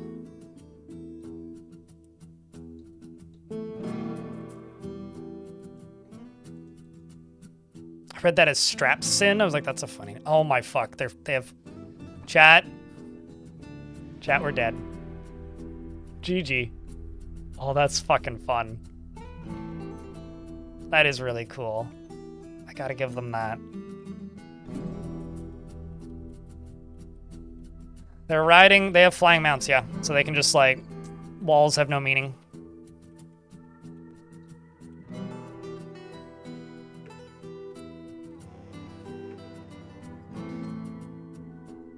I presume they'll still follow. Well, this might be the final stand, so I'm gonna be dramatic about it. By that, I mean I'm gonna go post on Discord.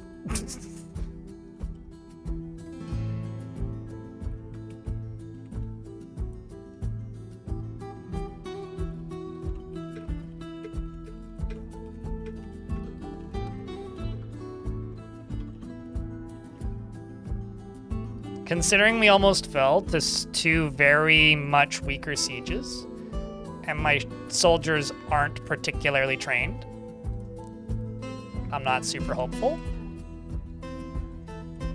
but we'll see.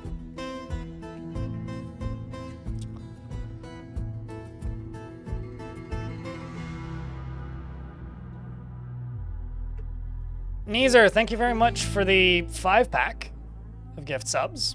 It means a lot, mate. Wolf is Wolf, thanks for the 9 months. Who said you're late? I was actually late. I was 2 minutes late to stream.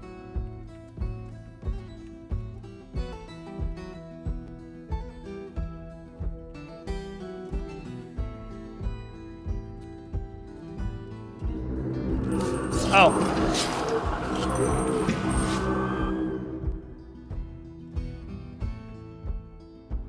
I'm not late. You're late. Seems like my bolt throwers are getting to do some work. It's time to turn on the flow gushers. I mean, the lava plowers, the lava on land distributors. Here's hoping it does something of use. Actually, fuck it. I should open both of them.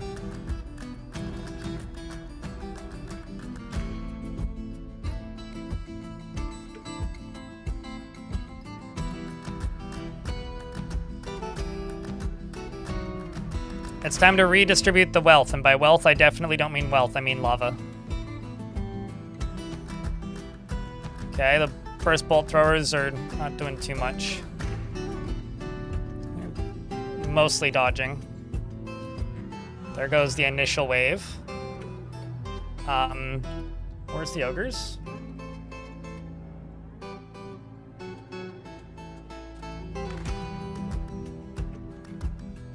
They're not doing much in the way of building just yet.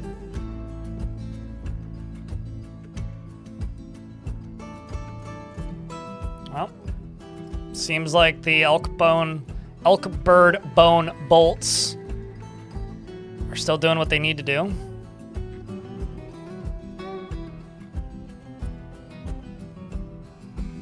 Disarming most of them, if nothing else. How are we doing on bolts, actually? Not great. Not terrible.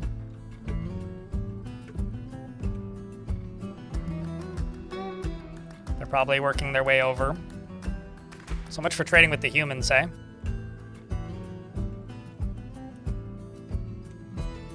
These guys seem to be hanging back here and taking shots from the catapults, and amongst other things. Is anybody gonna go pull a lever?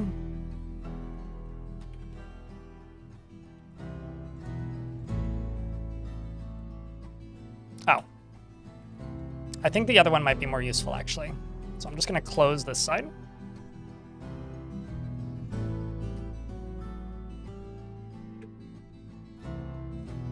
Which actually I might need to do twice.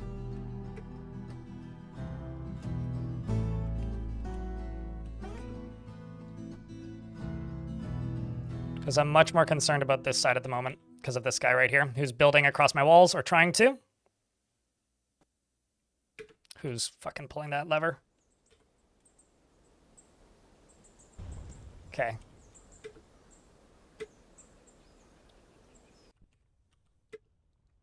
That's not going to close it. It's just going to reset it. Let's pull that.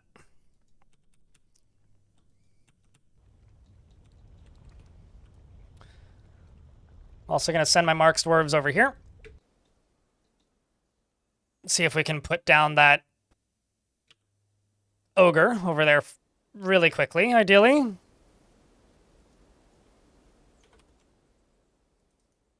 Okay, there we go. It's working. It's not going to have as much flow because it can't go as high on this side, but it's something. Guy is injured, but still building. Just building slowly. The front door is still getting fought. Armies are still good on this side. There is a very large ogre that tried to run through that the bolt throwers are currently dealing with. This overflowed a good amount, which isn't burning much because there ain't much to burn, but it did put a bunch of lava everywhere. Where's the Overlord? I'm gonna snooze this ad break, chat. You're welcome. Actually, that's more for me than you, so I can stay focused. Okay, so where the... Oh. I'm not gonna lie. I wasn't expecting that. I guess they are fireproof, but like... Huh. Looks like we were able to cause Stradono to fall into the lava. So that's good.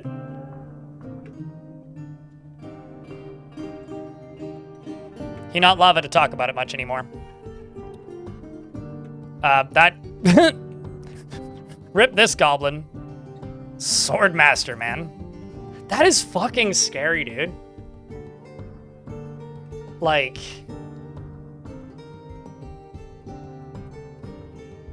in my opinion, this is why I lost so many soldiers when I attacked them. Like, the necromancers. Because previously, the best they would ever have is adequate and novice. Now they can have straight up, like, swordmasters. So if the game's accounting for that in their defendable locations, taking over the world is, like, significantly harder now. If that's actually the case. And I think that's the case. Which also is kind of funny because it means that like all of those YouTube videos of people who took over the world, like the one that Just Don't Die relatively recently put out where he like only used one soldier, is like completely moot now. And like no longer a going concern. So there's the baddie in charge. This appears to actually be going quite well because it is overflowing this. So any of them pathing along the edge here are just going to get torched, which they are. So that's good.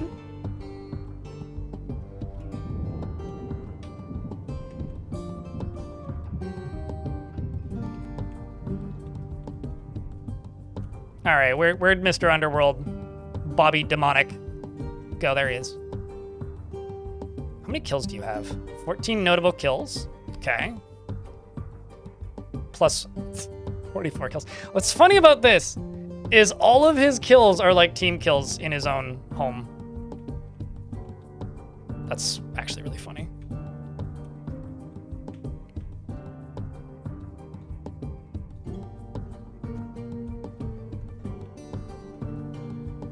So this seems to be like a scattered crew. Not seeing any goblins with pickaxes. Most of these are injured. Demon McBad stuff seems to be leaving the guac away right about now. The merchants will be leaving soon. I don't think that's wise.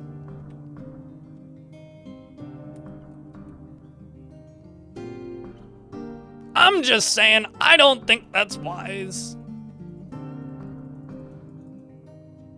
I did also have some dwarves go into a martial trance, which was probably my Marks dwarves, if I had to guess. There's a gnat on my screen. Got it.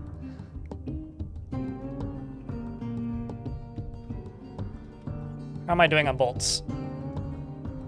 I'm not. How many bars do I have? 58 bronze, 66 iron.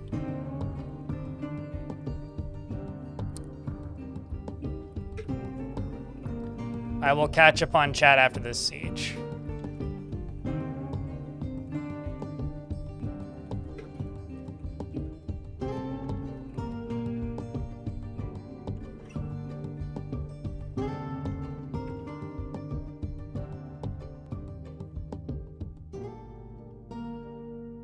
Seems my catapults have like all used up their ammunition.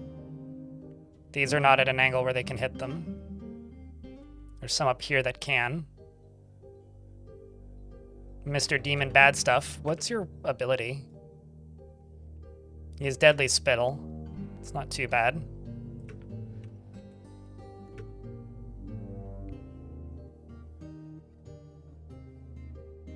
Absolutely, if you have dwarves to spare. I don't. Narcia. Like, 100%, it would be worth it. Like, it's like same rules as like squads. But only if you have like the time and population to permit that, right? Which I 100% do not. I have to snooze the ads again. I only get 3 snoozes. Once again, you're welcome, chat.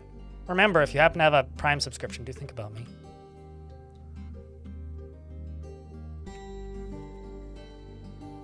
Oh wow, he like dove underneath it. That's kind of neat.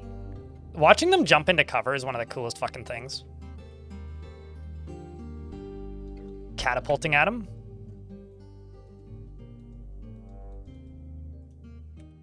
Okay, so this is still dumping lava, but what I can do... Well, actually, I can just leave that on, but I'm just gonna pull this. Because that's mostly gone its course.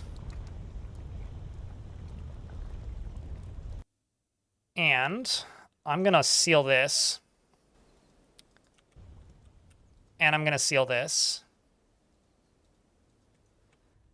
And we're going to see if we can fight this thing. Because he's coming in. They could still try and climb over. Some boyar withdraws from society. Oh no, he's leaving! How dare! Well, okay. Sucks to be that goblin, I guess. I will reopen the doors. See if I can catch Mr. Demon McOverlord. Oh, please don't. Where the fuck are you going?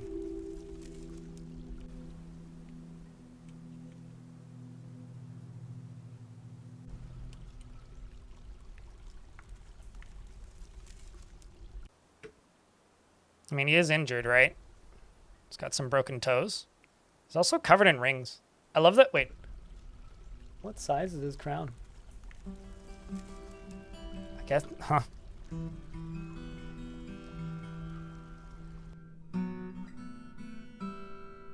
Are you wait, hold up. Are you calling me a coward or him a coward? Because I'll have you know, it's well earned. I'm allowed to be cowardly.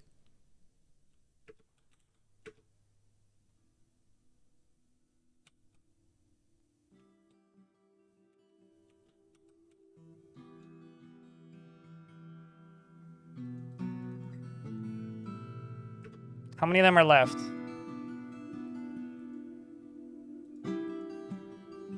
Okay. We're getting there.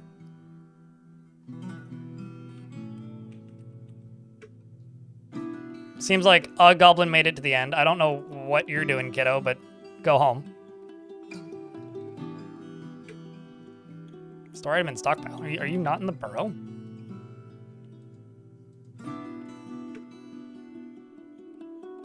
Man, I don't know what you're doing, but maybe you're just a glutton for fear. Oh my god.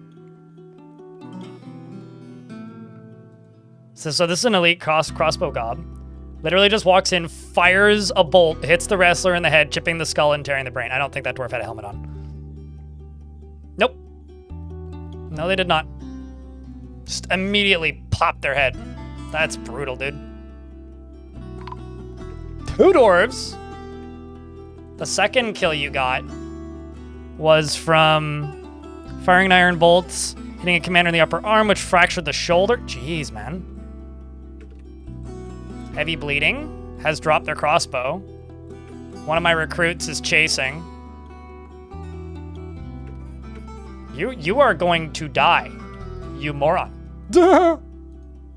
Especially considering you had to drop your weapons, probably due to your arm getting shot. You've lost your helmet?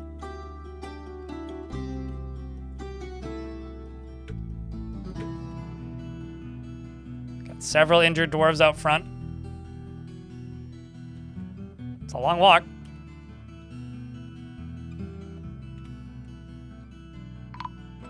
Yeah, no. Fucking died, man. That is intense. I'm just gonna throw this into the burrow briefly so that my dwarves can come rescue.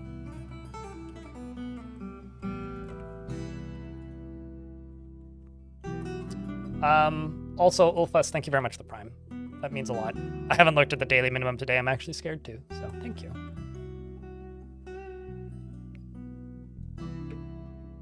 Okay. Let's see where Monster McGee goes. I'm gonna set my places order to just leave them loaded, give everybody a break. There are some elite Mark Scobs running around in the fort. I'm gonna just station my whole military, what I have, which is very little, and they're bad. And they're just getting annihilated. It's literally a skill issue. You guys want to make jokes?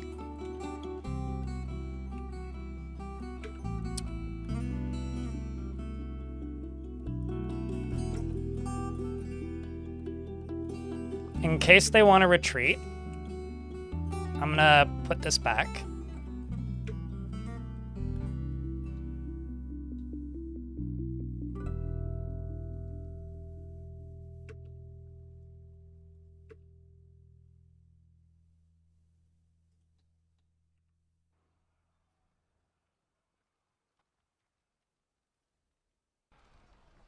I mean, this is just low-skill dwarves versus high-skill goblins. That's really all this is. There goes a Mark Scob, who this dwarf is chasing.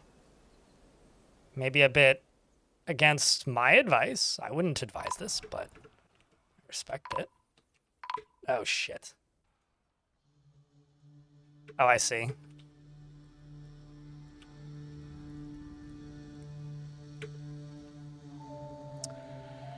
That's what I get for having ambitions.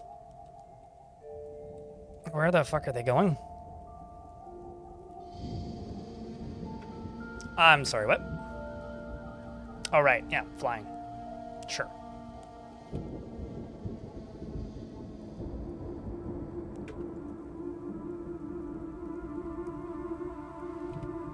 I'm gonna go to places, I'm gonna go to siege engines, and I'm just gonna say keep all of the bolt throwers loaded.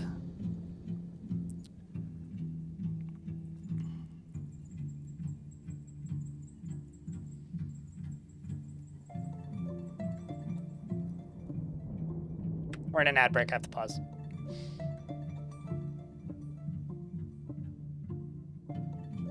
I mean, yeah, I'm telling my dwarves the same thing, 3 ways.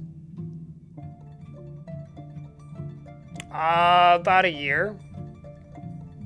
And I've had 2 months at most. I would also need to select dwarves that are good at it, which I haven't been doing, because every time I've done that, I've been decimated. But, like, you know, that's the point, right? To grind you into a pulp. That's what they're trying to do. This is the 3rd or 4th time we've heard this today. I might actually retire this fort, actually. But we'll see. The issue isn't so much, like, train the army up. The issue is I'm getting sieged often enough, and each time we're getting sieged, I'm losing easily a dozen dwarves, is that we don't physically have the capacity. Because if I were to just lock the doors right now, they would break in, right? I could actually, now I could probably lock the doors. It's probably what I'm going to try and do. See if I can just get everybody inside and seal the doors until they leave, if they leave. But if they're still on the map, I won't get migrants, so I need them to leave. But, like, in order to be strong enough to actually fight these, we would need, like, a year or a bunch of weak sieges. And I had that. But then when I tried to take over the enemy locations, we just got annihilated. Oh, no, totally. I mean, we have bolt throw... Well, Wait, hold on. Are you saying like they attacked you with Marks dwarves, or you had bolt throwers? Because bolt throwers are great, but like I don't have the ammunition to take out whole sieges anymore. I used to. I did earlier on, but this fort just doesn't have enough iron, so I'm trying to like break down what I get from the goblins, but that takes time. Like, we are literally out of ammo.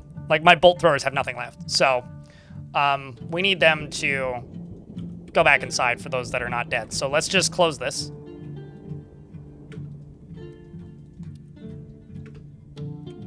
And hope that there isn't any goblins in here right at the moment. Like, this guy's trying to get in. I mean, there's one. There's this human who's trying to fight, who's pretty adept. That's one of the traders. That's one of the... Well, they were able to take out one.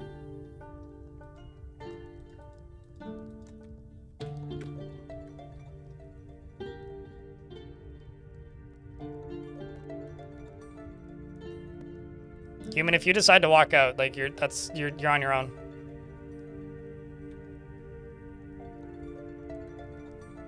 Activate the fucking hide protocol.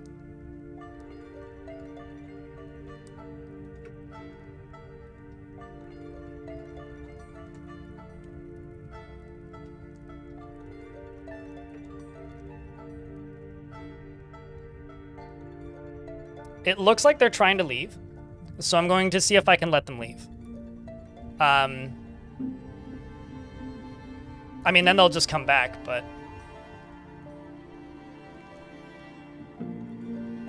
It'll give me an idea if this is possible. He actually could get into the fort. This character could. They could get into the fort by going to the top of the volcano and swimming in.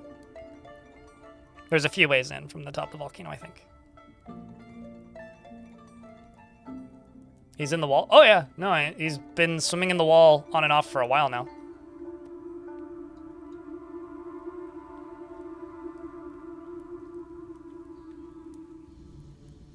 But yeah, the issue here isn't so much training up a new squad. The issue here is I don't physically have the workforce to train up a squad that could win, even if I had unlimited time. Also, like, maybe a third of the dwarves in the fort right now are injured and would suck if I put them in the squad, even if they were, like, as talented as they possibly could be. And there's nothing I can do about that. I'm gonna try and be cheeky. Come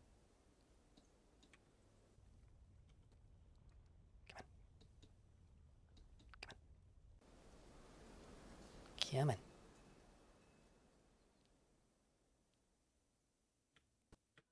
Oh my god. They're still trying. Well, I did get one of them in there. That's good.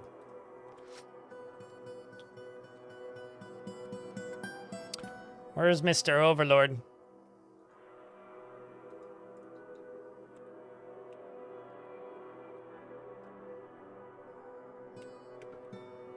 Mrs. Overlord, maybe? That Overlord. For Pony TV, thank you very much for the Prime. Appreciate you. Check. Can I get a round of beers? For the brand new Prime subscription. Uh-oh. That's not a good sound. Oh. Trench coat. 3 kobolds in a trench coat has been missing for a week.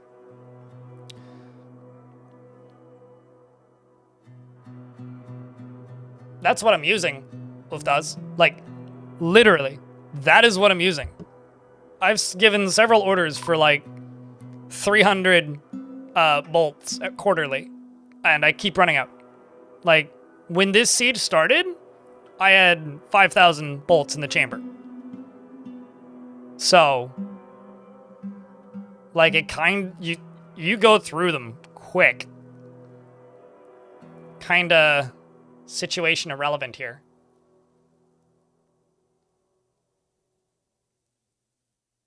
If you came from the YouTube side of things, to be completely fair, I'm not really reading any of the chats at all. 5,000 bolts as rookie numbers? I had 12,000 yesterday. Well, last Thursday. But I got sieged, and then I got sieged again, and then I got sieged thrice. It wasn't so nice. I'm just kind of suspicious that it's just going to leave. So I'm kind of hoping that's the case. Oh, are you overflowing? You shouldn't be. No, you're not. It looks like they're leaving. Oh my god. For a second I was like, did he find a way into the fort?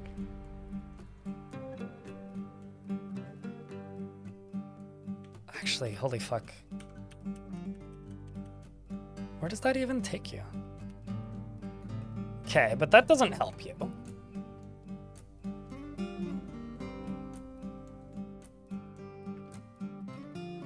Okay, hold on.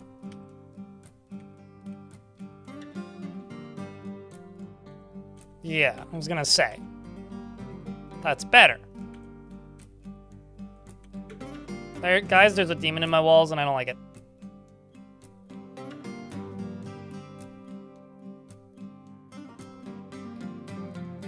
He also completely healed.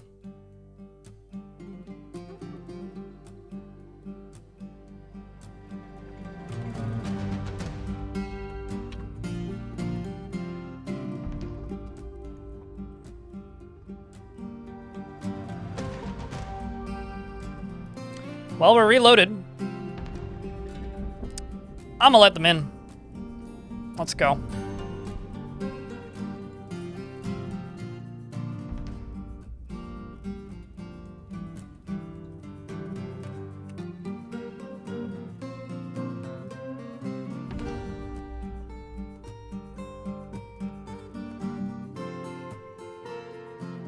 Yeah. Let's see what we can do. Gates open.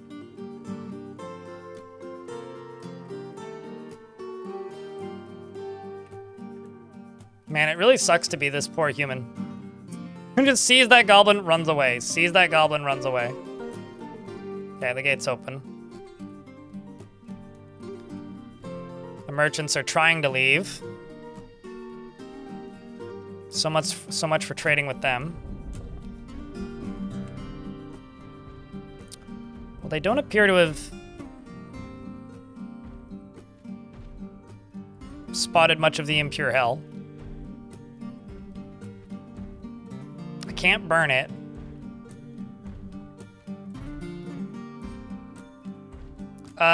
Where exactly do you propose I acquire war elephants? Like, that isn't just like a snap your finger, have that available. Also, war animals kind of suck. I would need to purchase elephants from somewhere. War animals are not very good. Those are the first two things that you need to know. So I would need to trade with somebody who has them. None of the traders have brought them. I think the humans have access to them, but I can't make requests because I don't have a baron, because my baron died. The dwarves don't have them. So no, that's not really an option. Basically, all I can do is hope that we get migrants and then train up more soldiers.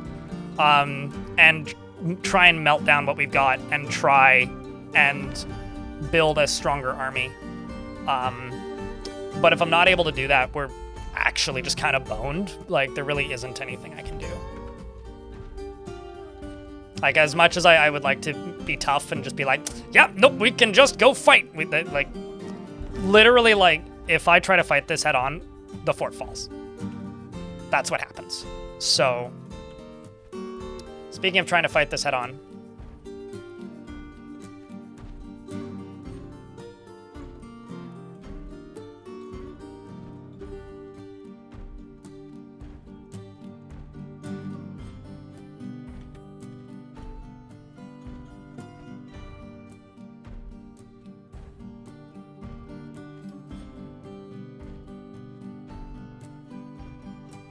Because he ain't moving. So I need to bait him back. I doubt it. They just broke them and then walked around them. I tried that initially. I can build more. But early on it didn't seem useful in the slightest. Like, the weapon traps, they just kind of spotted them and then jumped over them or walked around them. Or just, like, completely avoided them. And then once they were done with that, you've got iron bolts. Once they were done walking around them, they would just topple them. So I just kind of gave up pretty early on. And as far as cage traps go, cage traps are pretty weak these days because they got a huge nerf with this update. Siege is over, by the way.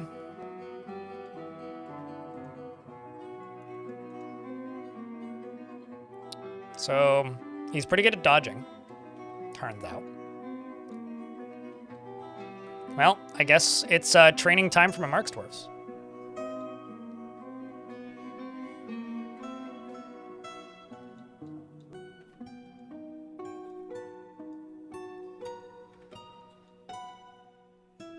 Come on, Attir. You old pukey.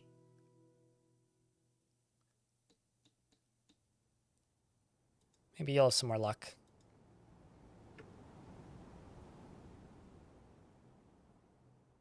Miss, miss, miss, miss, miss. Because I'm kind of hoping he'll path over to us. We have broken the siege, though, so that's good.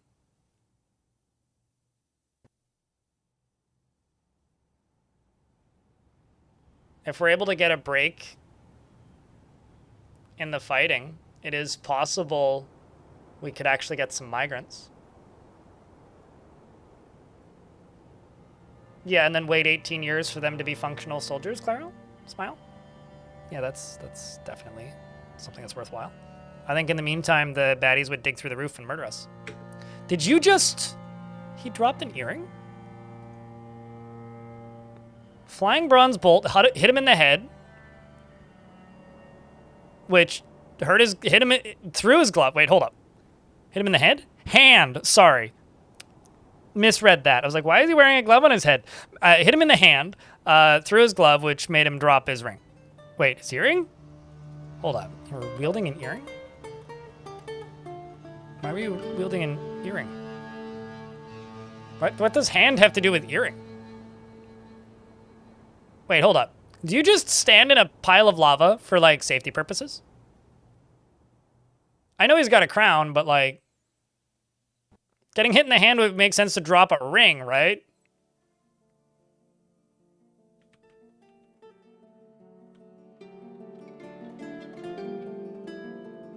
Okay, I'm gonna be ballsy here.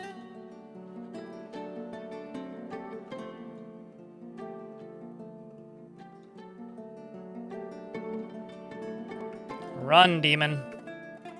Okay, so there's something wrong with his pathing. Could somebody clip this? Because this is really bizarre. He, like, runs, and then he stands in lava, and then he just stops. Like, is this like a hot, hot, cold thing, or like a red light, green light, where you feel safe when you're in the lava? Because I'm kind of confused by this. I'm not going to lie. We'll hit him in the lung. Scrambles away from the bronze bolts.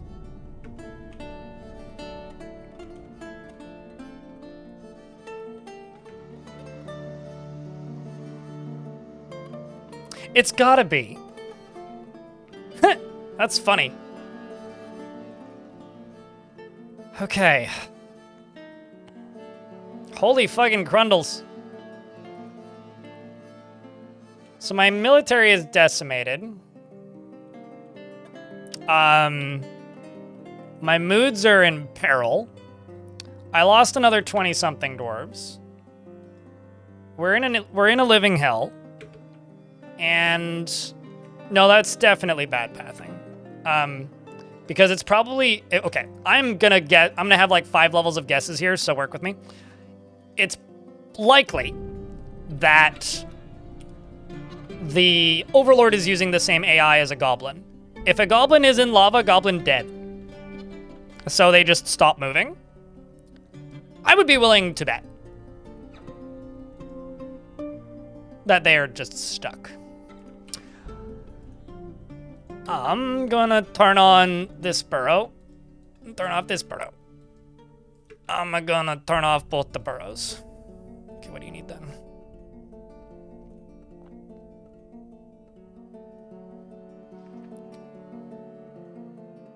Yes, but that was before the retreat began. So they swap behavior patterns when they're retreating, When they're retreating, it's get to the edge of the map as soon as possible. So I do agree with you, but I've never seen a lava-proof creature retreat before. Never. Demons don't leave the map. Forgotten beasts don't leave the map. So I agree with you to a point, because when they start leaving the map, that's when things seem to break. Also, Zavezerver's son, thank you very much for checking out a gift. Appreciate you. I don't know, should I look at the daily minimum? Like I said earlier, I'm scared too. Holy baby bug bats.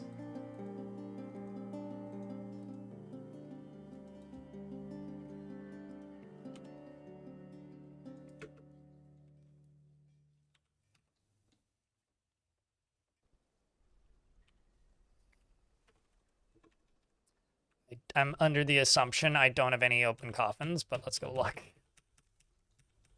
Most likely the ones that are open, we just couldn't find the bodies.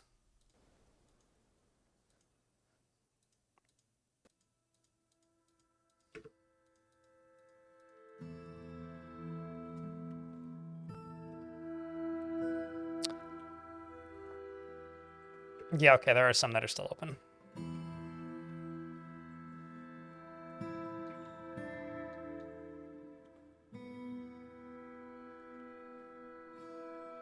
It's grim, man.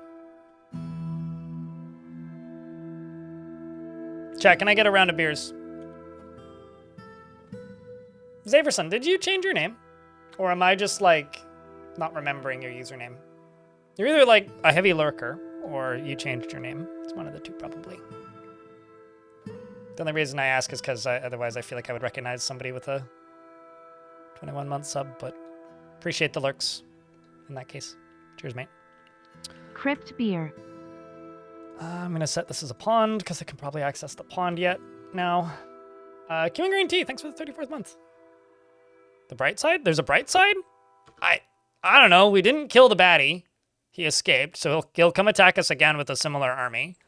I lost 30% of my dwarves, and most of my military. Again, I don't think there is a bright side. But if you think there's a bright side, that's lovely. Actually, no, the bright side is look at the lava. That's the side which is bright. I play adventure mode when I have the desire to play it, which is usually when there's an update. Generally, the way adventure mode is streamed on this stream is in between forts. I will do maybe 90 minutes of adventure mode if I want to use adventure mode to start the next fort. I don't generally just play adventure mode for a period of time because chat gets bored shitless and tunes out and stops watching. That's why. Where are my buckets? Everywhere. Got it. Every time I've tried streaming large chunks of it, chat's just tuned out.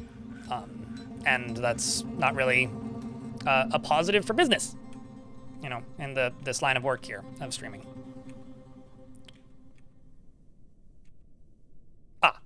Well, that explains why I can't get to my well, is because it's unaccessible. So this is now my well.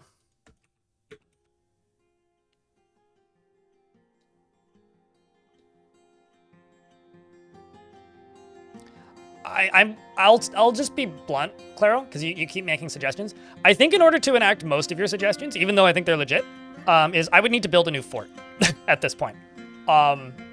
Because I'm not going to be able to completely convert this fort if we keep getting attacked by digging and flying enemies. I have to fight them. Otherwise, they will just get into the fort somewhere where I have no chance. So I don't actually agree necessarily. Like, well, I don't disagree, but like, I don't think that it's going to be necessarily achievable in this fortress given the circumstances. Adventure mode is slowly plucking away, but in a world where if I stream fortress mode, I have 200 people watching, and I stream adventure mode and I have 110, it's not financially viable for me to do that. I do have a mortgage to pay, fortunately or unfortunately. So, like, I do better when I play games that aren't Dwarf Fortress than adventure mode, which I'm sorry I have to restate this constantly, but that's the case. I will stream a bunch of adventure mode when cabin building is reinstated. But till then, I tried. That's not a struggle. It's just got to keep ahead of it, right?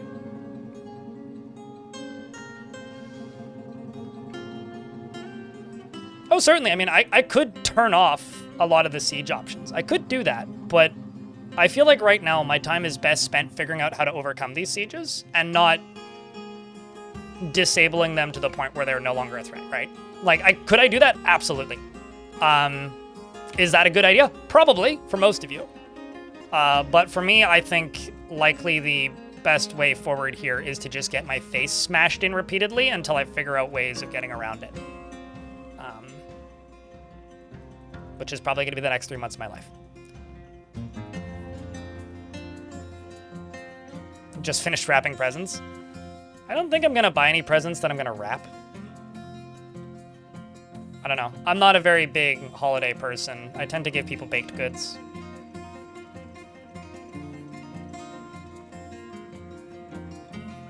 Kind of want to give my older sister a cactus because she had a cactus once that she's talked about missing because it died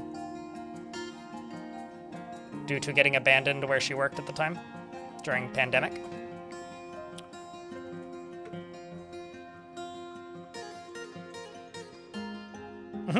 Yeah, they'll do that.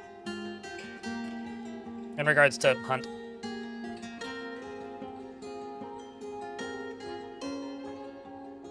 Yeah, that part is crazy, Sigil. I was not expecting that.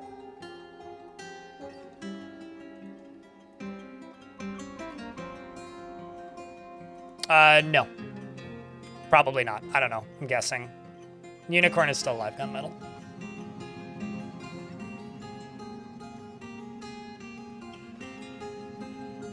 Also, for those of you who haven't noticed, I did disable the naming dwarves because until this fort stabilizes, I don't think there's any point in actually naming dwarves.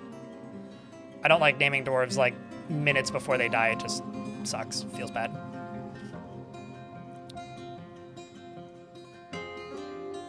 Dead, I think. Yeah, dead long time ago. At least 2 streams ago. Freeways.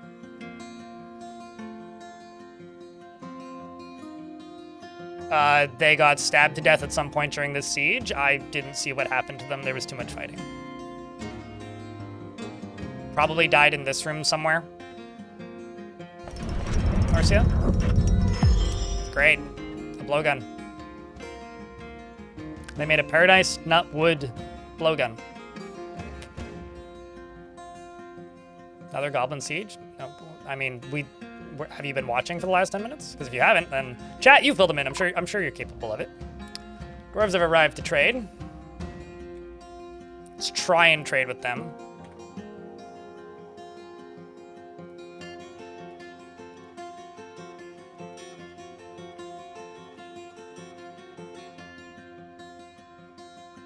It is kind of wild, though, that, like, I haven't changed any settings or anything. And, we went multiple years with no major combatants. That part's kind of crazy to me.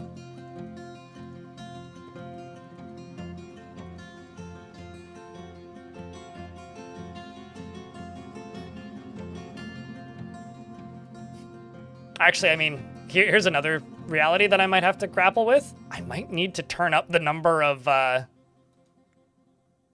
or the amount of ore to compete with this. That's something else that I was kind of thinking about last night. Is that there's like a non-zero chance that maybe I should just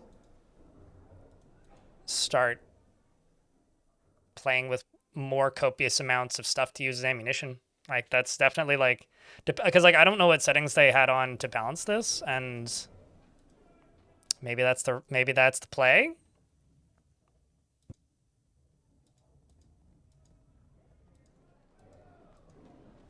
Yeah, I'll be fine. Colorbeard has not been a going concern since early October? Was that August? It's been like 3 months. No, I retired that fort.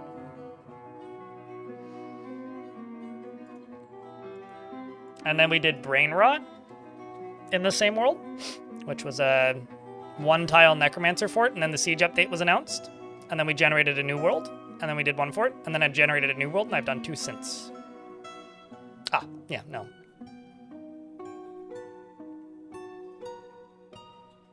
Well, like, I think that's the problem, is they're like 80% bone bolts, Claro, which don't do a lot of damage, especially to armored units.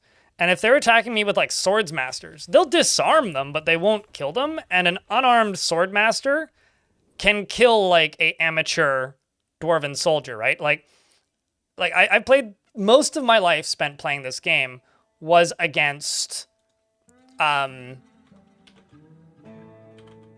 what was against creatures that were, for all intents and purpose, bad at combat. Like, we were not fighting monsters that were good at it. They were bad at it.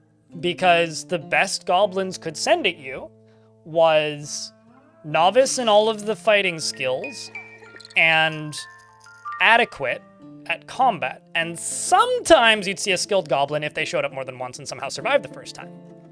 So now they can just straight up send you like grandmasters and like high-end skilled dudes. Which, like, the biggest threat to your fortress isn't the better mounts. It's not the fact that they can build now or that they have rams. It's the fact that they genuinely most of the time will have better soldiers than you. So it's easy for them to get into the fortress now because they have way more ways in. Which, by the way, people have been bitching that they can't for years. So now we have that. You know, just like they can break down drawbridges and stuff with the rams and all that. But the actual threat isn't the new tactics they have. The actual threat, as far as I'm concerned, is the fact that their soldiers can beat most dwarves in a 1v1 now. In fact, they can beat them in a 3v1. Unless you've literally trained them for multiple years. No, it's cool. It's just like Norcia, like, I'm not saying this is a bad thing for clarity here. This is a good thing for, like, the skill cap of the game. But, like, that's the scary thing for me. I'm just gonna wait a minute and 30 seconds because we're in an ad break. Hello, Stoned Hobo. How are you? Hello. Also, by the way, we're about $60 off of the daily minimum. Is what it is. Maybe we'll make it, maybe we won't.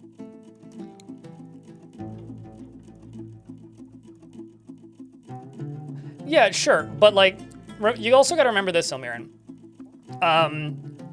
A dwarf's biggest threat to their own safety is that they get tired, right? The reason dwarves are so strong is because they can go into a martial trance. But I don't know what the cooldown on martial trances is, but it's pretty long. Martial trances stop them from getting exhausted and they give them an accuracy and a dodge bonus. Vampires are so strong because they can't get tired. Later on, thanks for $10.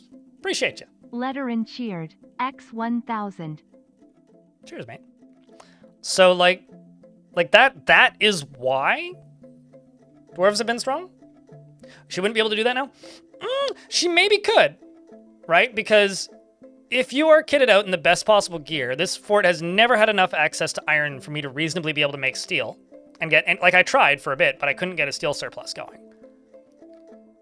With a fully kitted out, like, soldier, you could possibly do that, but it would be really difficult. Like, in Colorbeard, I was, building that arena and getting soldiers to fight against goblins. That would be almost impossible to do now. Which is, like, funny in hindsight, right? It's like, I mean, I'm glad I did that when I did it, but, like, yeah, I don't know. Like, because I don't think you can turn off the skills that they can have, right? Like, if you rewatch my video on Gore-Tusk, which is the one with the big cult in the thumbnail, there's a point in that fort. Also, Lazy Man, thanks for the 5-pack. Appreciate you. There's a point in that fort where I turn the number of invaders from, I think it was like, it was 150 soldiers and 50 monsters was the old cap. I literally turned that number up to 1,000. It was 500, 500, and eventually I bumped it up to 1,000, 1,000, and we were still taking out sieges. I couldn't do that now. Like, they would just, like, burrow into the fort. probably. Like, they would figure out where the infinite murder, like, meat grinder thingy that I had was and go around it. Like, I'm having to rethink all of my designs. And I'll be honest, like, the design of this fortress, very ambitious and, like, not likely to exceed. Because there's a lot of weak points in it, right? And I need to figure out how to stop having those weak points. Because otherwise, we're just... doomed is maybe the wrong word. Not going to be successful. How's that? Like, after the first fort that I built, after the siege update, I already had some ideas. I was like, okay, I see some things I need to do differently. The second fort, I was like, all right, I really see some things I need to do differently. I'm looking at this fort now and going, man, I fucked up. There's a lot of things I need to do differently. Like, don't get me wrong, the fort looks awesome. But, like, things that I've tried, complete waste of time. Like, the lava structure for pumping lava to, like, bubble it out. You guys saw them seeing the lava flow coming and just turn around and walk away. Which is wild to me. Like, I've never seen, like, didn't even clock that they would even try to do that. Like, that is crazy. So, like, I'm already, like, back in the same boat of, like, all right, I gotta rethink this. And, like, I kind of don't know what I can do because I'm running out of iron faster than I can smelt down Goblinite. If I go into the caverns and, like, expose a bunch of the caverns to mine out the tiny scraps of iron that are down there, by the time I get, like, enough ammunition made, we're getting attacked again, and I keep running out of ammo for the bolt throwers. It's like I'm running into issues with this fort design. And, like, we're catching back up, but I need to get, like, 100 more migrants before the next siege and have a year's break to have any chance, and I don't think we're going to get it.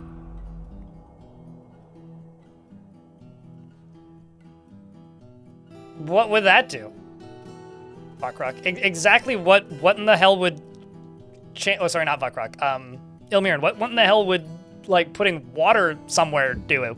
Like, I've got lava already. Demons don't care about water or lava, so what the hell would that do?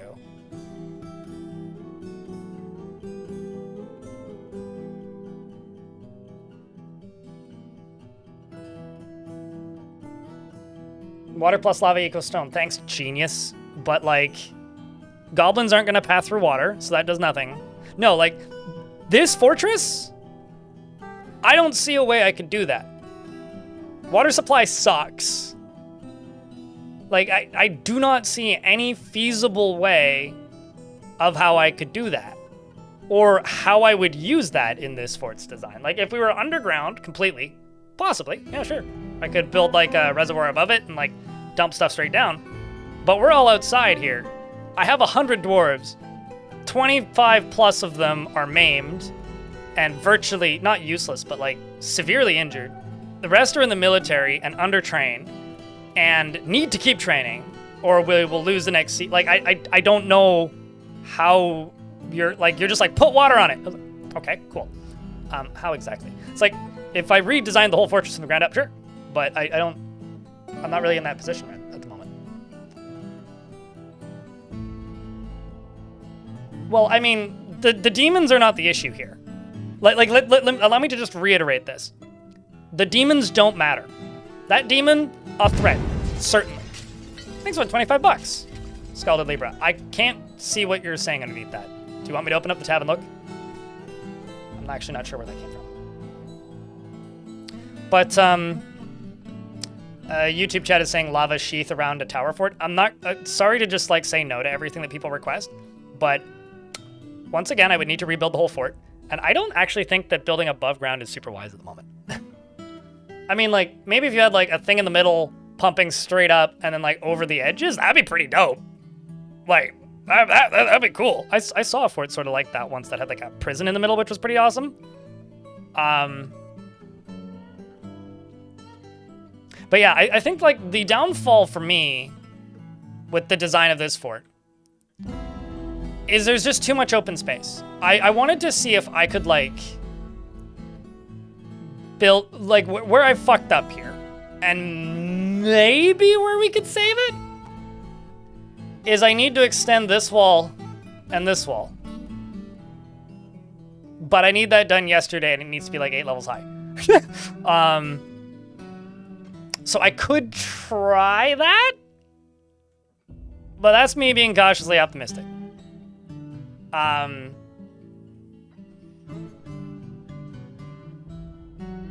Yeah.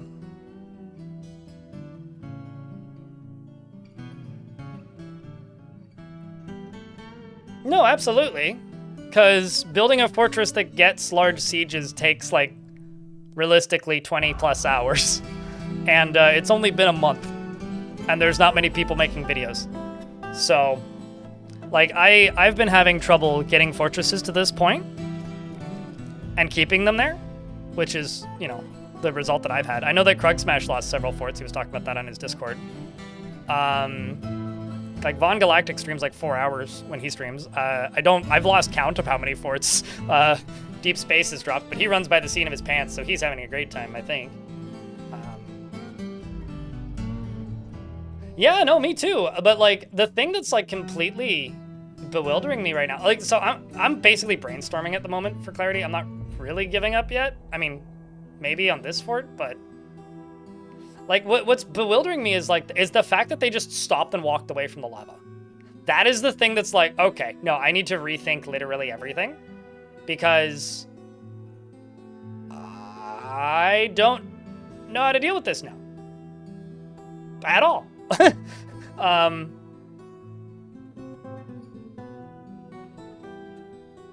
You were really struggling? Happy. I'm glad it was helpful. I feel like I didn't put anywhere near enough information in that thing.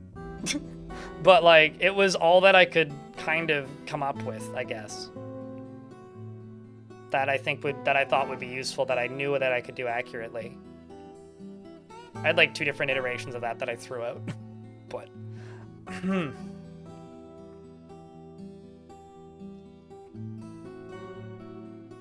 anyone who's not a miner or a woodcutter in your fortress is a soldier for your fort? And then do you just rotate them? I don't actually think I have enough weapons to do that. Alright, I mean, we could try that. Wait, hold on. Are you counting siege operators as soldiers? Because if that's the case, then yeah, that makes sense, but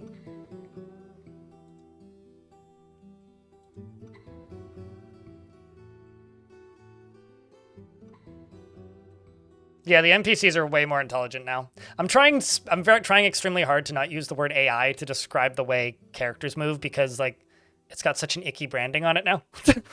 But blame Microsoft, it's fine.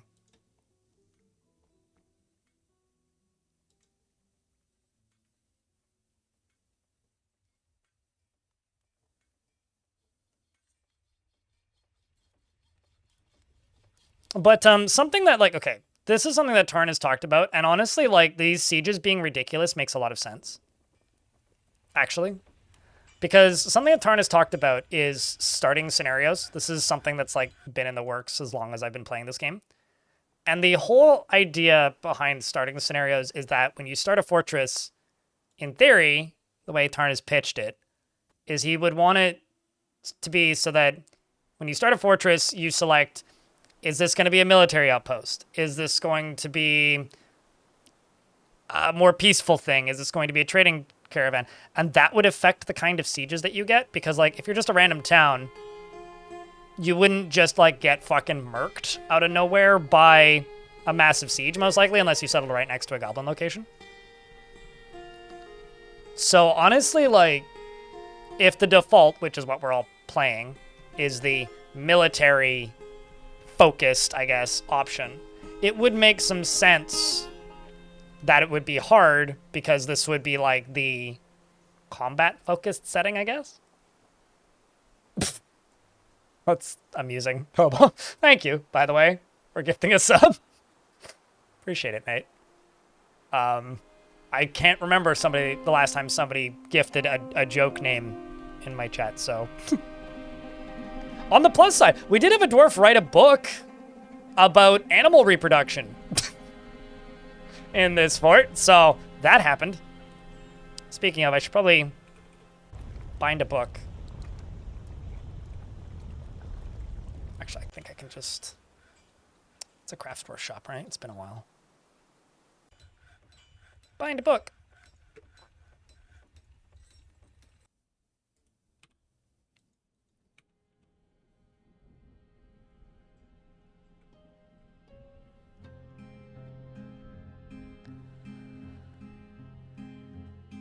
I believe it. I believe it. I hate to be that guy, but my little sister switched to Linux. Like, recently. She had a laptop that she was using as a word processor, and it was taking almost 5 minutes to turn on, and it was brand new. And my brother-in-law installed Mint on it, and she's just like, yeah, it starts up in like 3 seconds now. It's like less than 10 seconds from like pushing button to finish booting.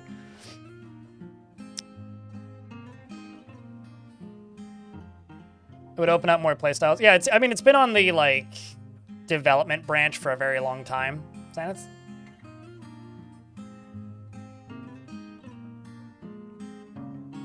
Because they're not a robot, they're an AI. Clara? Although there are some agentic browsers that can do captchas for you, but like, what's the point? Although something kind of funny is I saw a video of somebody using, I think it was Comet. Don't use those browsers, by the way. They're CPU heavy and like privacy destructive and expensive. But to cheat at chess.com, like literally just beat this chess game,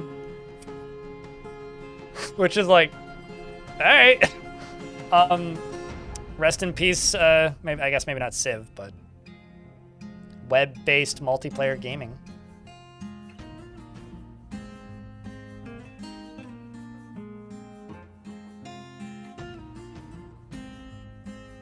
Does the auto repair loop at start? I don't even know what that is.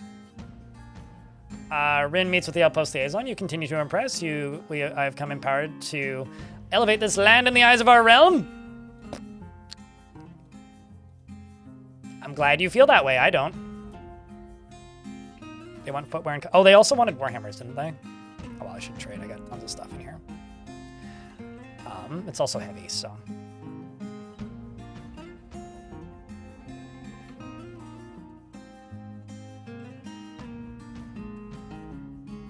There we go. Buying the blocks and the boulders did seem to have fixed it. I wonder if I could just mark all. Probably could. Spore tree crown, cool.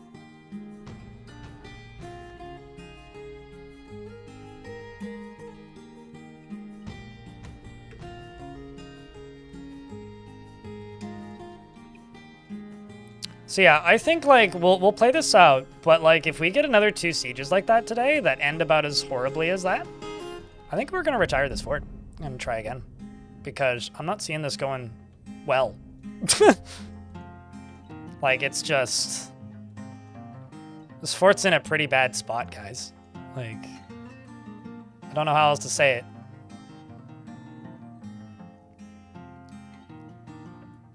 We started today at 170 dwarves, for clarity. We are, I think it was 170, it was either 170 or 160. But, yeah, we've lost like a third of the fort. It's been a steady like 15 to 20 dwarves per siege that we've been losing, with no real solid sign of slowing.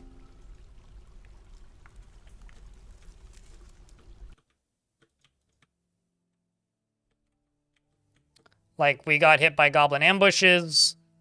We got hit by very effective goblin sieges. We've been hit by goblins of mass destruction, demonic overlords.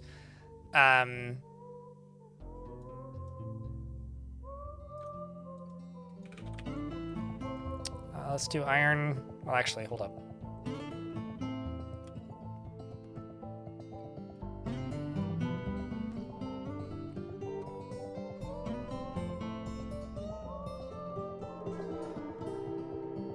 Let's just let that run for a little bit. What else do I have? Let's just do 10 sets of copper greaves for something.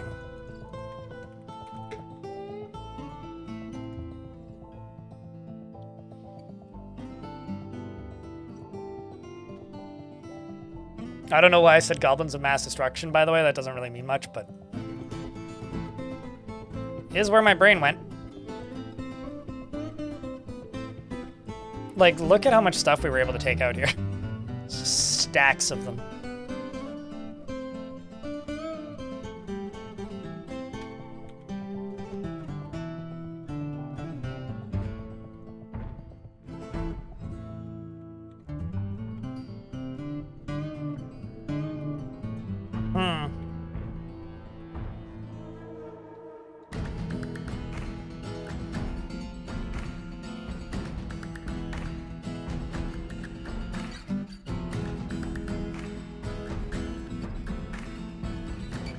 Clearing stuff.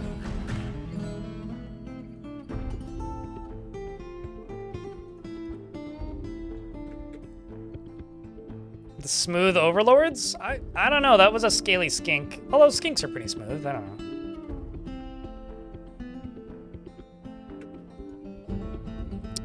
know. Naked dwarf running around storing owned item. Okay, cool. Stuff is getting placed in tombs.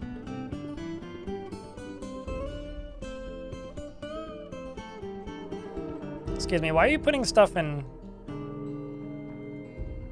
Say, don't you have wheelbarrows assigned? You do. Although maybe that's not where you're putting it.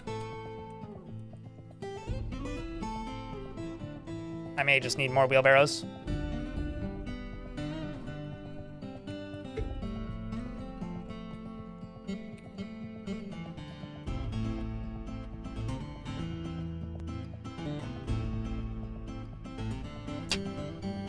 Goblins of Mass Destruction. It would be like a Tumblr core hardcore band.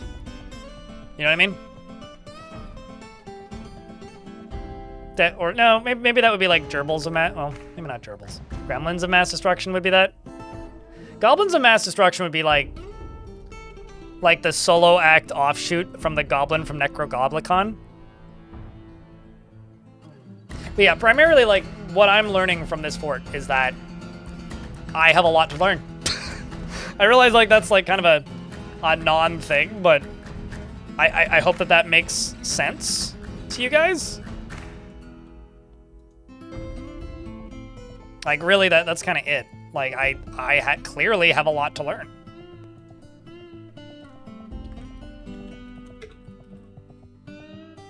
And that's kind of exciting. I mean, like, it's been a very long time since I've had a lot to learn in this game, ever.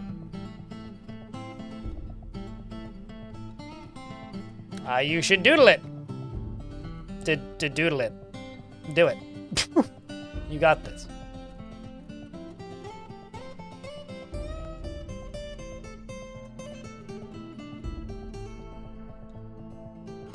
I'm looking for dwarves that aren't holding a shield.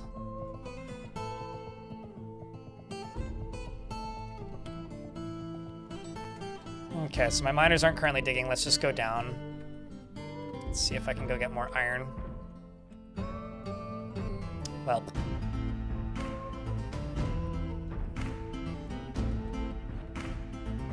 Also can't get into this at the moment.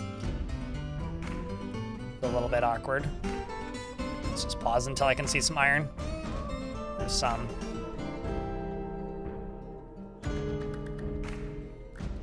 Fortress mode is absolutely significantly more of a survival game now, though. Like, for better or for worse. If you were a person who wanted Dwarf Fortress to be more of a survival game, it's that now. You got your dream.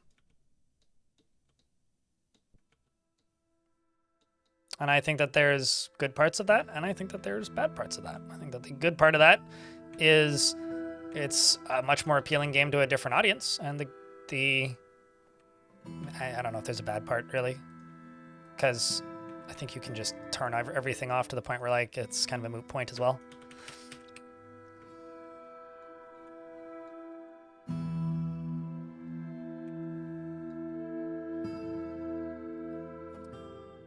Dr. Loveless, thanks for the Prime. Appreciate you. What's up, Zavi?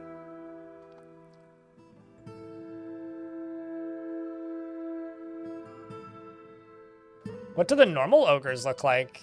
I know the Blind Cave ogres got redone, but I don't think I've seen a normal ogre. in a while. Or did they just look the same?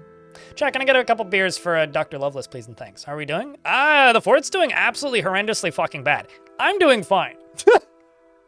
I actually slept okay last night. Yesterday was stressful, but fine. The weekend was okay.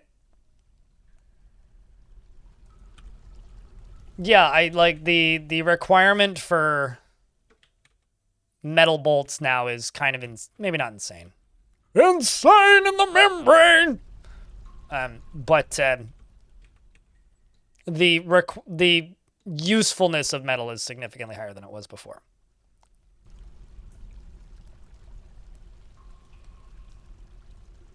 I'm gonna try and drain this. Actually, why am I fucking walking all the way around? What the hell?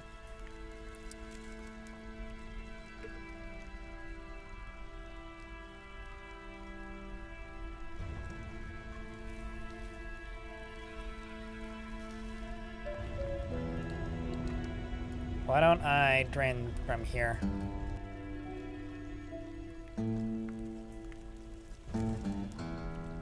Smooth these.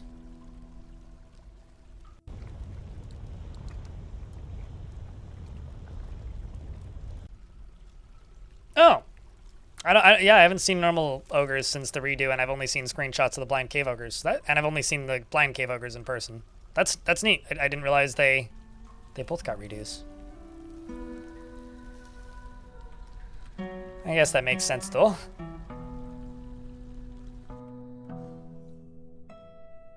Gonna make this into a very muddy cave.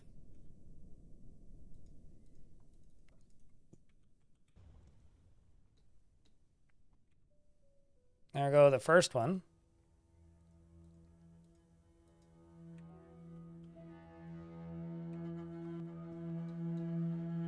Let's do it this way.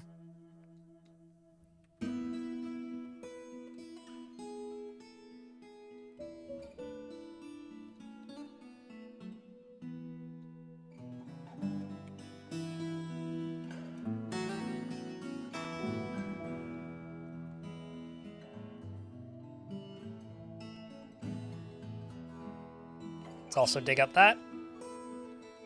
That's gonna cause some fluing in a moment.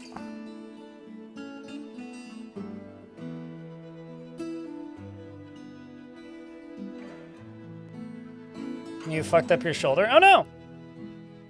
Construction has the habit of doing. Yay!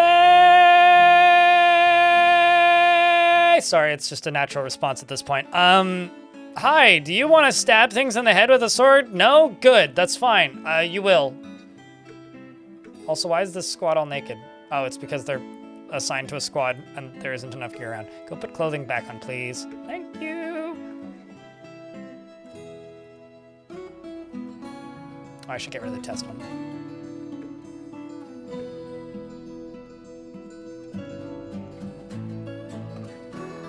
I do want to find somebody who at the very least would be decent at this. If things calm down for a bit, I'll turn the naming of dwarves back on. I just want to focus for a wee bit.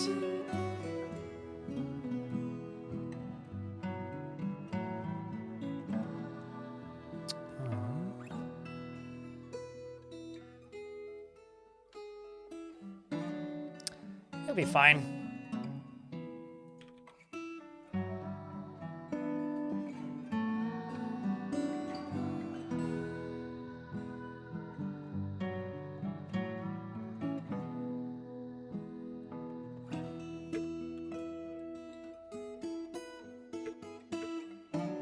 You're a gem cutter.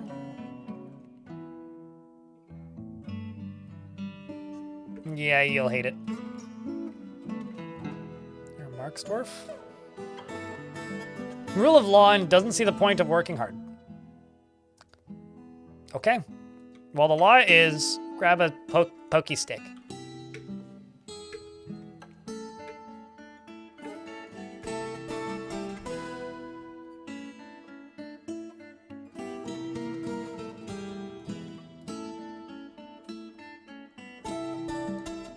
This one doesn't feel strongly about the law and does not care about the truth. Well, I'm gonna lie to you and say that the only job in this fortress that's currently available is stabbing people with a pointy stick. How about you? You're ungrateful. Well, you're ungrateful because you don't know how good you've got it here. So go stab somebody in the face with a pointy stick. Can you tell that I'm desperate, chat? Is it showing it? It's because I keep burning it. That's why it's sand. I'm also going to do this. I was going to make like clear glass stuff, crystal glass, because I thought that would be fun, but instead let's do green glass cork screws. Well, green glass discs. 200. And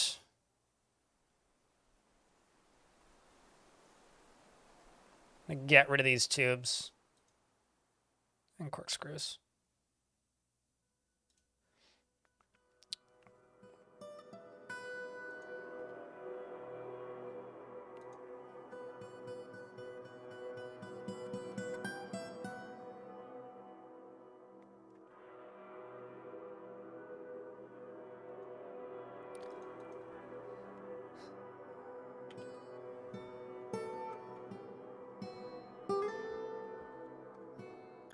That's what we're gonna do. And then I'm also gonna go into here. And I'm going to click this button a bunch. And all these will get automatically reassigned. At least the ones I didn't just cancel, those I can keep paused. Just gonna let the game run. We'll see how many more migrants we get.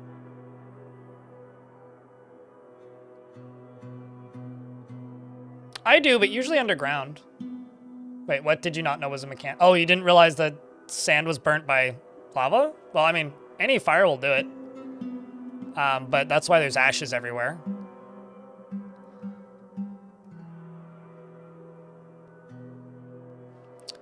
And an ad break, so I'll pause. Also, fire burns out when it rains. So if you're somewhere where it rains a lot, the trees generally don't get burned.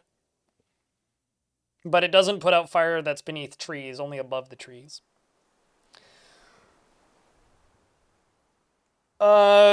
Slightly less common than sparse. But this is like sparse even for what I'm used to. Like this, I feel like this is maybe the least iron I've had on a map with iron on it in my time playing with these settings. Or like definitely on the low end. Well, like most of my metals are coming from Goblinite.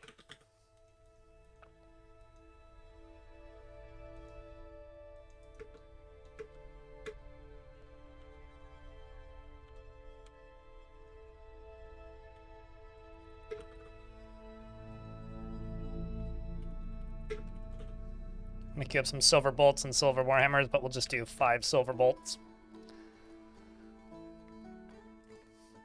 I'm also going to tell all these squads to refresh equipment once the ads are done. Did I hit any silver? Yeah, but it's like as far down as you can possibly go, so it takes forever to get it up. I need to go see if I can get some more though. But that's not the most useful. I mean, it's usable for bolts, right? But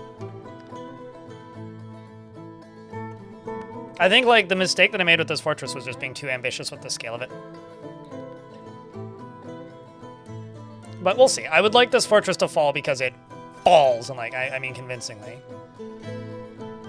Yeah, we've got a long way to go on gear. Okay, why did the frame rate suddenly just drop to like nothing?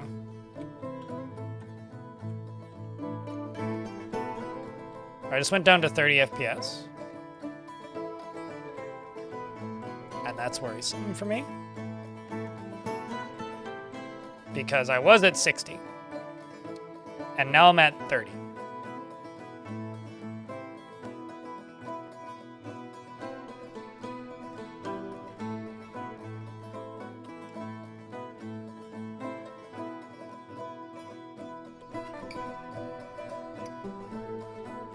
Oh, no, absolutely. Like, this fort deserves to fall as far as I'm concerned.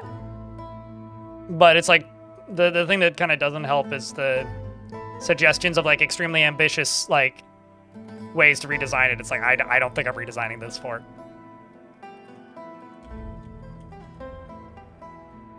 Like, with all due respect, I don't think this fort's gonna live too much longer. But, like, you know, that's fine. That just means we get to start a new fort. Everybody loves that, I think. I think.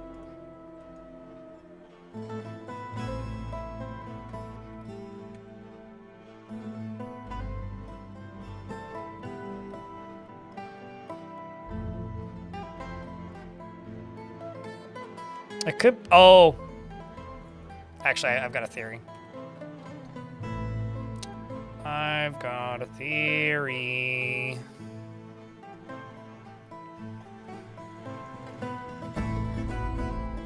Is there a dwarf stuck here?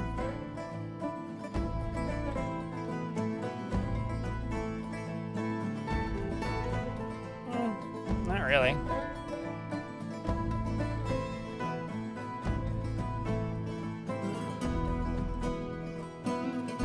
There could be a dwarf down in the caverns that can't get back inside. That's a long line of blood.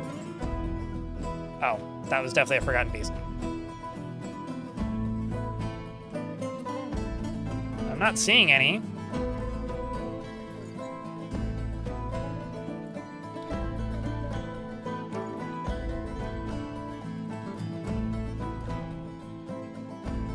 I don't know.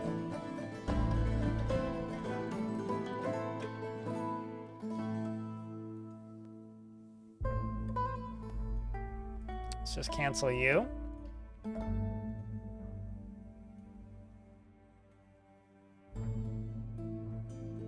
Yeah, I don't know. It's a lot of bloodthorns. Yep, that's why I got a bunch of bloodthorn crossbows. At least the number of bolts is going up.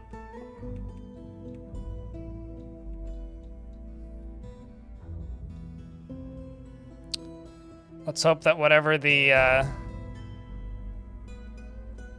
whatever is damaging the frame rate at the moment fixes itself.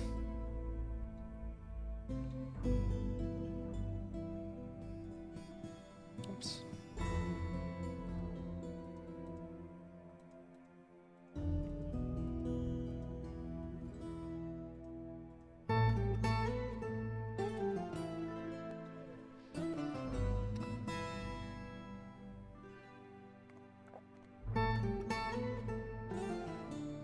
I don't. Directly.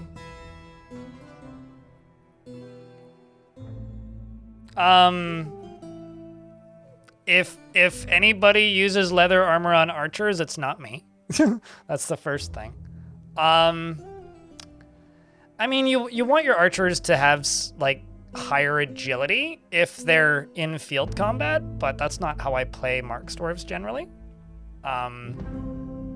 I don't think there's any logical reason to use leather armor. Kind of for the same reason I don't think that there's any logical reason to use non-dwarven weapons like bows. For the same reason that I don't think that there's any real logical reason to, how do I put this?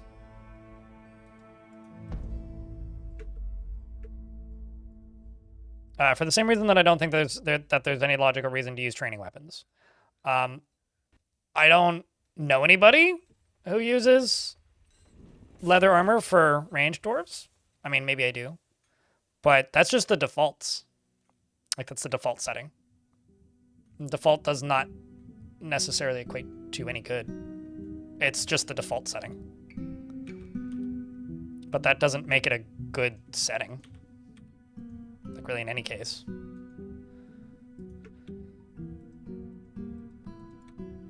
Or situation. So I don't know. I don't do that.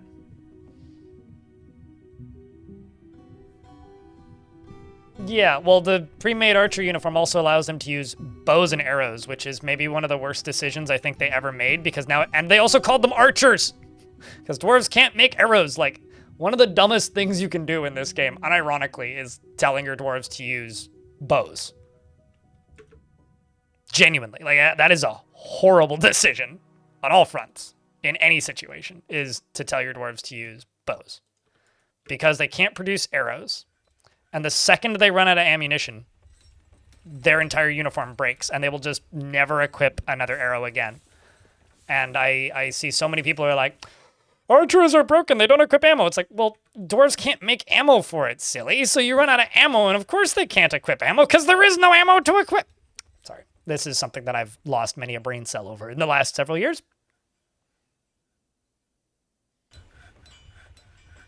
Because the default uniform is like any choice ranged. That mechanic was removed in like, or rather, that mechanic wasn't removed, but was nerfed to a point where it is irrelevant. Circa like, how do I put it? Maybe 2015 or earlier, 2014 even.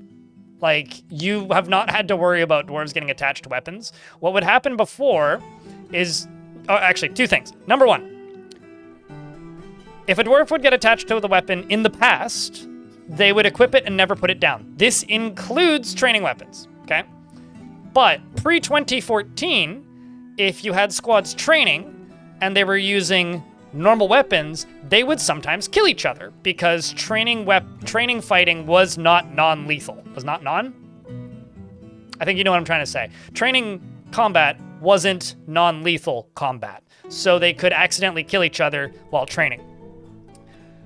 But that was removed in replacement for sparring almost as long ago as I can remember, because otherwise dwarves would get attached to their weapons and refuse to put them down.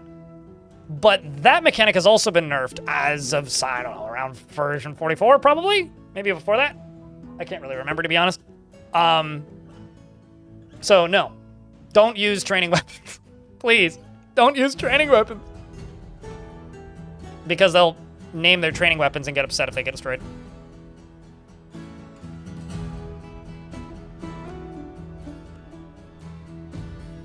I don't fully... Okay, right now I think, like, Dwarf Fortress's current UI setup for ammo management is the biggest impedance. I think it's also the fact that, the range defaults are called archers and not marks dwarves. They should just be fucking crossbows and default to crossbows. Like, it's really dumb that they don't.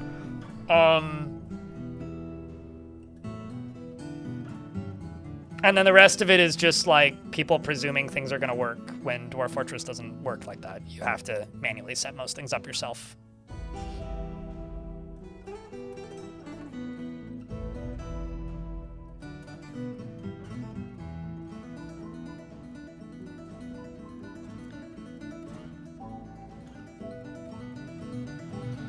Certainly, but now you have a named artifact, they won't make an artifact because they've named an item, Baron Balloon. That's like the biggest issue, and if it gets destroyed, they get a very bad reoccurring mood. And training weapons are usually made of wood, making them very easy to accidentally break.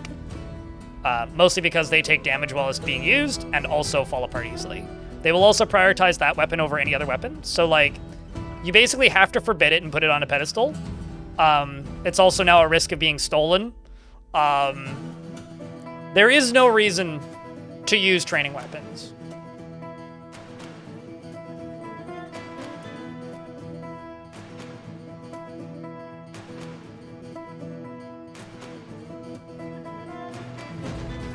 Yeah, no, absolutely. Hanger ban the white. I mean, I used to have a hell of a time with ranged weapons pre-Steam.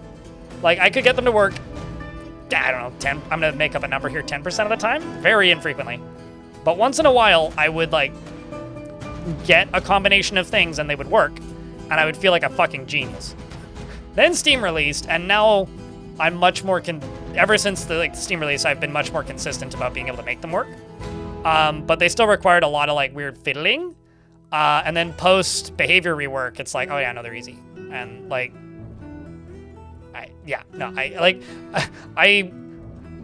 don't want to say arguments, because I had many heated disagreements with chat about whether or not Mark's Dwarves worked after the ammo thingy was added. Because, like, I personally don't miss the way that they used to work. It was janky. I think they've worked fine since the ammo rework, which was, like, October 2023. Like, they've been totally fine. But now they're just way stronger, so I ain't complaining. But there was definitely a lot of, like... Also, by the way, this dwarf's still alive. So this dwarf lost a hand.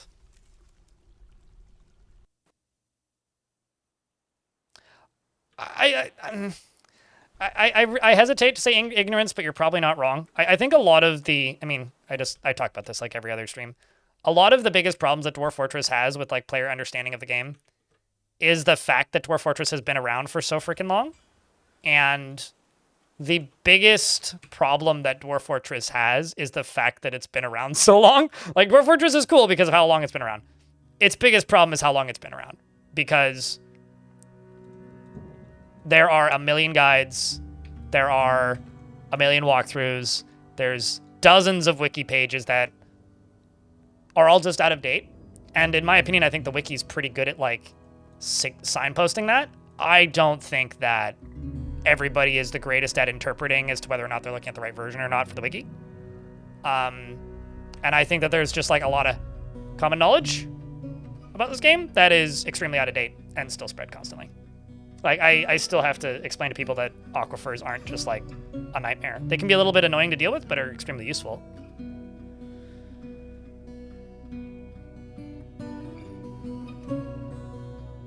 Used to bring training axes before they nerfed them? Why would you bring them? You could just make them out of your wagon. Also, I didn't actually know that they made them so they can't chop down trees anymore. When did they do that? I just don't generally play that way where I would need them. Let's get some glass in here. For the heck of it. Yeah, it's gotta be the water down below. The frame rate is slowly crinkling back up. I mean, people still talk about tantrum spirals all the time, and I'll be honest, I've given up. Like, they're not tantrum spirals anymore. They have, oops, rather, those are supposed to be stairs. They haven't been tantrum spirals since the Steam version.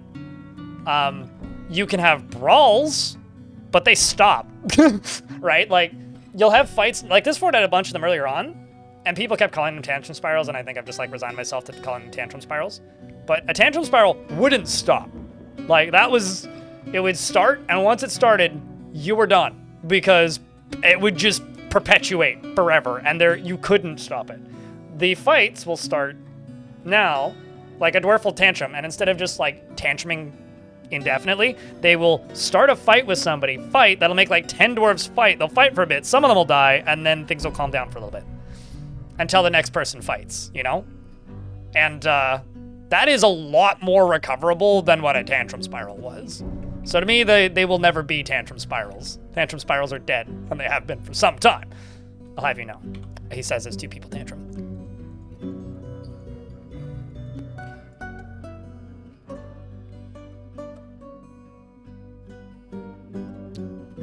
Both of you are here. 1 sock, 2 sock.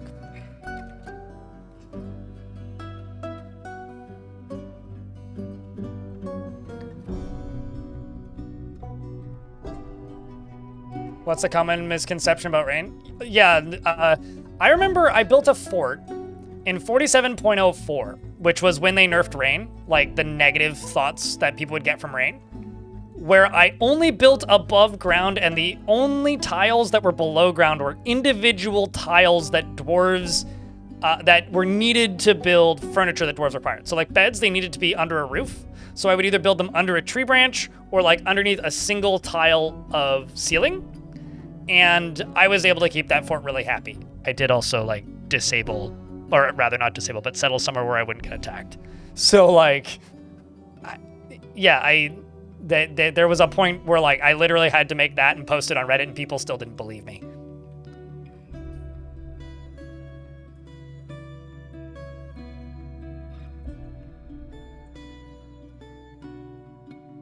Okay, so this is a skill issue. Mr. Floor plan in mind. Gremlin! The reason this is a skill issue is if you properly planned your fortress design, you wouldn't have this issue. And what I mean by properly planned is if you started your fortress with the assumption that you didn't know what the map layout was, you wouldn't have this problem. But because you didn't properly scout, you need to learn how to work around that. Like this is a skill issue. It's like saying, well, caverns are bad because sometimes they ruin my fort layout.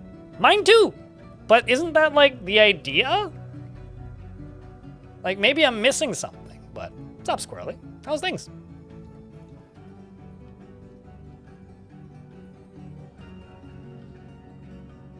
Yeah, so go for 5 more layers down. Banger Band the White. I don't know. I think, like, that is an excellent mechanic because it forces you to adapt to the map. I think if there's nothing to adapt to, then, like, what's the point?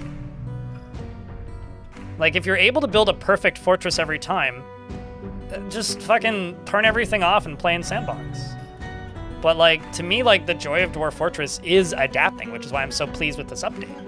Like, fighting against nature is half the battle. Quite literally. Like, isn't that like he would rather have the great outdoors burned to ashes and converted into a great mining pit? If you can't beat nature on its terms, are you even a dwarf? I'm also being silly at this point. Yeah, if you find them annoying, just turn them off. But, like, at the end of the day, they are a very useful mechanic, and it is a common misconception that they are, like, all heavy aquifers still. Oh, it's so pretty. It's also, like, probably going to burn down.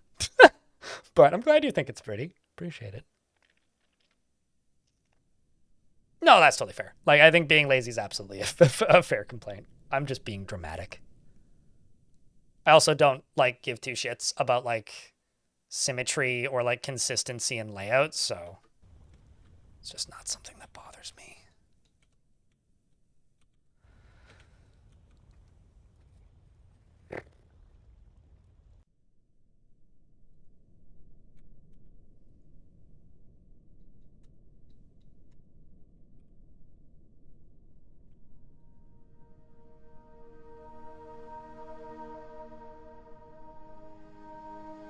I think, like, one of the biggest problems with getting better at this game, or, like, I don't want to say getting good.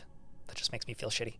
I think one of the biggest problems people have when it comes to trying to learn this game better is getting out of their comfort zone. Like, Dwarf Fortress is a game where it is very easy to just get into your comfort zone, right? And just do everything the same way every time. But it's like when people ask me, like, when do you normally do this? It's like, I don't, right? And the reason I try to not normally do the same thing at each time is because that's how I play this game for thousands and thousands of hours and not lose my mind. I'm still losing my mind. It's just like I'm still having fun while I'm doing it. Instead of not having fun while I'm doing it.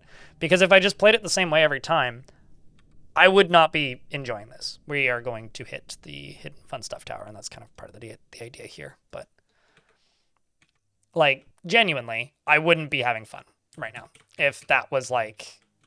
If I played the same way every time, I would not be enjoying this. So to me, like, anything in this game that forces players to do something that isn't what they did last time is a good thing. Anything. What's up, Rin?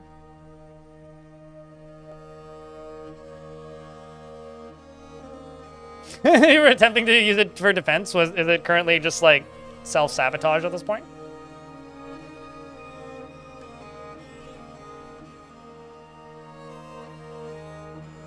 I mean, I think one of the biggest issues with this game's learnability, Spotted Tango, it can be explained as follows.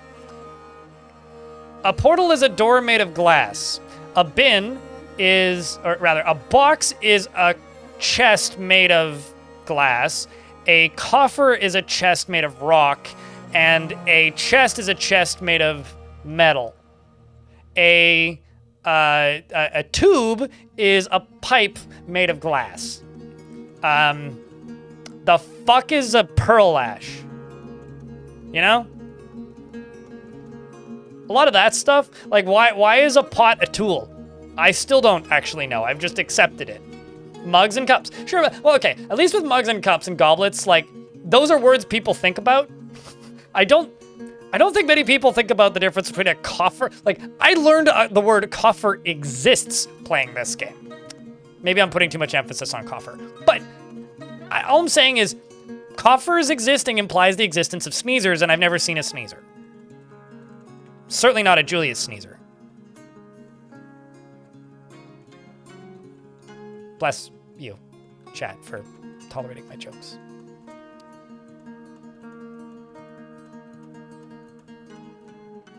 I love how it's just like, nobody types in anything for like 10 seconds followed by lol. That's the response I was looking for. There we go. Hey, more iron. I was trying to work an orange Julius in there, but I would say that I gave up, but I didn't. I just figured I should stop before somebody yells at me.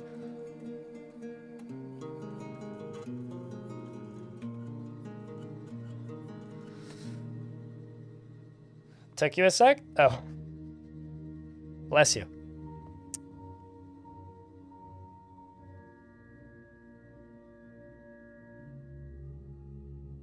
Well, it's Coffer with a C, not an F, or a K, rather. How's the port going? Absolutely terrible, but I'm having a great time. I know Pearl Ash is a real thing, but... Okay. Rewind.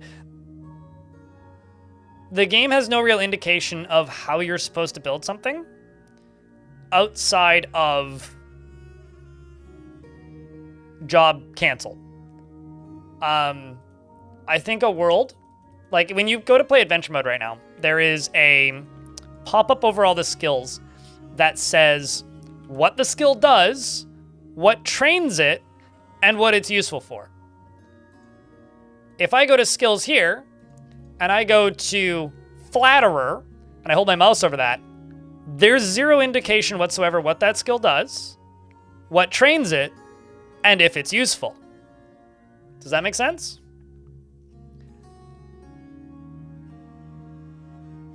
I feel like Dwarf Fortress would be much easier to learn if actually, here's an example of where Dwarf Fortress does do this, which I think is pretty good. I can also turn off this pump now. If I go to a rock, that's what I need, a rock. If I go to a rock and I click gypsum, make plaster powder, making furniture, building. Even that, like if I were to, whoopsies. See right now, if I click on this rock pot, it says it's a superior quality rock pot. Why doesn't it say can store food, can store beverage, preserves foods, beverages, meats, etc. Or preserves food, like says what it does. You know? Things like that. You know? So if I click on Pearl, actually, watch me click on Pearl Ash and it'll tell me what the fuck Pearl Ash does.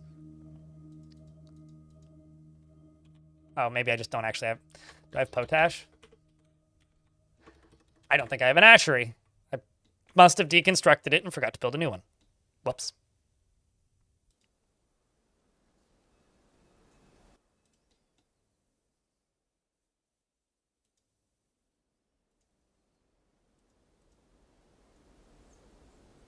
Anyway.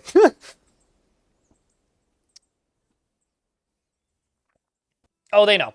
Ghosty.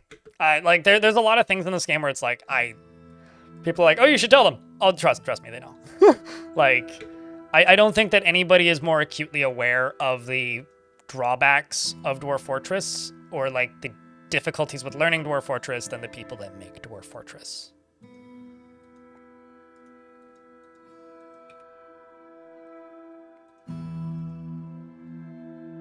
I'm pretty certain of this.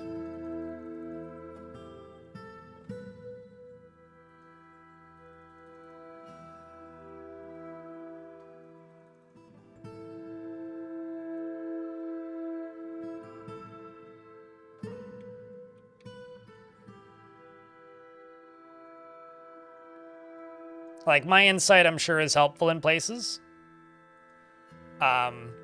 I am not, like, some all-knowing genius that can point a finger and fix the game. I'm not that person.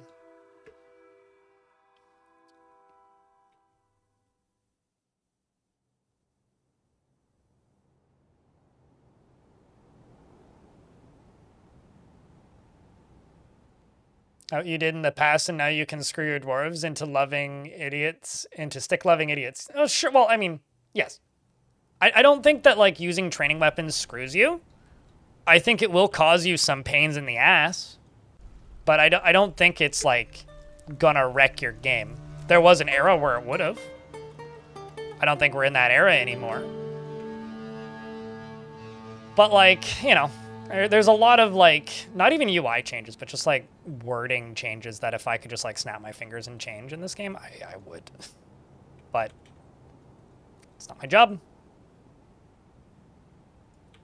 It's not my job.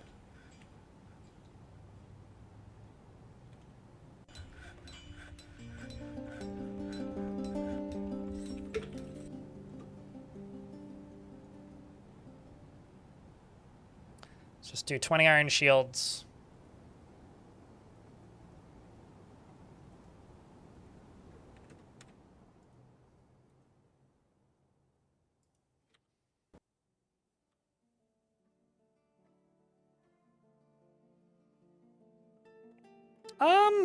No. Here's a thing. Say that you could. I'm just gonna bullshit for a second here. None of this is a mechanic that exists or has even been talked about. We need better ways to take care of kids in Dwarf Fort. What if you could make like kid squads that you can't actually command, but maybe it's like a zone or something as part of like the daycare, and like, which is a thing that Tarn's talked about wanting to do for ages. What if like as part of a daycare zone, the kids could train basic combat, and maybe get up to like mid-novice in combat, like by using training weapons, but can't get attached to them and don't have a uniform. And also can't be commanded, so you couldn't use child soldiers, because that would kind of defeat the whole point. You know? Like, something like that. Like, that suddenly, okay, now this item has a use again. Like, I have a feeling like in the future, we will get a use for those items again. Yeah, martial arts. You know? Sure, why not? I mean, they already make toy hammers. So, like, you're halfway there already. I'm just gonna spread this out a bit. This is a bit dense.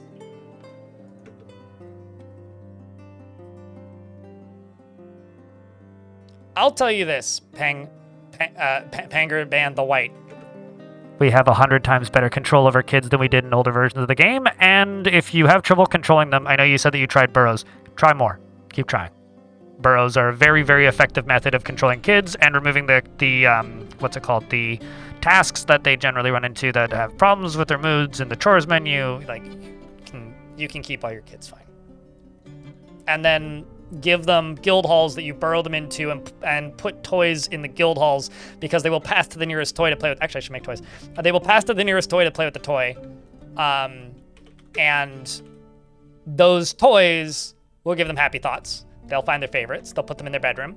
And if you have a stockpile with toys in it in the guild hall, they will hang out in the guild hall and play with toys. Like, the mechanics are there. There's just no logical reason for people to make that leap unless you've played too much of this video game.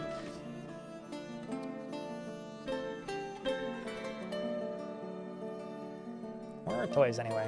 Yeah, they're under finished goods. Okay, so this is... It's also furniture. Do I have a finished goods stockpile? It's like all...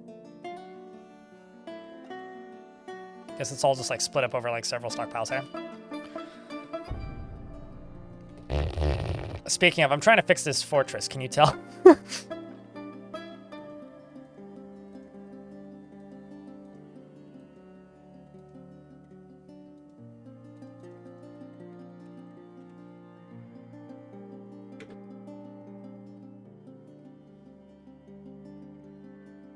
I mean, humans need water.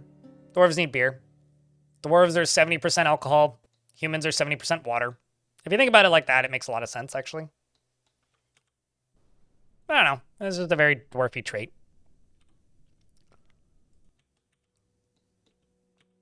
Like, really, that's all it is. This is looking better.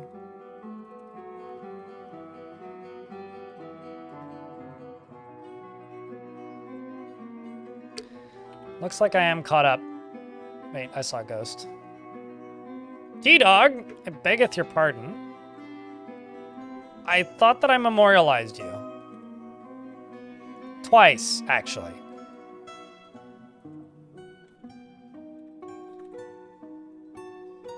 Excuse me, sir.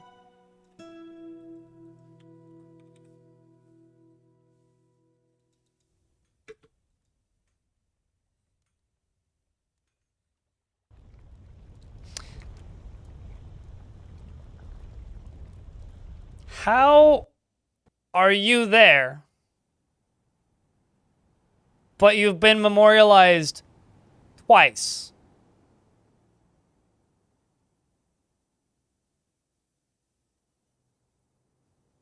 The fuck? Oh, speaking of ghosts, did you guys notice that in the patch notes, one of the last things that was fixed was that ghosts no longer can stop the fortress from dying by spawning off map, which is why you would set it to 0 dwarves for forever. Now that's a potent spirit. Clearly, I'm gonna unbuild and rebuild the slab.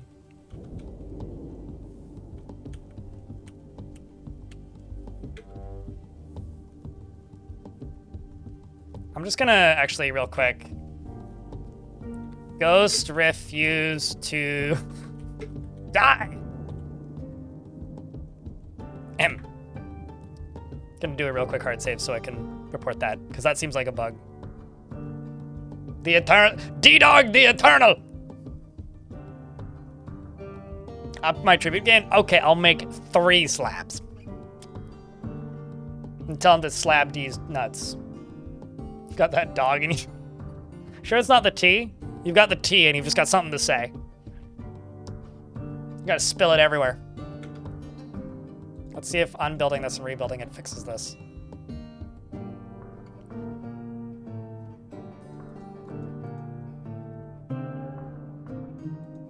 Staying for the drama. All that tea. Oh, you suck. All of that tea. Strange mood, maybe? How is my food so high? I don't know, it's not that high. I've had it way higher.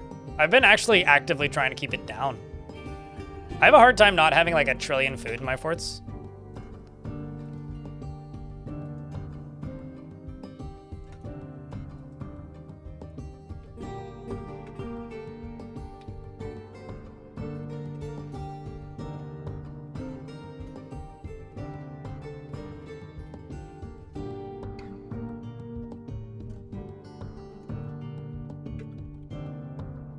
Bruh. Oh, wait, hold up. Okay, now I feel really dumb. There's 2 T-Dogs. They've got different names.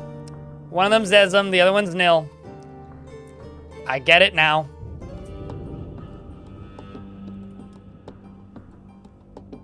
Yeah, okay, that makes sense. And this is why I try to give dwarves, like, the second in their name. Don't mind me. I'm dumb. That's not a bug. I'm just stupid.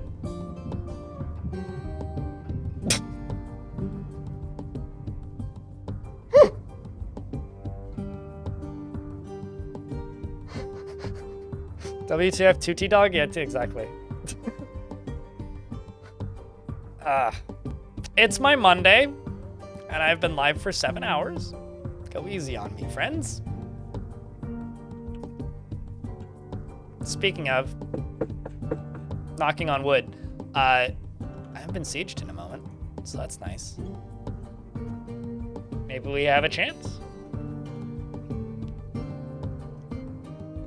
And also, thank you very much to everybody who's tuned in today.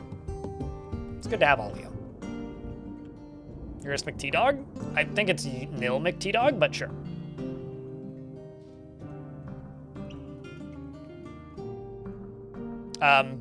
Fun fact, I'm $1 away from the, okay, well now we're past it. I was gonna say I'm $1 away from the daily minimum on the day, but we're now past it, so. Thank you, Devane Kyle. Appreciate you. How has Sieges been? Okay, somehow miraculously you're still alive. Today's been catastrophic for the, like, health of the fortress. Chat, question. What do you think of Sieges? Like, sum it up in like a sentence. For me, I think it is the coolest change the game has ever made. I think the game is extremely difficult now. The hardest thing about the new sieges is they can bring skilled soldiers, which I think is having a lot of knock-on effects on other parts of the game. And I'm very curious to see how they're going to deliver it. But I'll also be honest, it's been a little frustrating in spots. Trying to like figure out what they're going to do. Like something that they did today that blew my fucking mind was I have these spouts to like spew lava onto the surface. I saw them see lava coming towards them, turn around and walk away. Like, yeah, like I need to. Like I don't think this fort's gonna live much longer unless I get a really long break between sieges. So like it's cool. Shit's certainly gone bad a couple times, and I expect it to continue doing that in regards to going bad.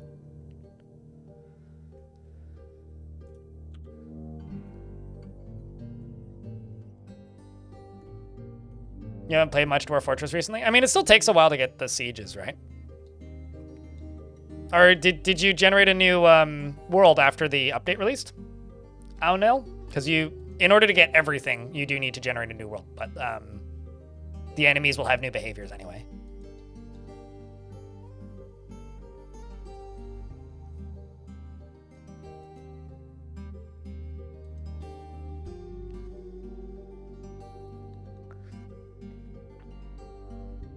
Hey, Claro, if you want me to not seem irritated with you, try and use that smiley as little as possible.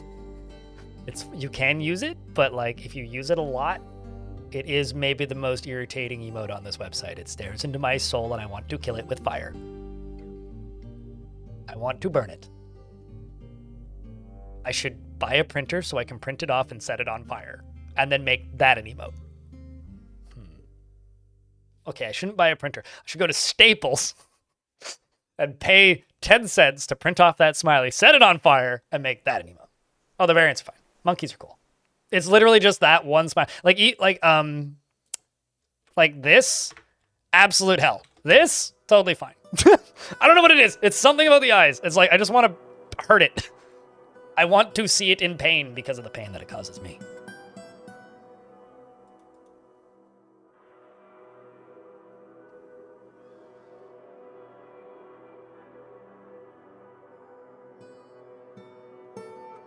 It'd be evil if Tarn-made ghosts require a slab of a favorite material of a certain quality. Oh, that would be unplayable. Well, incomplete, inconceivable, incompletable in places.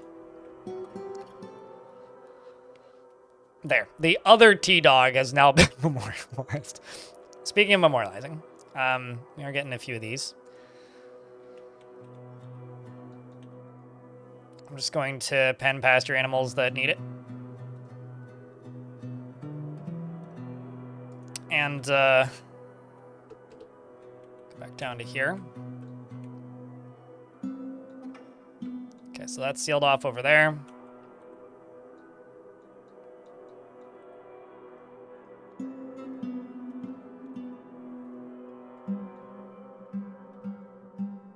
But I don't know. I mean, this fortress isn't lost yet, but we've come pretty close to losing it. We have, in fact, come pretty close.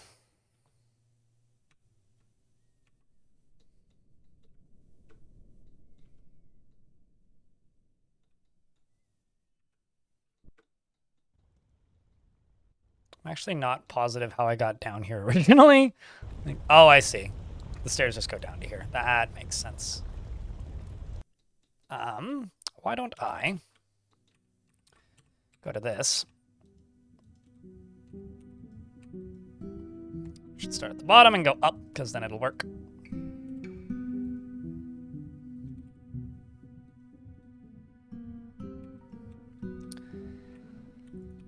then let's just floor this off. Let's just do it that way. Because then they can just go from here to there without having to worry about the old ones, which would go down to there.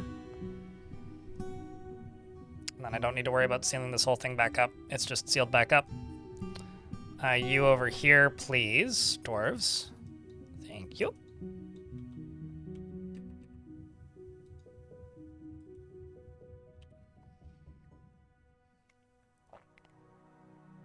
My doctor's in prison. I wonder what crime he committed.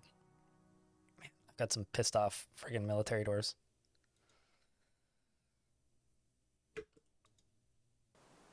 All right, so you hate this job.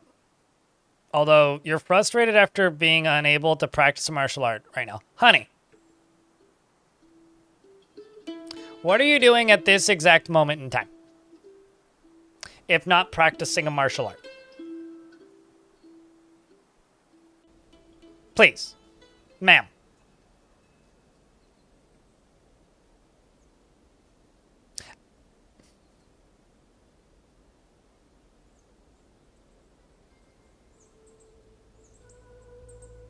Not immediately, but when they come back, they will be a scarier ghost than they would be normally.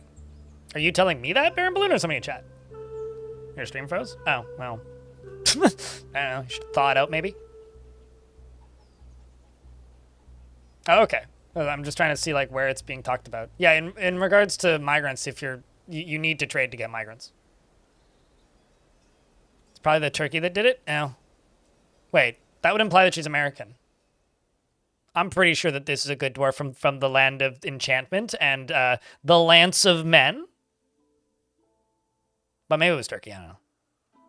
I'm just, like, miffed at the fact that they're, like, distracted and, like, want martial arts training. I'm like, lady, ma'am, what are you doing right now if not martial arts training? I don't know.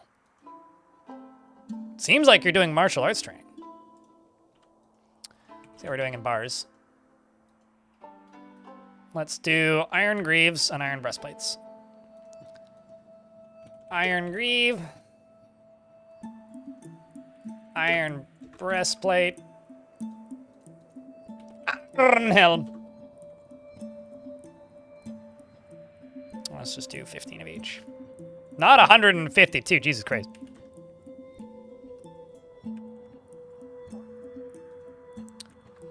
And silver. Bolt. Silver is going to be bolts. When the amount of silver bars is greater than 10. Ashrock is trying to commit crimes.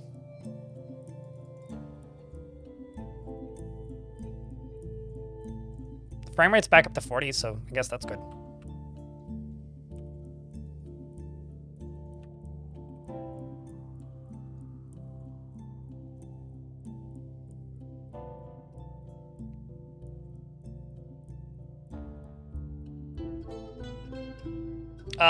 I mean, I've told this story 10 trillion times on stream probably, but I once had a dwarf that got murdered.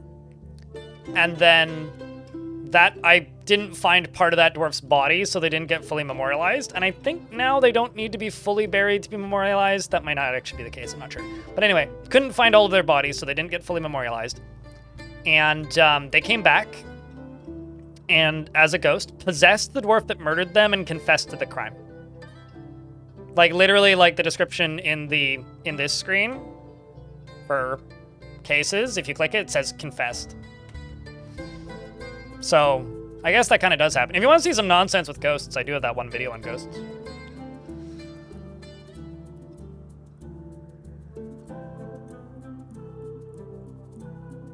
You're playing Tarkov with this stream in the background? I really wish I had a soundboard with Tarkov sounds so I could scare you, but unfortunately I don't. So, enjoy Tov or hate it? I don't know. I hope you have a great time or a horrible time, depending on what gets you off in Tarkov. I realize I said Tarkov weird, but yay! Ghostly Miner's been laid to rest. Happily doodle. You support that ghost? I mean, it was a neat experience. Minecraft with me in the background? Boomer sounds, whatever those make. Creeper sounds, not boomers. That's wrong video game.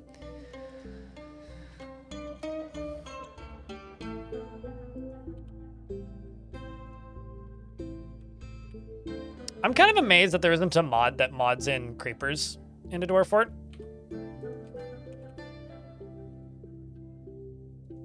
So this dwarf lost a hand, by the way. I threw their hand in the volcano. So this dwarf is like walking around with a crutch and is still doing construction. Do you think the crutch is in the missing hand? His right foot is gone and his right hand is gone?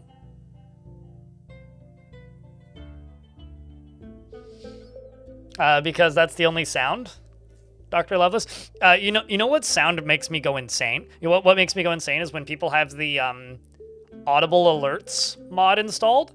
I think now it plays different sounds because you can add other sound effects to the game that aren't in the game by default. But before that, I think it was Putnam who made that change. Before that change was made, you couldn't add new sounds to the game. So audible alerts just played the dwarf died sound every single time an alert happened. And it's one of the most anxiety-inducing experiences I've ever had while playing, or watching, rather, a stream of Dwarf Fort. Because it's just this constant, like, that sound. By the way, this is the fun tube.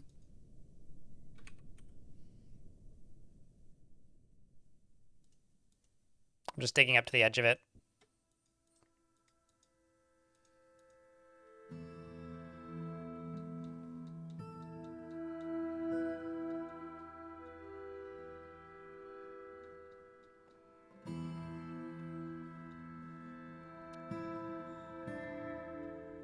And if gunpowder arrived, beware its explosive breath. Isn't that just a ball of fire, for all intents and purpose? Oh, shit. Hey, Rocky. Either learn how to be a really good boxer yesterday, or run. Probably run. This is a very large scaly snail. It has thin wings of stretched skin, and it is ravening. Its lavender scales are large and close set. Beware its poison gas. Yikes.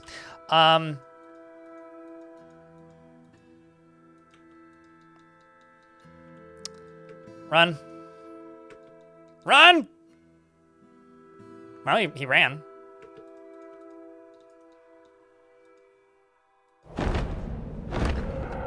This is fine. Zospu Ginenkuts mob has come.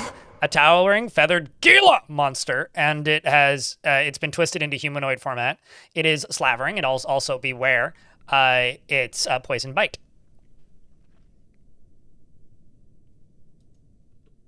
Well, he said fly, but what if you don't have wings? Don't you just fall then?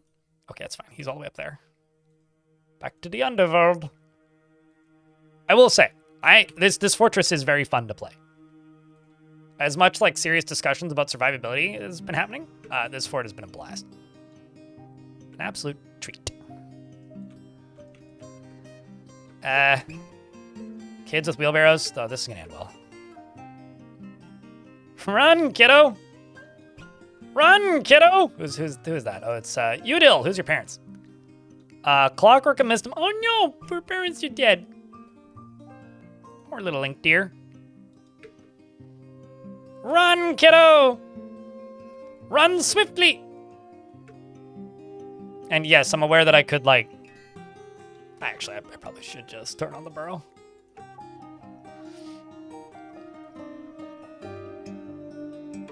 Yep. See that? I think I should just tell them all to go kill it.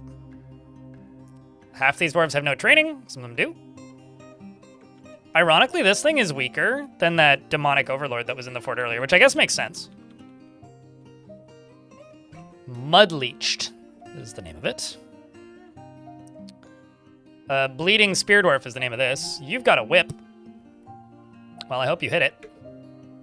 Bleeding Spear Dwarf is now Heavy Bleeding Spear Dwarf. It's a shame. Dwarves collide with it. And Heavy Bleeding Spear Dwarf is no longer a... Well, actually, sorry. No, that was the... Heavy Bleeding Spear Dwarf is still bleeding, but... They're bruising it because it is made of... It's a large, scaly snail, right? So, once they puncture it, it should go down pretty quick. Something's flying off of something. Hopefully it's the snail. Nope, that's Bambool's foot. Well, that's suboptimal. There's also poison gas going everywhere. Chat, can I get a round of something for luck? Anything. Wamblers, beer, screaming incessantly. Whatever suits your fancy at the moment. It's 2 dwarf. 3 dwarf. 4 dwarf? 5? 6? Well, they were able to kill it. Mistum's gonna die.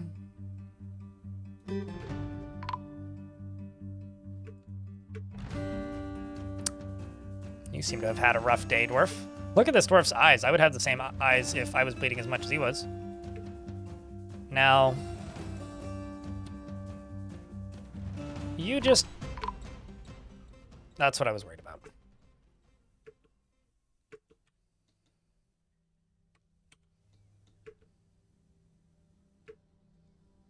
Like the ones that were caught in the clouds.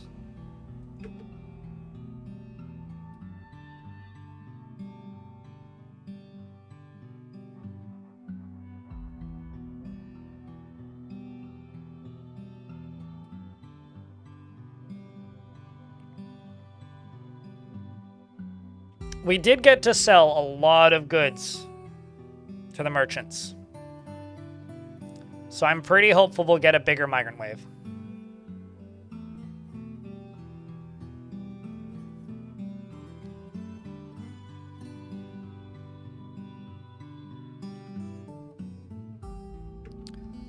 The Bloodslayer fell in that a lot. It was a lot of our new recruits and also just unrelated dwarves.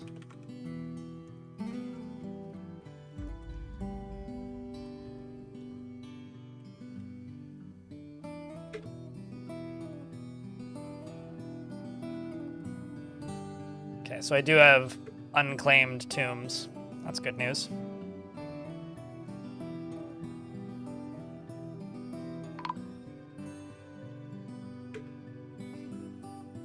Oh, Jesus. Yeah, a lot of dwarves didn't make it super far. Its shell fell off. Okay, hold on. I'm gonna go down here. I'm gonna make a butcher shop. And I'm going to make a crafts dwarf shop. And I'm going to forbid both this and this.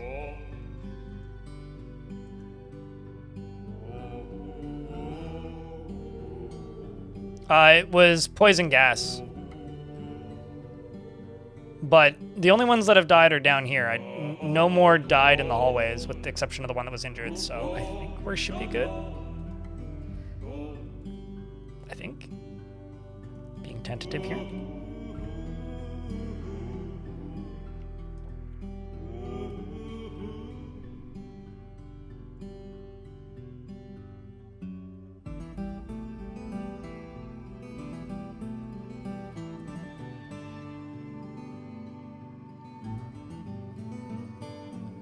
I'm gonna take these top 2 squads and just take them off of training real quick.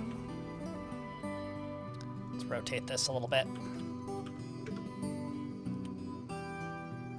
Because I do actually need, like, unrelated/related work done.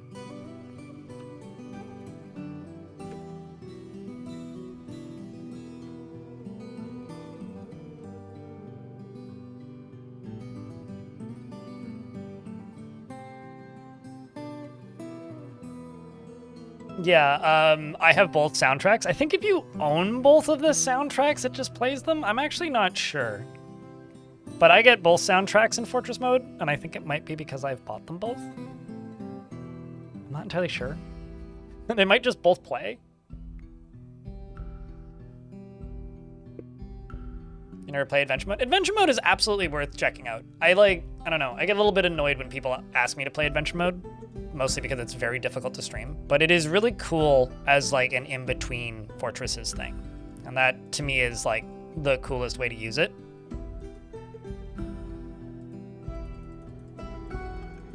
Like genuinely.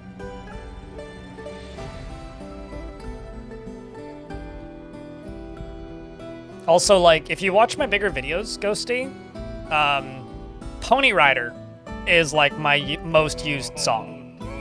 Like, let me just go grab it.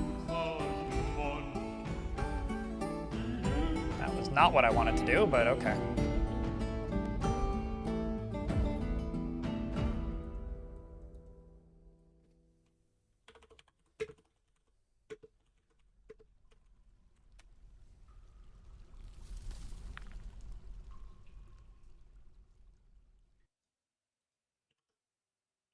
Which is this song.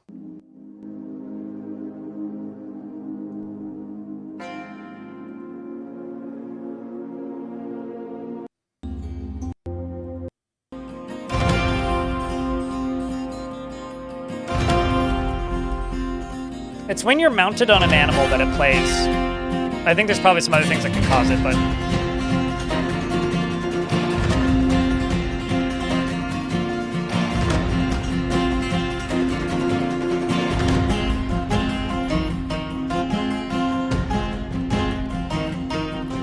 Yeah, it's like combat or when you're just like on an animal and riding somewhere. It's certainly going someplace music.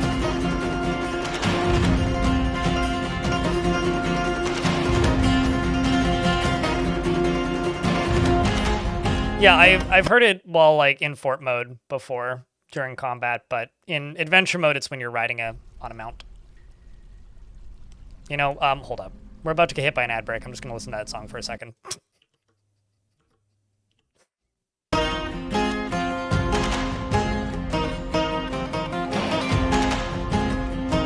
That's very specific, Dr. Loveless.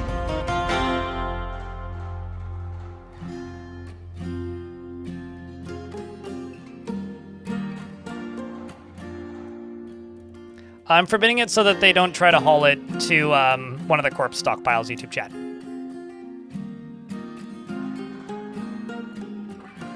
It's like this, and then I think like 2 coins are maybe my favorites from the Adventure Mode soundtrack. Sorry, I forgot I didn't tab back over. This is Pony Rider. It's like track 12 or something.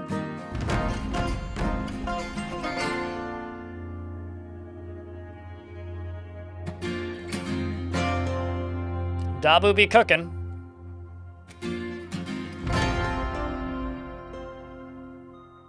That's also Simon. I'm just super happy that Simon actually got, you know, paid to work on this soundtrack officially after writing a full soundtrack for free for like a decade for this game.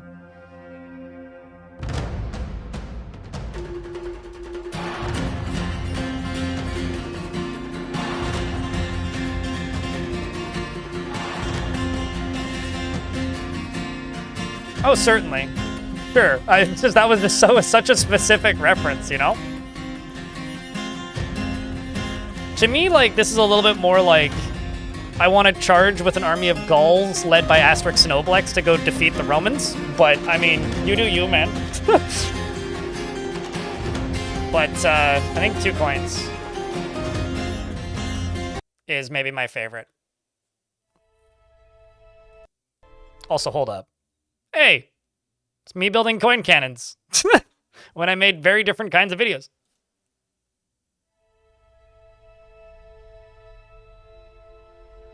But this one also takes a little while to get going.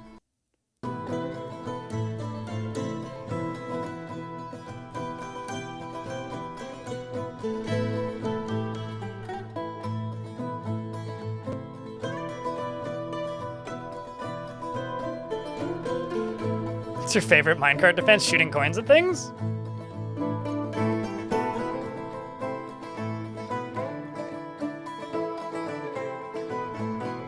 Needs to be sillier for Asterix and Obelix? I guess so.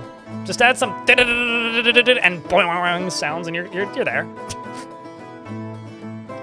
Except I want it like animated just exactly the same way as like 300 Spartans.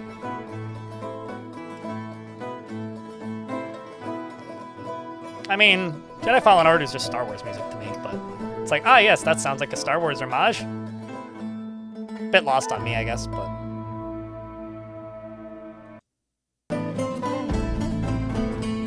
But yeah, actually, no, this ain't the worst time ever.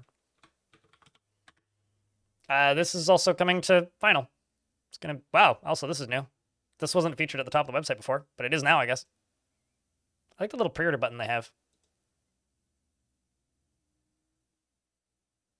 And I'm giving away a total of 3. We gave away 1, but a total of 3 pre-orders for this because I helped them out by giving them screenshots, which got used for that.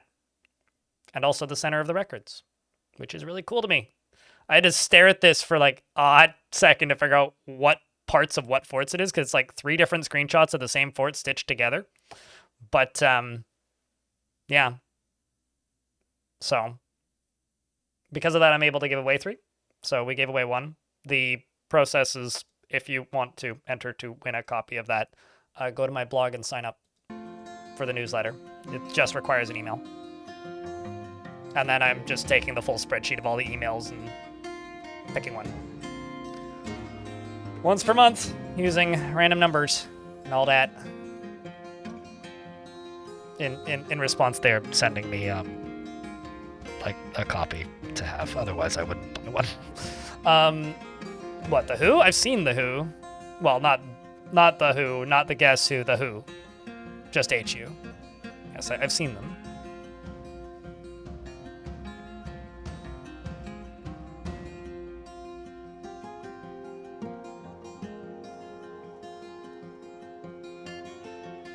Okay, so this is going to make shell gem. Let's see if I can do it.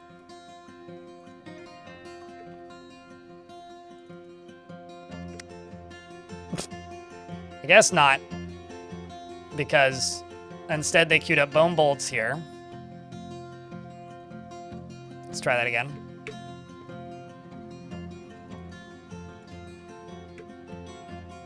Yeah, I guess not. Well, that's a shame. Let's see if I can butcher it then.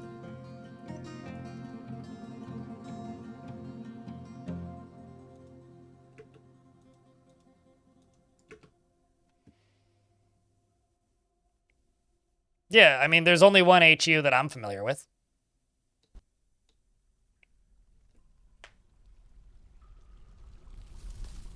I'm very deep in weird niche music, so...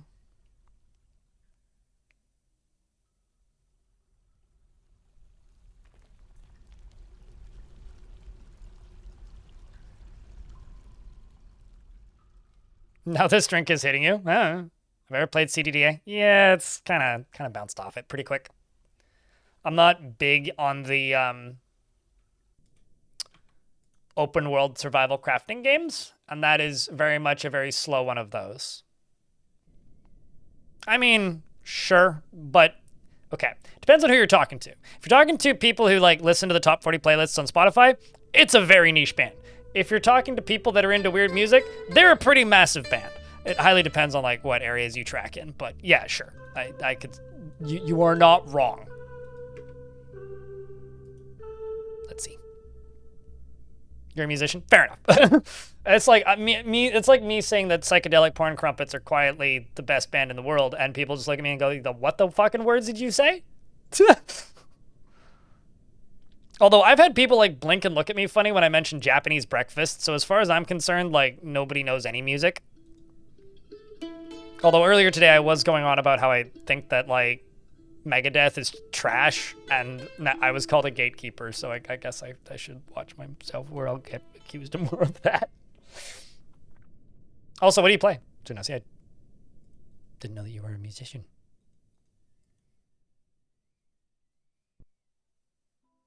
CDDA is Cataclysm Dark Days Ahead. Many people like Megadeth. I think they're trash. I think they're boring. Like, sure, peace sells and who's buying? Whatever. Symphony of Destruction's a song that exists. I think they have 2 songs that are worth listening to. And I think just about everything else about them is absolute hot garbage. That's my take. That is some heavy-ass skin. That is intense, man.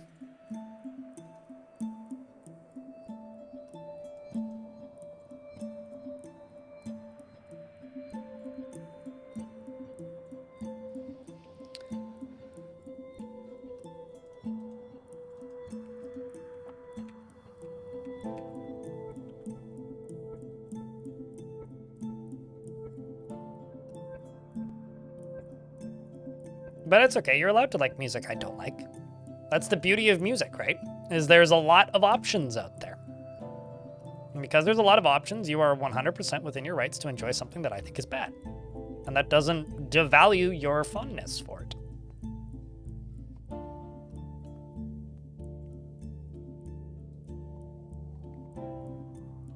Asterisk, asterisk, asterisk.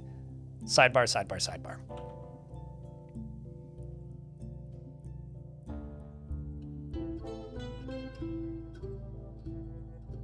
You're a music nerd, but you're a pop culture music nerd, so I guess that would mean that you wouldn't know who, like, any of the metal band. Like, you wouldn't know what a Dope Throne is, then. Like, you probably never listened to Boris. But granted, you probably know about lots of pop acts that I've never heard of. I think I'm cool because I listen to, like, I don't know, Boy Harsher. But, like, I don't know. I'm not gonna go around and say that, like,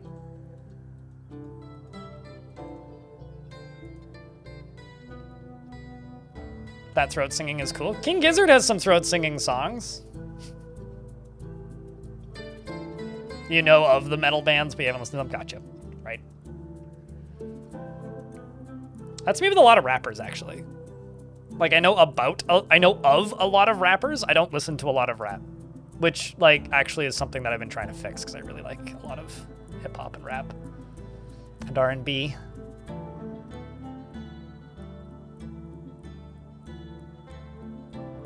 It sounds like you're saying you're cool because you've been in a mosh pit. I got called a nerd while in a mosh pit once.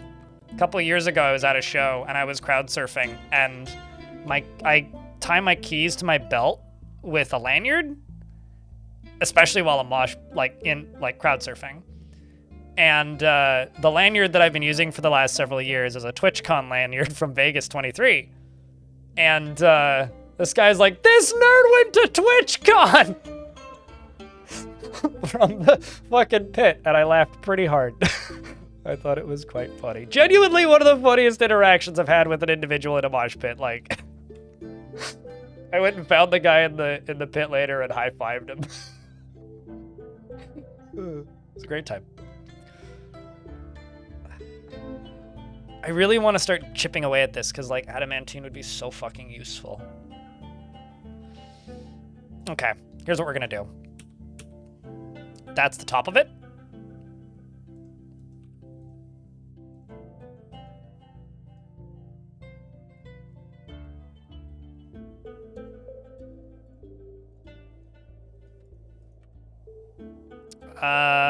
Green glass.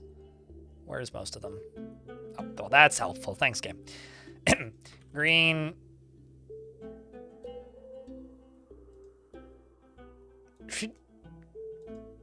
Okay, so most of them are literally just sitting in these. Got it.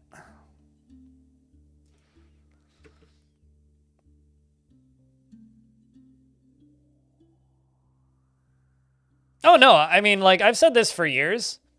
I think that Nickelback is extremely fucking boring. But the fact that Nickelback exists makes people listen to harder rock and roll, and I kind of thank them for that, because that's how you get metal fans.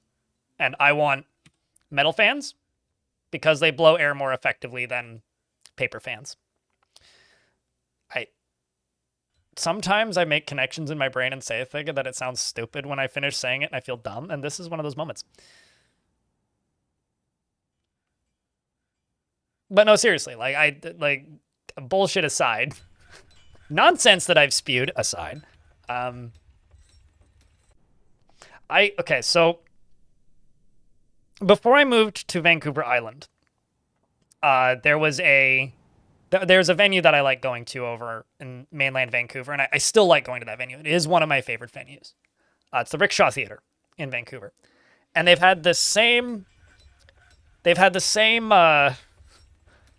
band I don't like covering a band I don't like being really good. I mean, I believe it. Queen thing. One of my favorite Nickelback covers is actually a Sum 41 Nickelback cover. Or, not Nickelback cover, Metallica cover. Sorry, I confused those two bands. They're identical in my brain. That's not true at all. I like Metallica a lot more than Nickelback, but I don't really like Metallica. Anyway, where was I going? Right. So there's this venue that I used to go to a lot, and I still go to pretty frequently. It's like maybe three times I've been this year, instead of like every other week. And there was a week, and the bouncer working there would like stopped IDing me at a point because like he just would see me like every third or fourth show. And there was one day where I showed up for Ailstorm, like the pirate power metal band. And he's like, really? This seems a bit like out of your wheelhouse. I'm like, I like power metal. It's funny. He goes, yeah, it's fine. I walked in. The next day, I showed up for a death metal show with a friend of mine. The day after that, I saw Ginger with that same friend. And the day after that, I showed up for Tangerine Dream. So like power metal, like death metal, a thrash metal show, then Tangerine Dream. And he just looks at me and goes, you know who's playing, right? I'm like, I like Tangerine Dream. Come on, man. What's wrong? Like, let me like the thing. Let me like the thing. So, yeah, that kind of stuff's fun.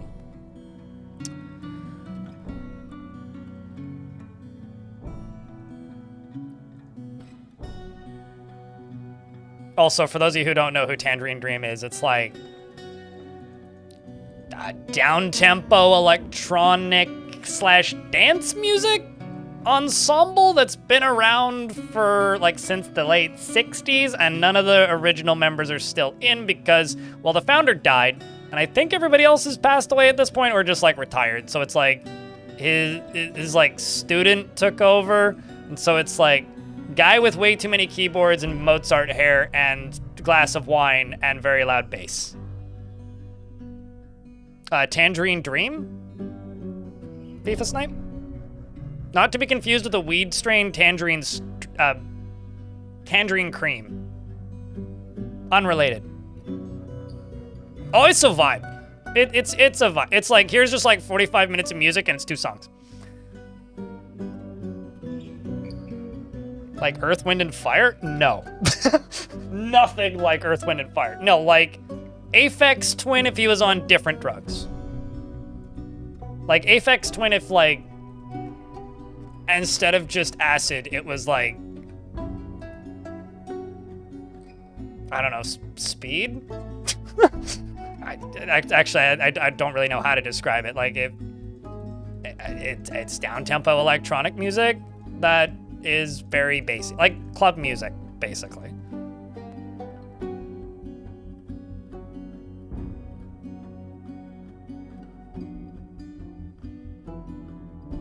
Used to be Trouble in the Mars Colony music, and now it's the Ship of Theseus situation. I have no idea what any of these words are, but sure. I have to look them up. Look up White Eagle, sit in a dark room, smoke a joint, and listen to that for 45 minutes, and you'll thank me. Or hate me. One of the two.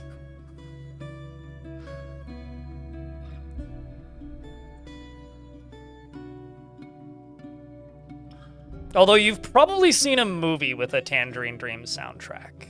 Because, like, that's most of the money they make these days, is, like, doing soundtracks for films. Okay, so I'm training up a fuck ton of soldiers at the moment. Slowly building out some of these. Chinese time forbid that. Those have been built out as well. I'm actually going to widen this, I think.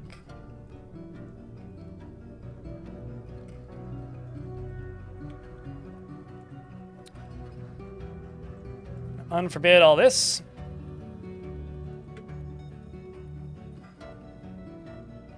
That needs to be breakable.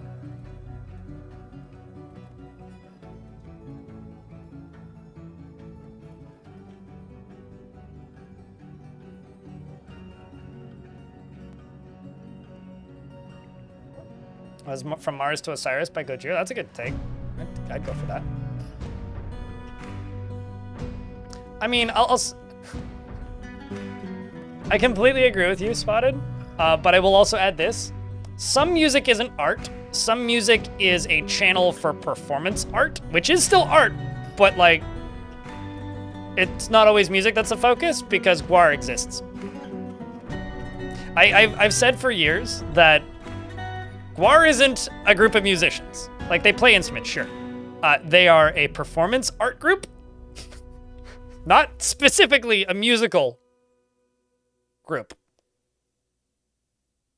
You have a friend in Gwar? I have a friend in me. Wait, really? That's kind of cool. We're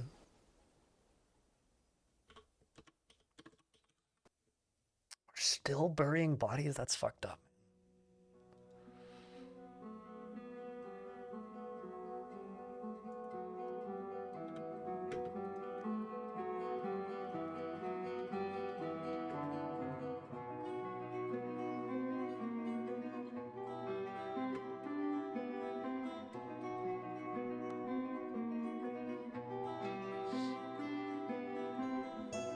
You know, I've never unironically sat down and listened to Blue Man Group. Oh, that's a shame. I'm sorry that you feel that way. The surgeon dictator. I disagree with that take. There is 100% good country out there. There's bad country out there, and a lot of it's the stuff that's played on the radio. It's just like the people who like absolutely like hate on hip hop or R&B. That are just like, oh, you know, it all sounds the same, or it's like only 3 topics and all that stuff. It's like, okay, well, all you're listening to is like peak popularity, like the top of the top. It's like, you're just, at that point, it's not even state propaganda that you're mad at. It's like, decision-making algorithms that are deciding what music to promote to you. I'm never a big fan of like writing off an entire genre purely based on the fact that like, some of it sucks, which, yes, there's a lot of shit country out there. I'm not going to deny that. But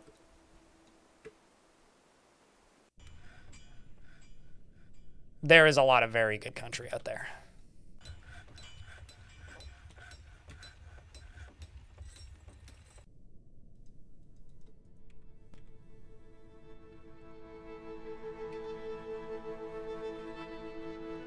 Like, some truly excellent music.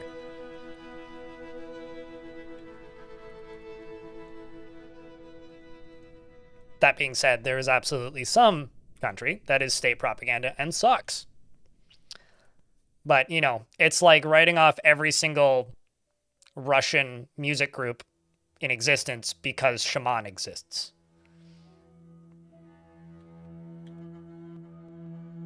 To the 3 people who know what I'm talking about, you know.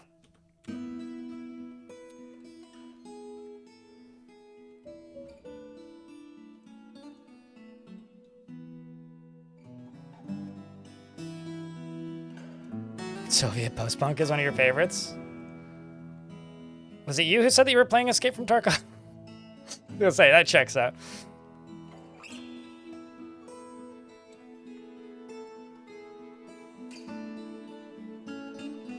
Okay, fair.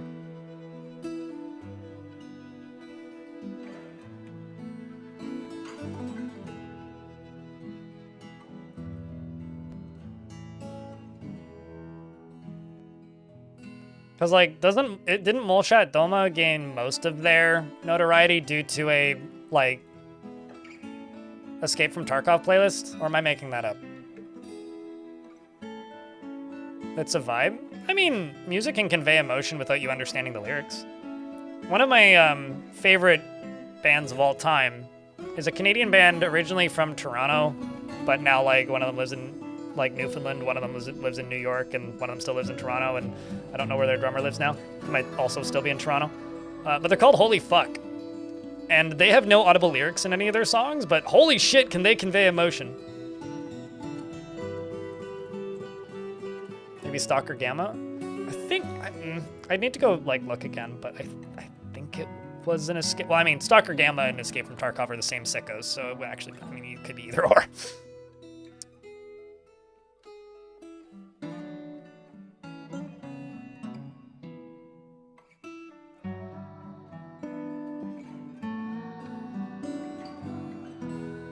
In the middle of the phrase, steak propaganda. They got me, man! They're coming for me! Yeah, no, absolutely. I mean, modern marketable country is the exact same can of beans as, like, imagined dragons. A vile force of darkness has arrived. The army is commanded by the goblin's Sombridge-voiced, a competent commander. Beware the skilled goblin maceman. Well, I don't think this one brought a demonic overlord, so that's good. Time to lock the dwarves inside and scream incessantly. Okay, let's see. So this goes.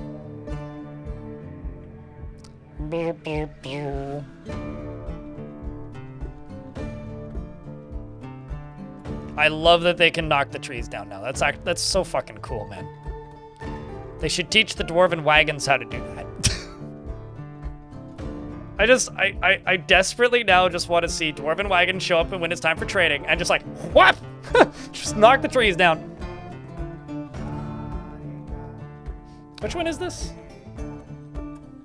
Oh, this is Bruising the Fat. Yeah, this one's also really good.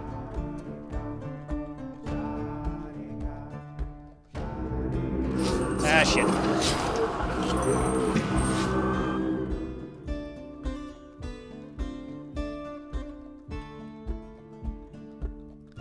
I was widening your pathway to make it easier for you to murder me. And this is how you treat me? That's true, I was. Well, not specifically, but... I'm gonna go places. Siege engines? Plunk. You know, it feels like this should have, like, a drop-down menu to sort by type. Now I feel like I'm just asking for features, but...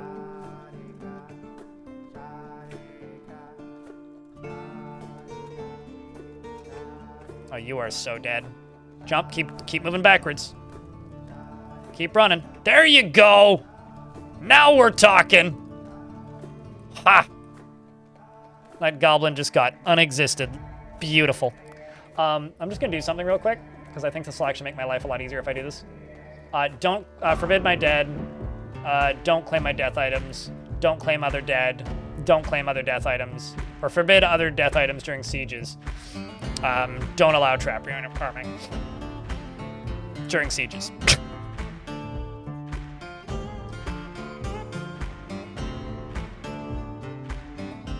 We're just gonna shoot until you run out of bolts. Another ambush. You should run, dwarf. Bolt throwers are lining up. I love that they can see that they can ambush now, but it's difficult to deal with. There goes all I can get. Where's this? Give it a tug. Come on. Oh, I was hoping this kid would get it. Damn it.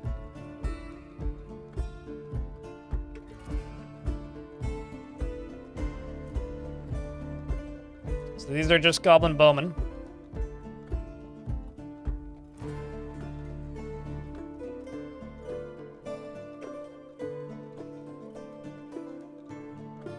Uh-oh. Well, that's not good.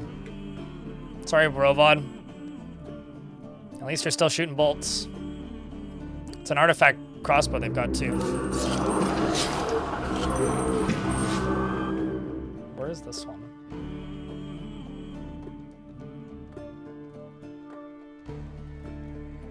Ah, it's just us spotting more of them. Well, at least the bolt throwers are doing some work now. Something's burning, so that's good. Back the squads up. Ashrock's throwing another tantrum. Now's not the time now, bud.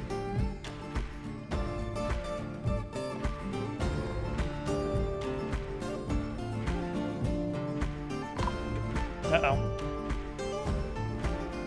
Oh. Another dwarf ended up down in here. I think that was that last one that was entering. Still seeing bolt throwers firing. Here comes more goblins.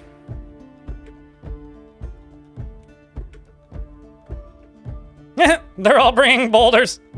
I really need to set up a boulder stockpile for them down there. Look at all of these, like, sharp shards. You know, actually, I don't really have the land to do this at this point. It would be really neat to set up a little minecart stockpile that stockpiles sharp shards, and then shoots those out of a minecart shotgun. I wonder if you can stockpile those. Presumably. Cosmon Auto, but trust me, I'm chopping down way more trees than they are, so... It certainly ain't gonna be the thing what breaks the camel's back, you know what I mean? If the elves go to war with me, it is absolutely my fault and my fault alone.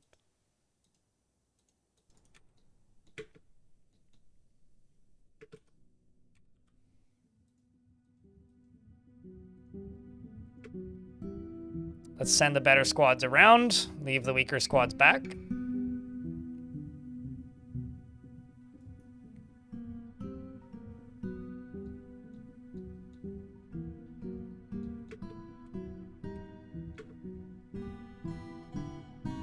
Dwarves are lining up. You've got a fancy shirt on. What's that? It's a mixture of apricot bark dye and cherry leaf dye. Well, that's cool. Chat, I got one more snooze left to use on the ads, so I'm going to snooze them for 5 minutes. Let's see how much, if we can get through this siege. Actually, how much is left that we're aware of? Quite a lot. Jesus Christ. Okay, well. And there they go. Kerplunk. Should hope for nothing less. Weapon traps are being more useful now, although now they're just walking around them because I need to build them out more. Guts are flying, bits are falling, goblins are dying.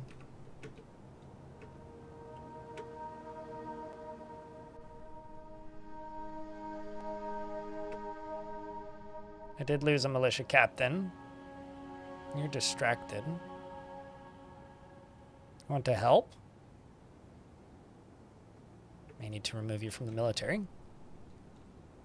That'll give you a break. What are they down here for?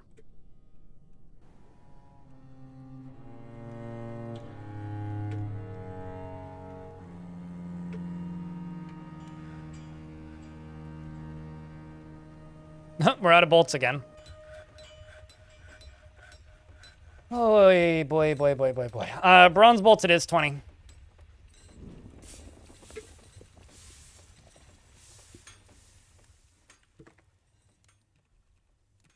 Dearie me.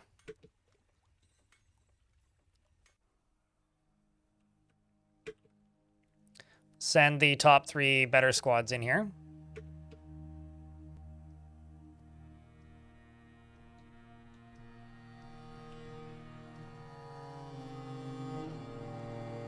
They're not necessarily actually the better squads, but they're the ones with some training.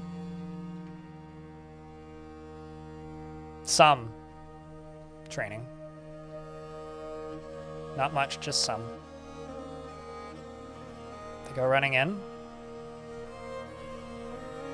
Taking out the initial waves. A bunch of them throw themselves down onto the ground to get behind the goblins. That's definitely an intended strat and not a casualty of my impeccable design. This can be closed.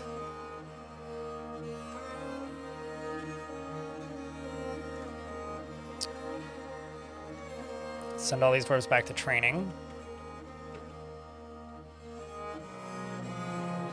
Okay, we're still firing bolts. I mean, we're running low, but we do still have bolts. I mean, this guy's dead. It's also kind of neat that they stop shooting when they're going to die. Like, his intestines are out, and they stop firing. It's like maybe the least dwarfy thing they do. Okay, they appear to be back here and regrouping. Where'd the ram go?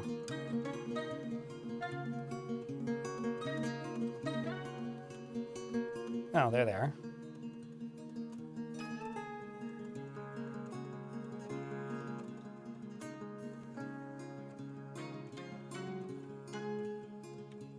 Where do the Ramby go?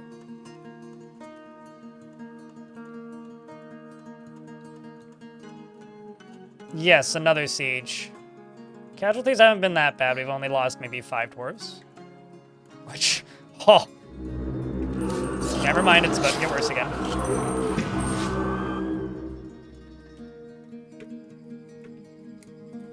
And we're running out of ammo very rapidly.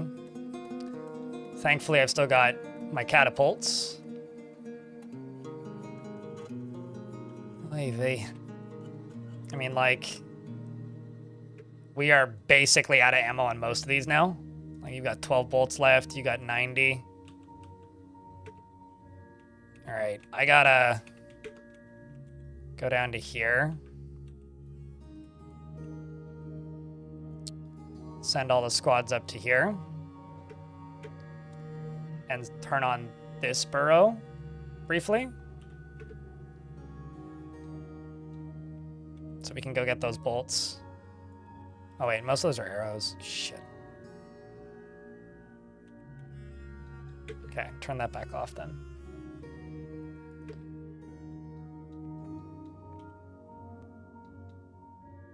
Where do you think you're goblining?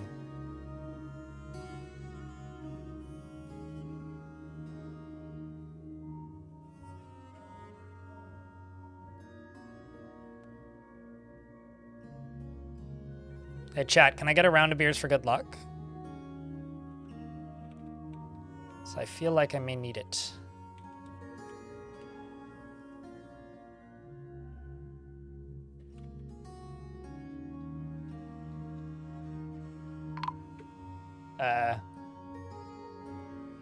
Well.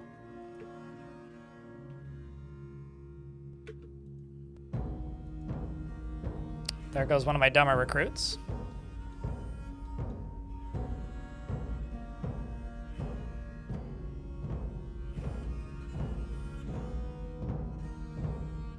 See, Jack Move's got the idea. Where do you plan on going with that ram? You thou goblin.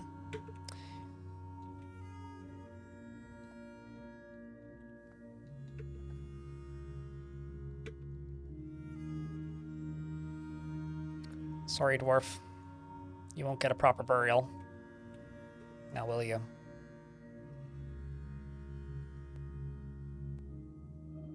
No. Didn't even get any of them. Well then.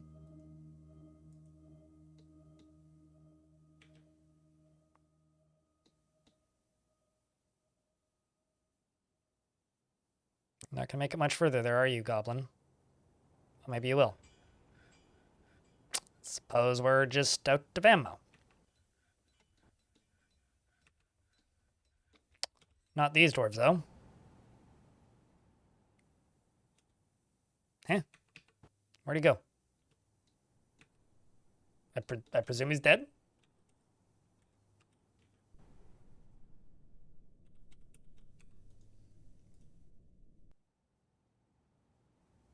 I think they shot this guy a bunch.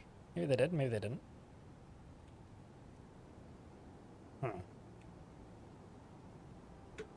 I'm in an ad break. I have to pause. You heard that noise and panicked in your game? I used to do that when playing other games too, so I know the feel.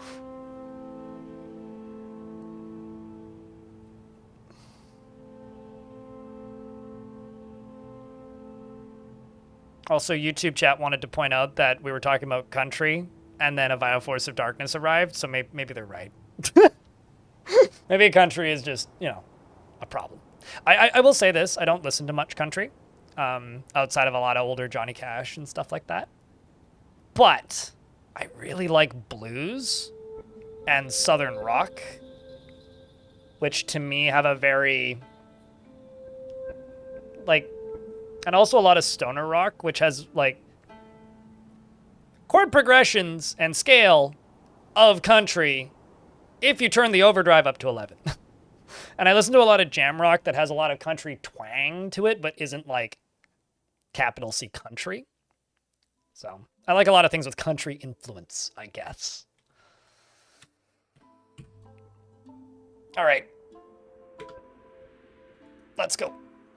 It seems like they are tentatively retreating. What is actually left? Like, those lashers are scary, but there's more than 4 of them. Okay, so there's a bunch of guys up on the walls. We're all pretty injured. How well armed are my Mark Dwarves at the moment? Okay. I'm going to put a lot of faith in my Mark Dwarf's sensibility, which is probably a bad idea. But it seems like the best choice here.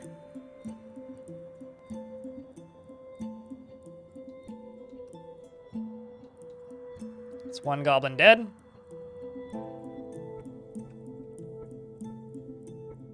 They're firing off to the left. And then standing over here at a safe distance and shooting. Which is really what I want to see happen. They're a little dizzy due to the sunlight. But this is the best that I can do.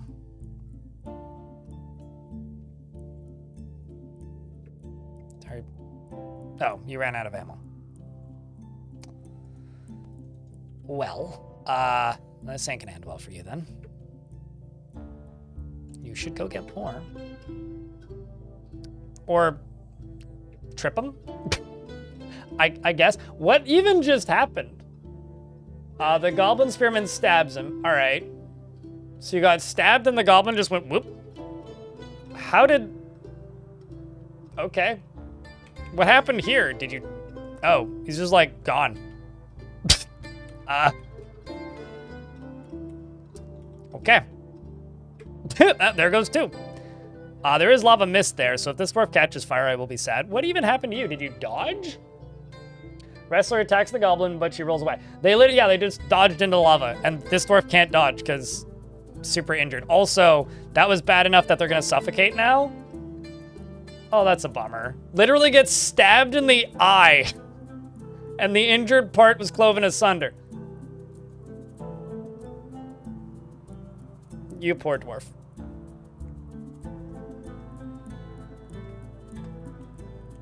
Not the brightest dwarf.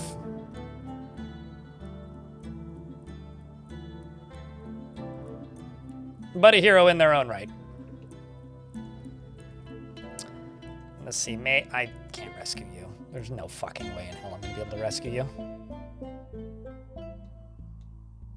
You fighting? No, you're just stationed. Okay, let's move these squads up slightly. There they go. Firing bolts. Missing horribly. There goes two. Oh, wow, they try to keep moving. Oh, that's interesting. If one of the goblins dies at the ram, they then, like, reorganize so that two of them are holding it?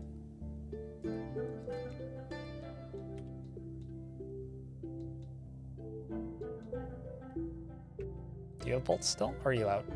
You're out of ammo. Gonna go back behind them. Just unforbid all this. So they could go get more ammo if there is more. Same with right here.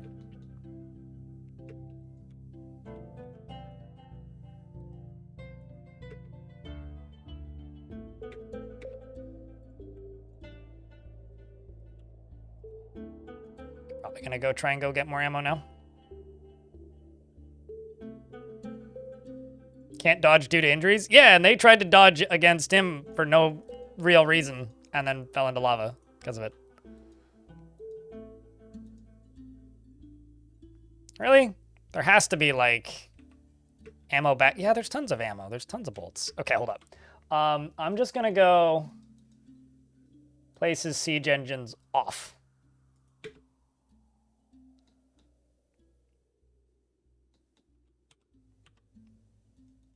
Because you guys should have access to ammo. Yeah, they do.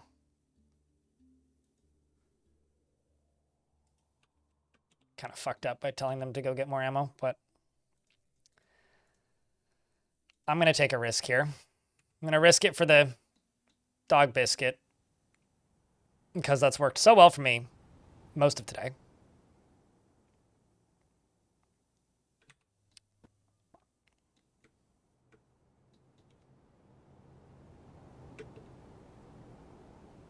Oh, you're just novice? Great. Accomplished. Yeah, you have a chance. I don't know why you ran right there, but I'm just going to say, kill these goblins. That's one. You're dead.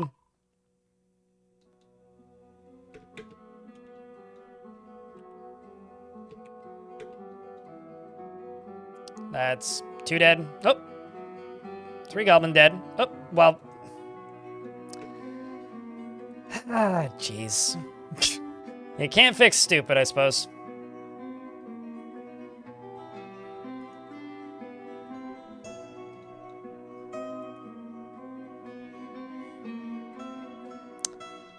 Another one dead. Maybe you'll get a martial trance. It's 2 more down. Martial trance. 3 more. 4 more. Come on, Aiden. You got this. The flame of ankles. Well, you're about to be flaming and have no ankles if you don't fucking run right now.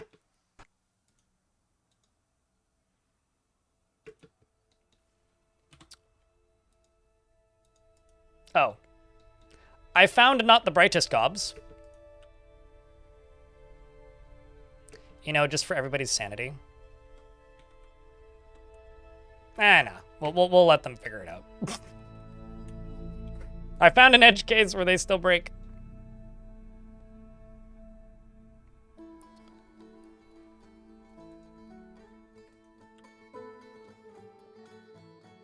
Well, that went awful, but it could have gone worse.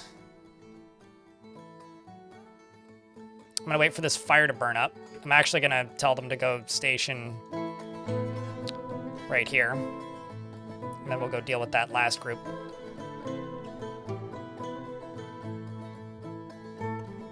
I mean, they can't actually get to the gate, Spotted Tango. It's kind of the fun of it, or one of the funny bits about this fort right now is they actually are incapable of getting to my gates. There's a bunch of gates that they try to get to, and then they realize they can't get to it.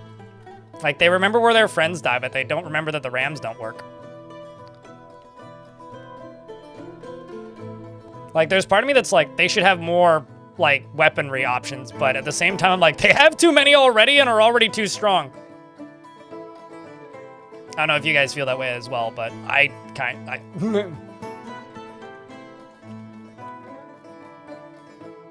Considering Tarn is planning to add demon-trained sorcerers, whatever the fuck that means.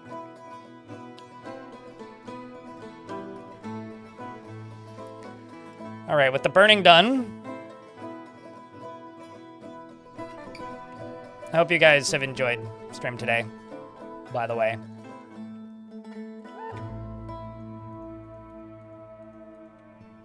The cadence for this week is mostly planned to be dwarfs. Oh, I see why. They literally can't cross this creek. So I'm just gonna send the Marks dwarves over here.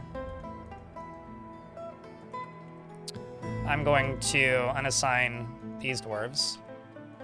I'm just gonna do this.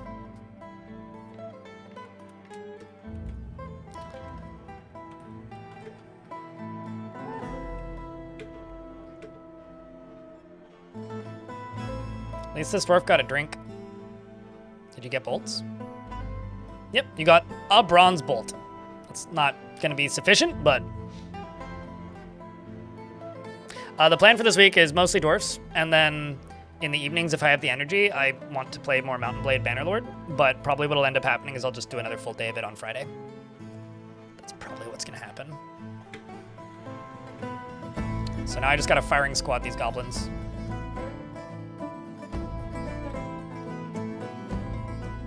Oh, never mind, actually. I need to do more than just firing squad these goblins.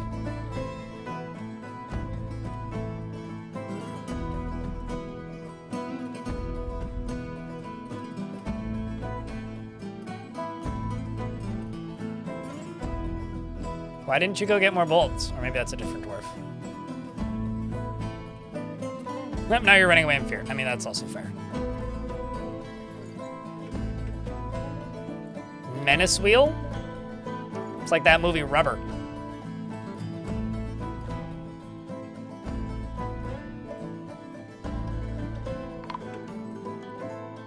What? Oh. Apparently we're finding more people dead.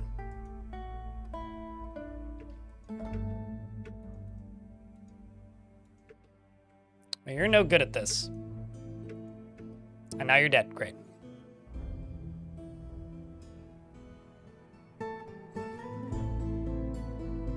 Well, you were able to kill a singular dwarf. Oh my fuck.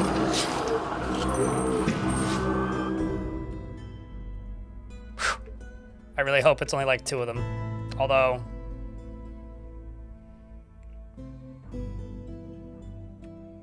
Come on, dwarf. Chat room, I want to cry. I mean, I don't actually, but...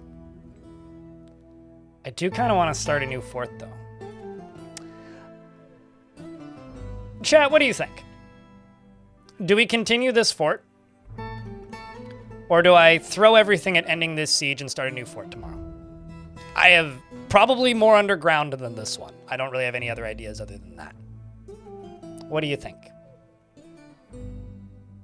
I mean, it's not surrender, it's retiring.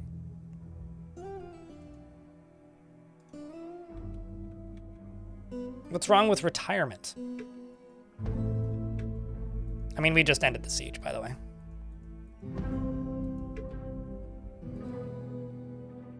Because, like, realistically, I could keep this fort going. And it would just be, like, slowly getting worse.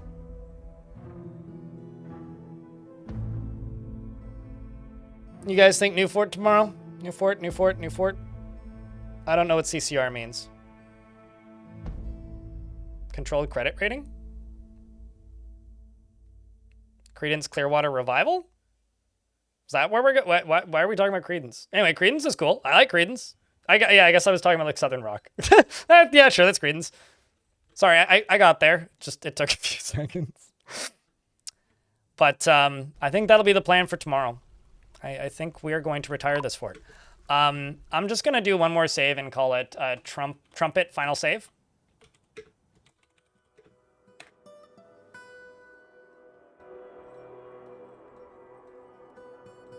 How often do I retire forts, by the way? I don't know. All the rules have been thrown to the wind since the Siege update came out. Way more frequently than I have historically. I mean, I've started more forts in, like, the last month than I think I've started in the last 3 months. So, historically, not super often. Recently, quite often. Usually a fort lasts for about 2.5 weeks. To a month. But this fortress was a lot of fun, just as like a proper goodbye.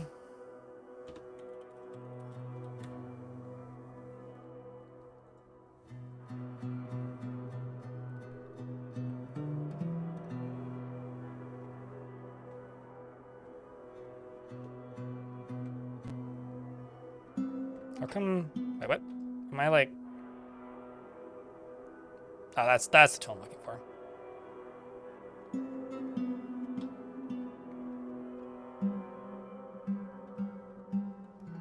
How come it's not, like, making it deeper?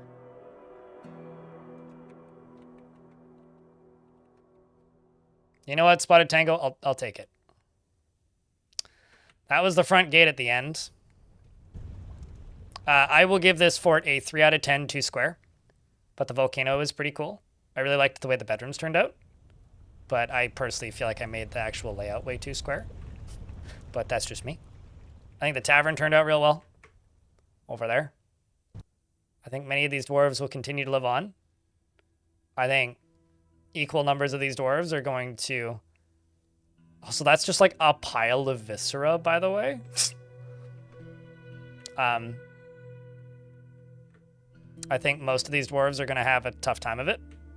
Like, I could dig too deeply, too greedily tomorrow and just ignore the surface, but I think we would have a lot more fun if I keep pushing forward at trying to figure out how to defend forts. What's my 10? 10 out of 10 fortress?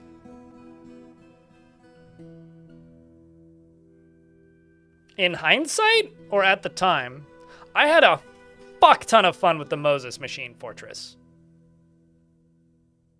Actually, that would be interesting. That would be interesting. The Moses Machine, for those of you who don't know, was I drained an ocean and then built structures in the ocean that allowed me to part the ocean. by, like, massive amounts of shenanigans.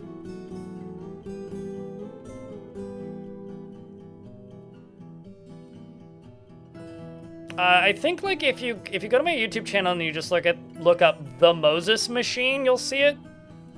Here, I'll just go grab it.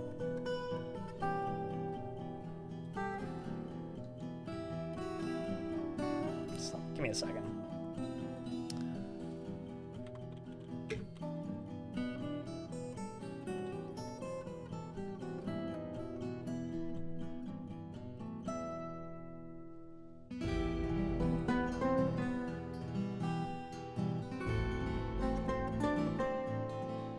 Pardon my old camera angle and shitty editing. This was when I was uploading a video per day, so my speed was the primary thing that I cared about. This is what I did, basically. Okay, that part's irrelevant. Basically, what it did was it could do that.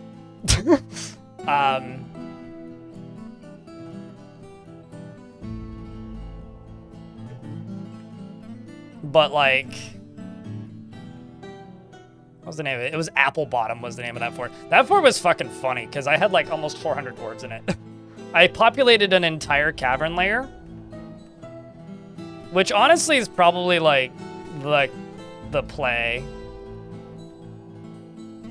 But yeah, I think we need to play with water. See what I can do with water. Yeah. What on earth? Yeah, well, okay. Do I actually show how it was built? I don't know if I do. Yes, I do. That's how it was built. So it would literally part the ocean. And, like, the bad guys would just try to pass directly through the water, and some of them would drown. And so I had, like, dwarves, marks dwarves, and spear dwarves standing in the middle of this, just eviscerating the enemy at a distance. I don't think this design would work exactly, because I think they would just break it. But, Apple Bottom, that, oh, we had a whole song there that we came up with for that fort. It was Apple Bottom something, but high boots with the fur.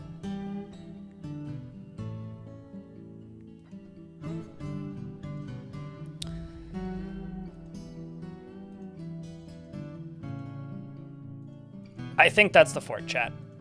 So yeah, goodbye, Trumnpetmurdered. You were fun, but I think I've found the limit of what this fortress's defenses can handle. If we have another 2 years like we've currently had, this fort will collapse. And I don't personally want to go through that process. So what I think is best is that we retire this fortress for the time being. The next fort we play could either be in this world or in a new world. Probably decide that tomorrow morning. But could I get a bunch of GGs? GG seems like a good thing to do, Stonecoat.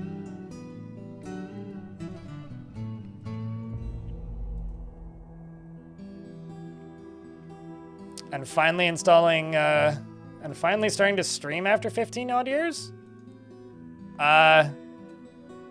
If you have anxiety about streaming, don't stream. Do things that are fun. And if you get anxiety about streaming, don't use a microphone. Just type in chat. But do whatever it takes to make it fun for you. Try and figure out the source of the anxiety and avoid that. Or just don't do it. Like, if you just want to play so a few friends can watch, just go, like, locally stream in a Discord server that's private.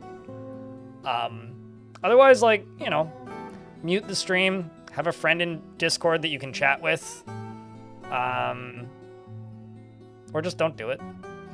I think that's, like, kind of my main advice is, like, if streaming isn't fun, it's not worth it. If you make it into a job, it'll stop being worth it immediately because you will just ruin your favorite hobby.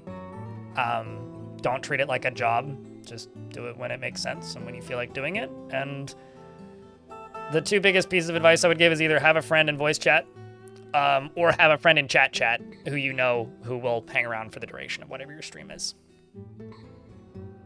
So, that's it. Or just, like, have no mic and just, like, type in chat, you know?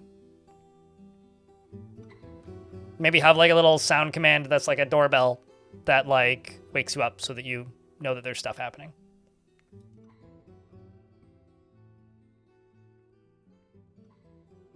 All right, folks, I've been live for 8 hours and 40 minutes. Ding dong! Yeah, exactly. Wake up, streamer! Kind of thing. But, Oi. And then if you don't want to run a bot, there's, like, plugins and stuff that you can use for that you can just make free. But people might just ring your doorbell a bunch, so you may have to, I don't know, you have to figure out some way to put a cooldown on it. But YouTube chat, I'm shutting you down first. Twitch chat, stick around. We'll go raid somebody. Tomorrow's New Fort. And we'll figure out if it's New World and New Fort or just New Fort tomorrow. Thanks for watching, YouTube, folks. If you want to raid somebody, pop over here onto Twitch. Otherwise, we will see you tomorrow with the New Fort vibe. Laters, YouTubes. What? It's not their fault, Krampus. The YouTube chat can't raid with us, so... I mean, actually, technically, I could schedule my stream to join somebody else's stream or somebody else's premiere, but I'd have to do that before I started the stream, so it would have to be pre-planned. This is why I don't like the YouTube streaming platform. Like, YouTube as a platform as a whole is a cool thing, but YouTube as a streaming platform is tedious, man. Like, it's not very...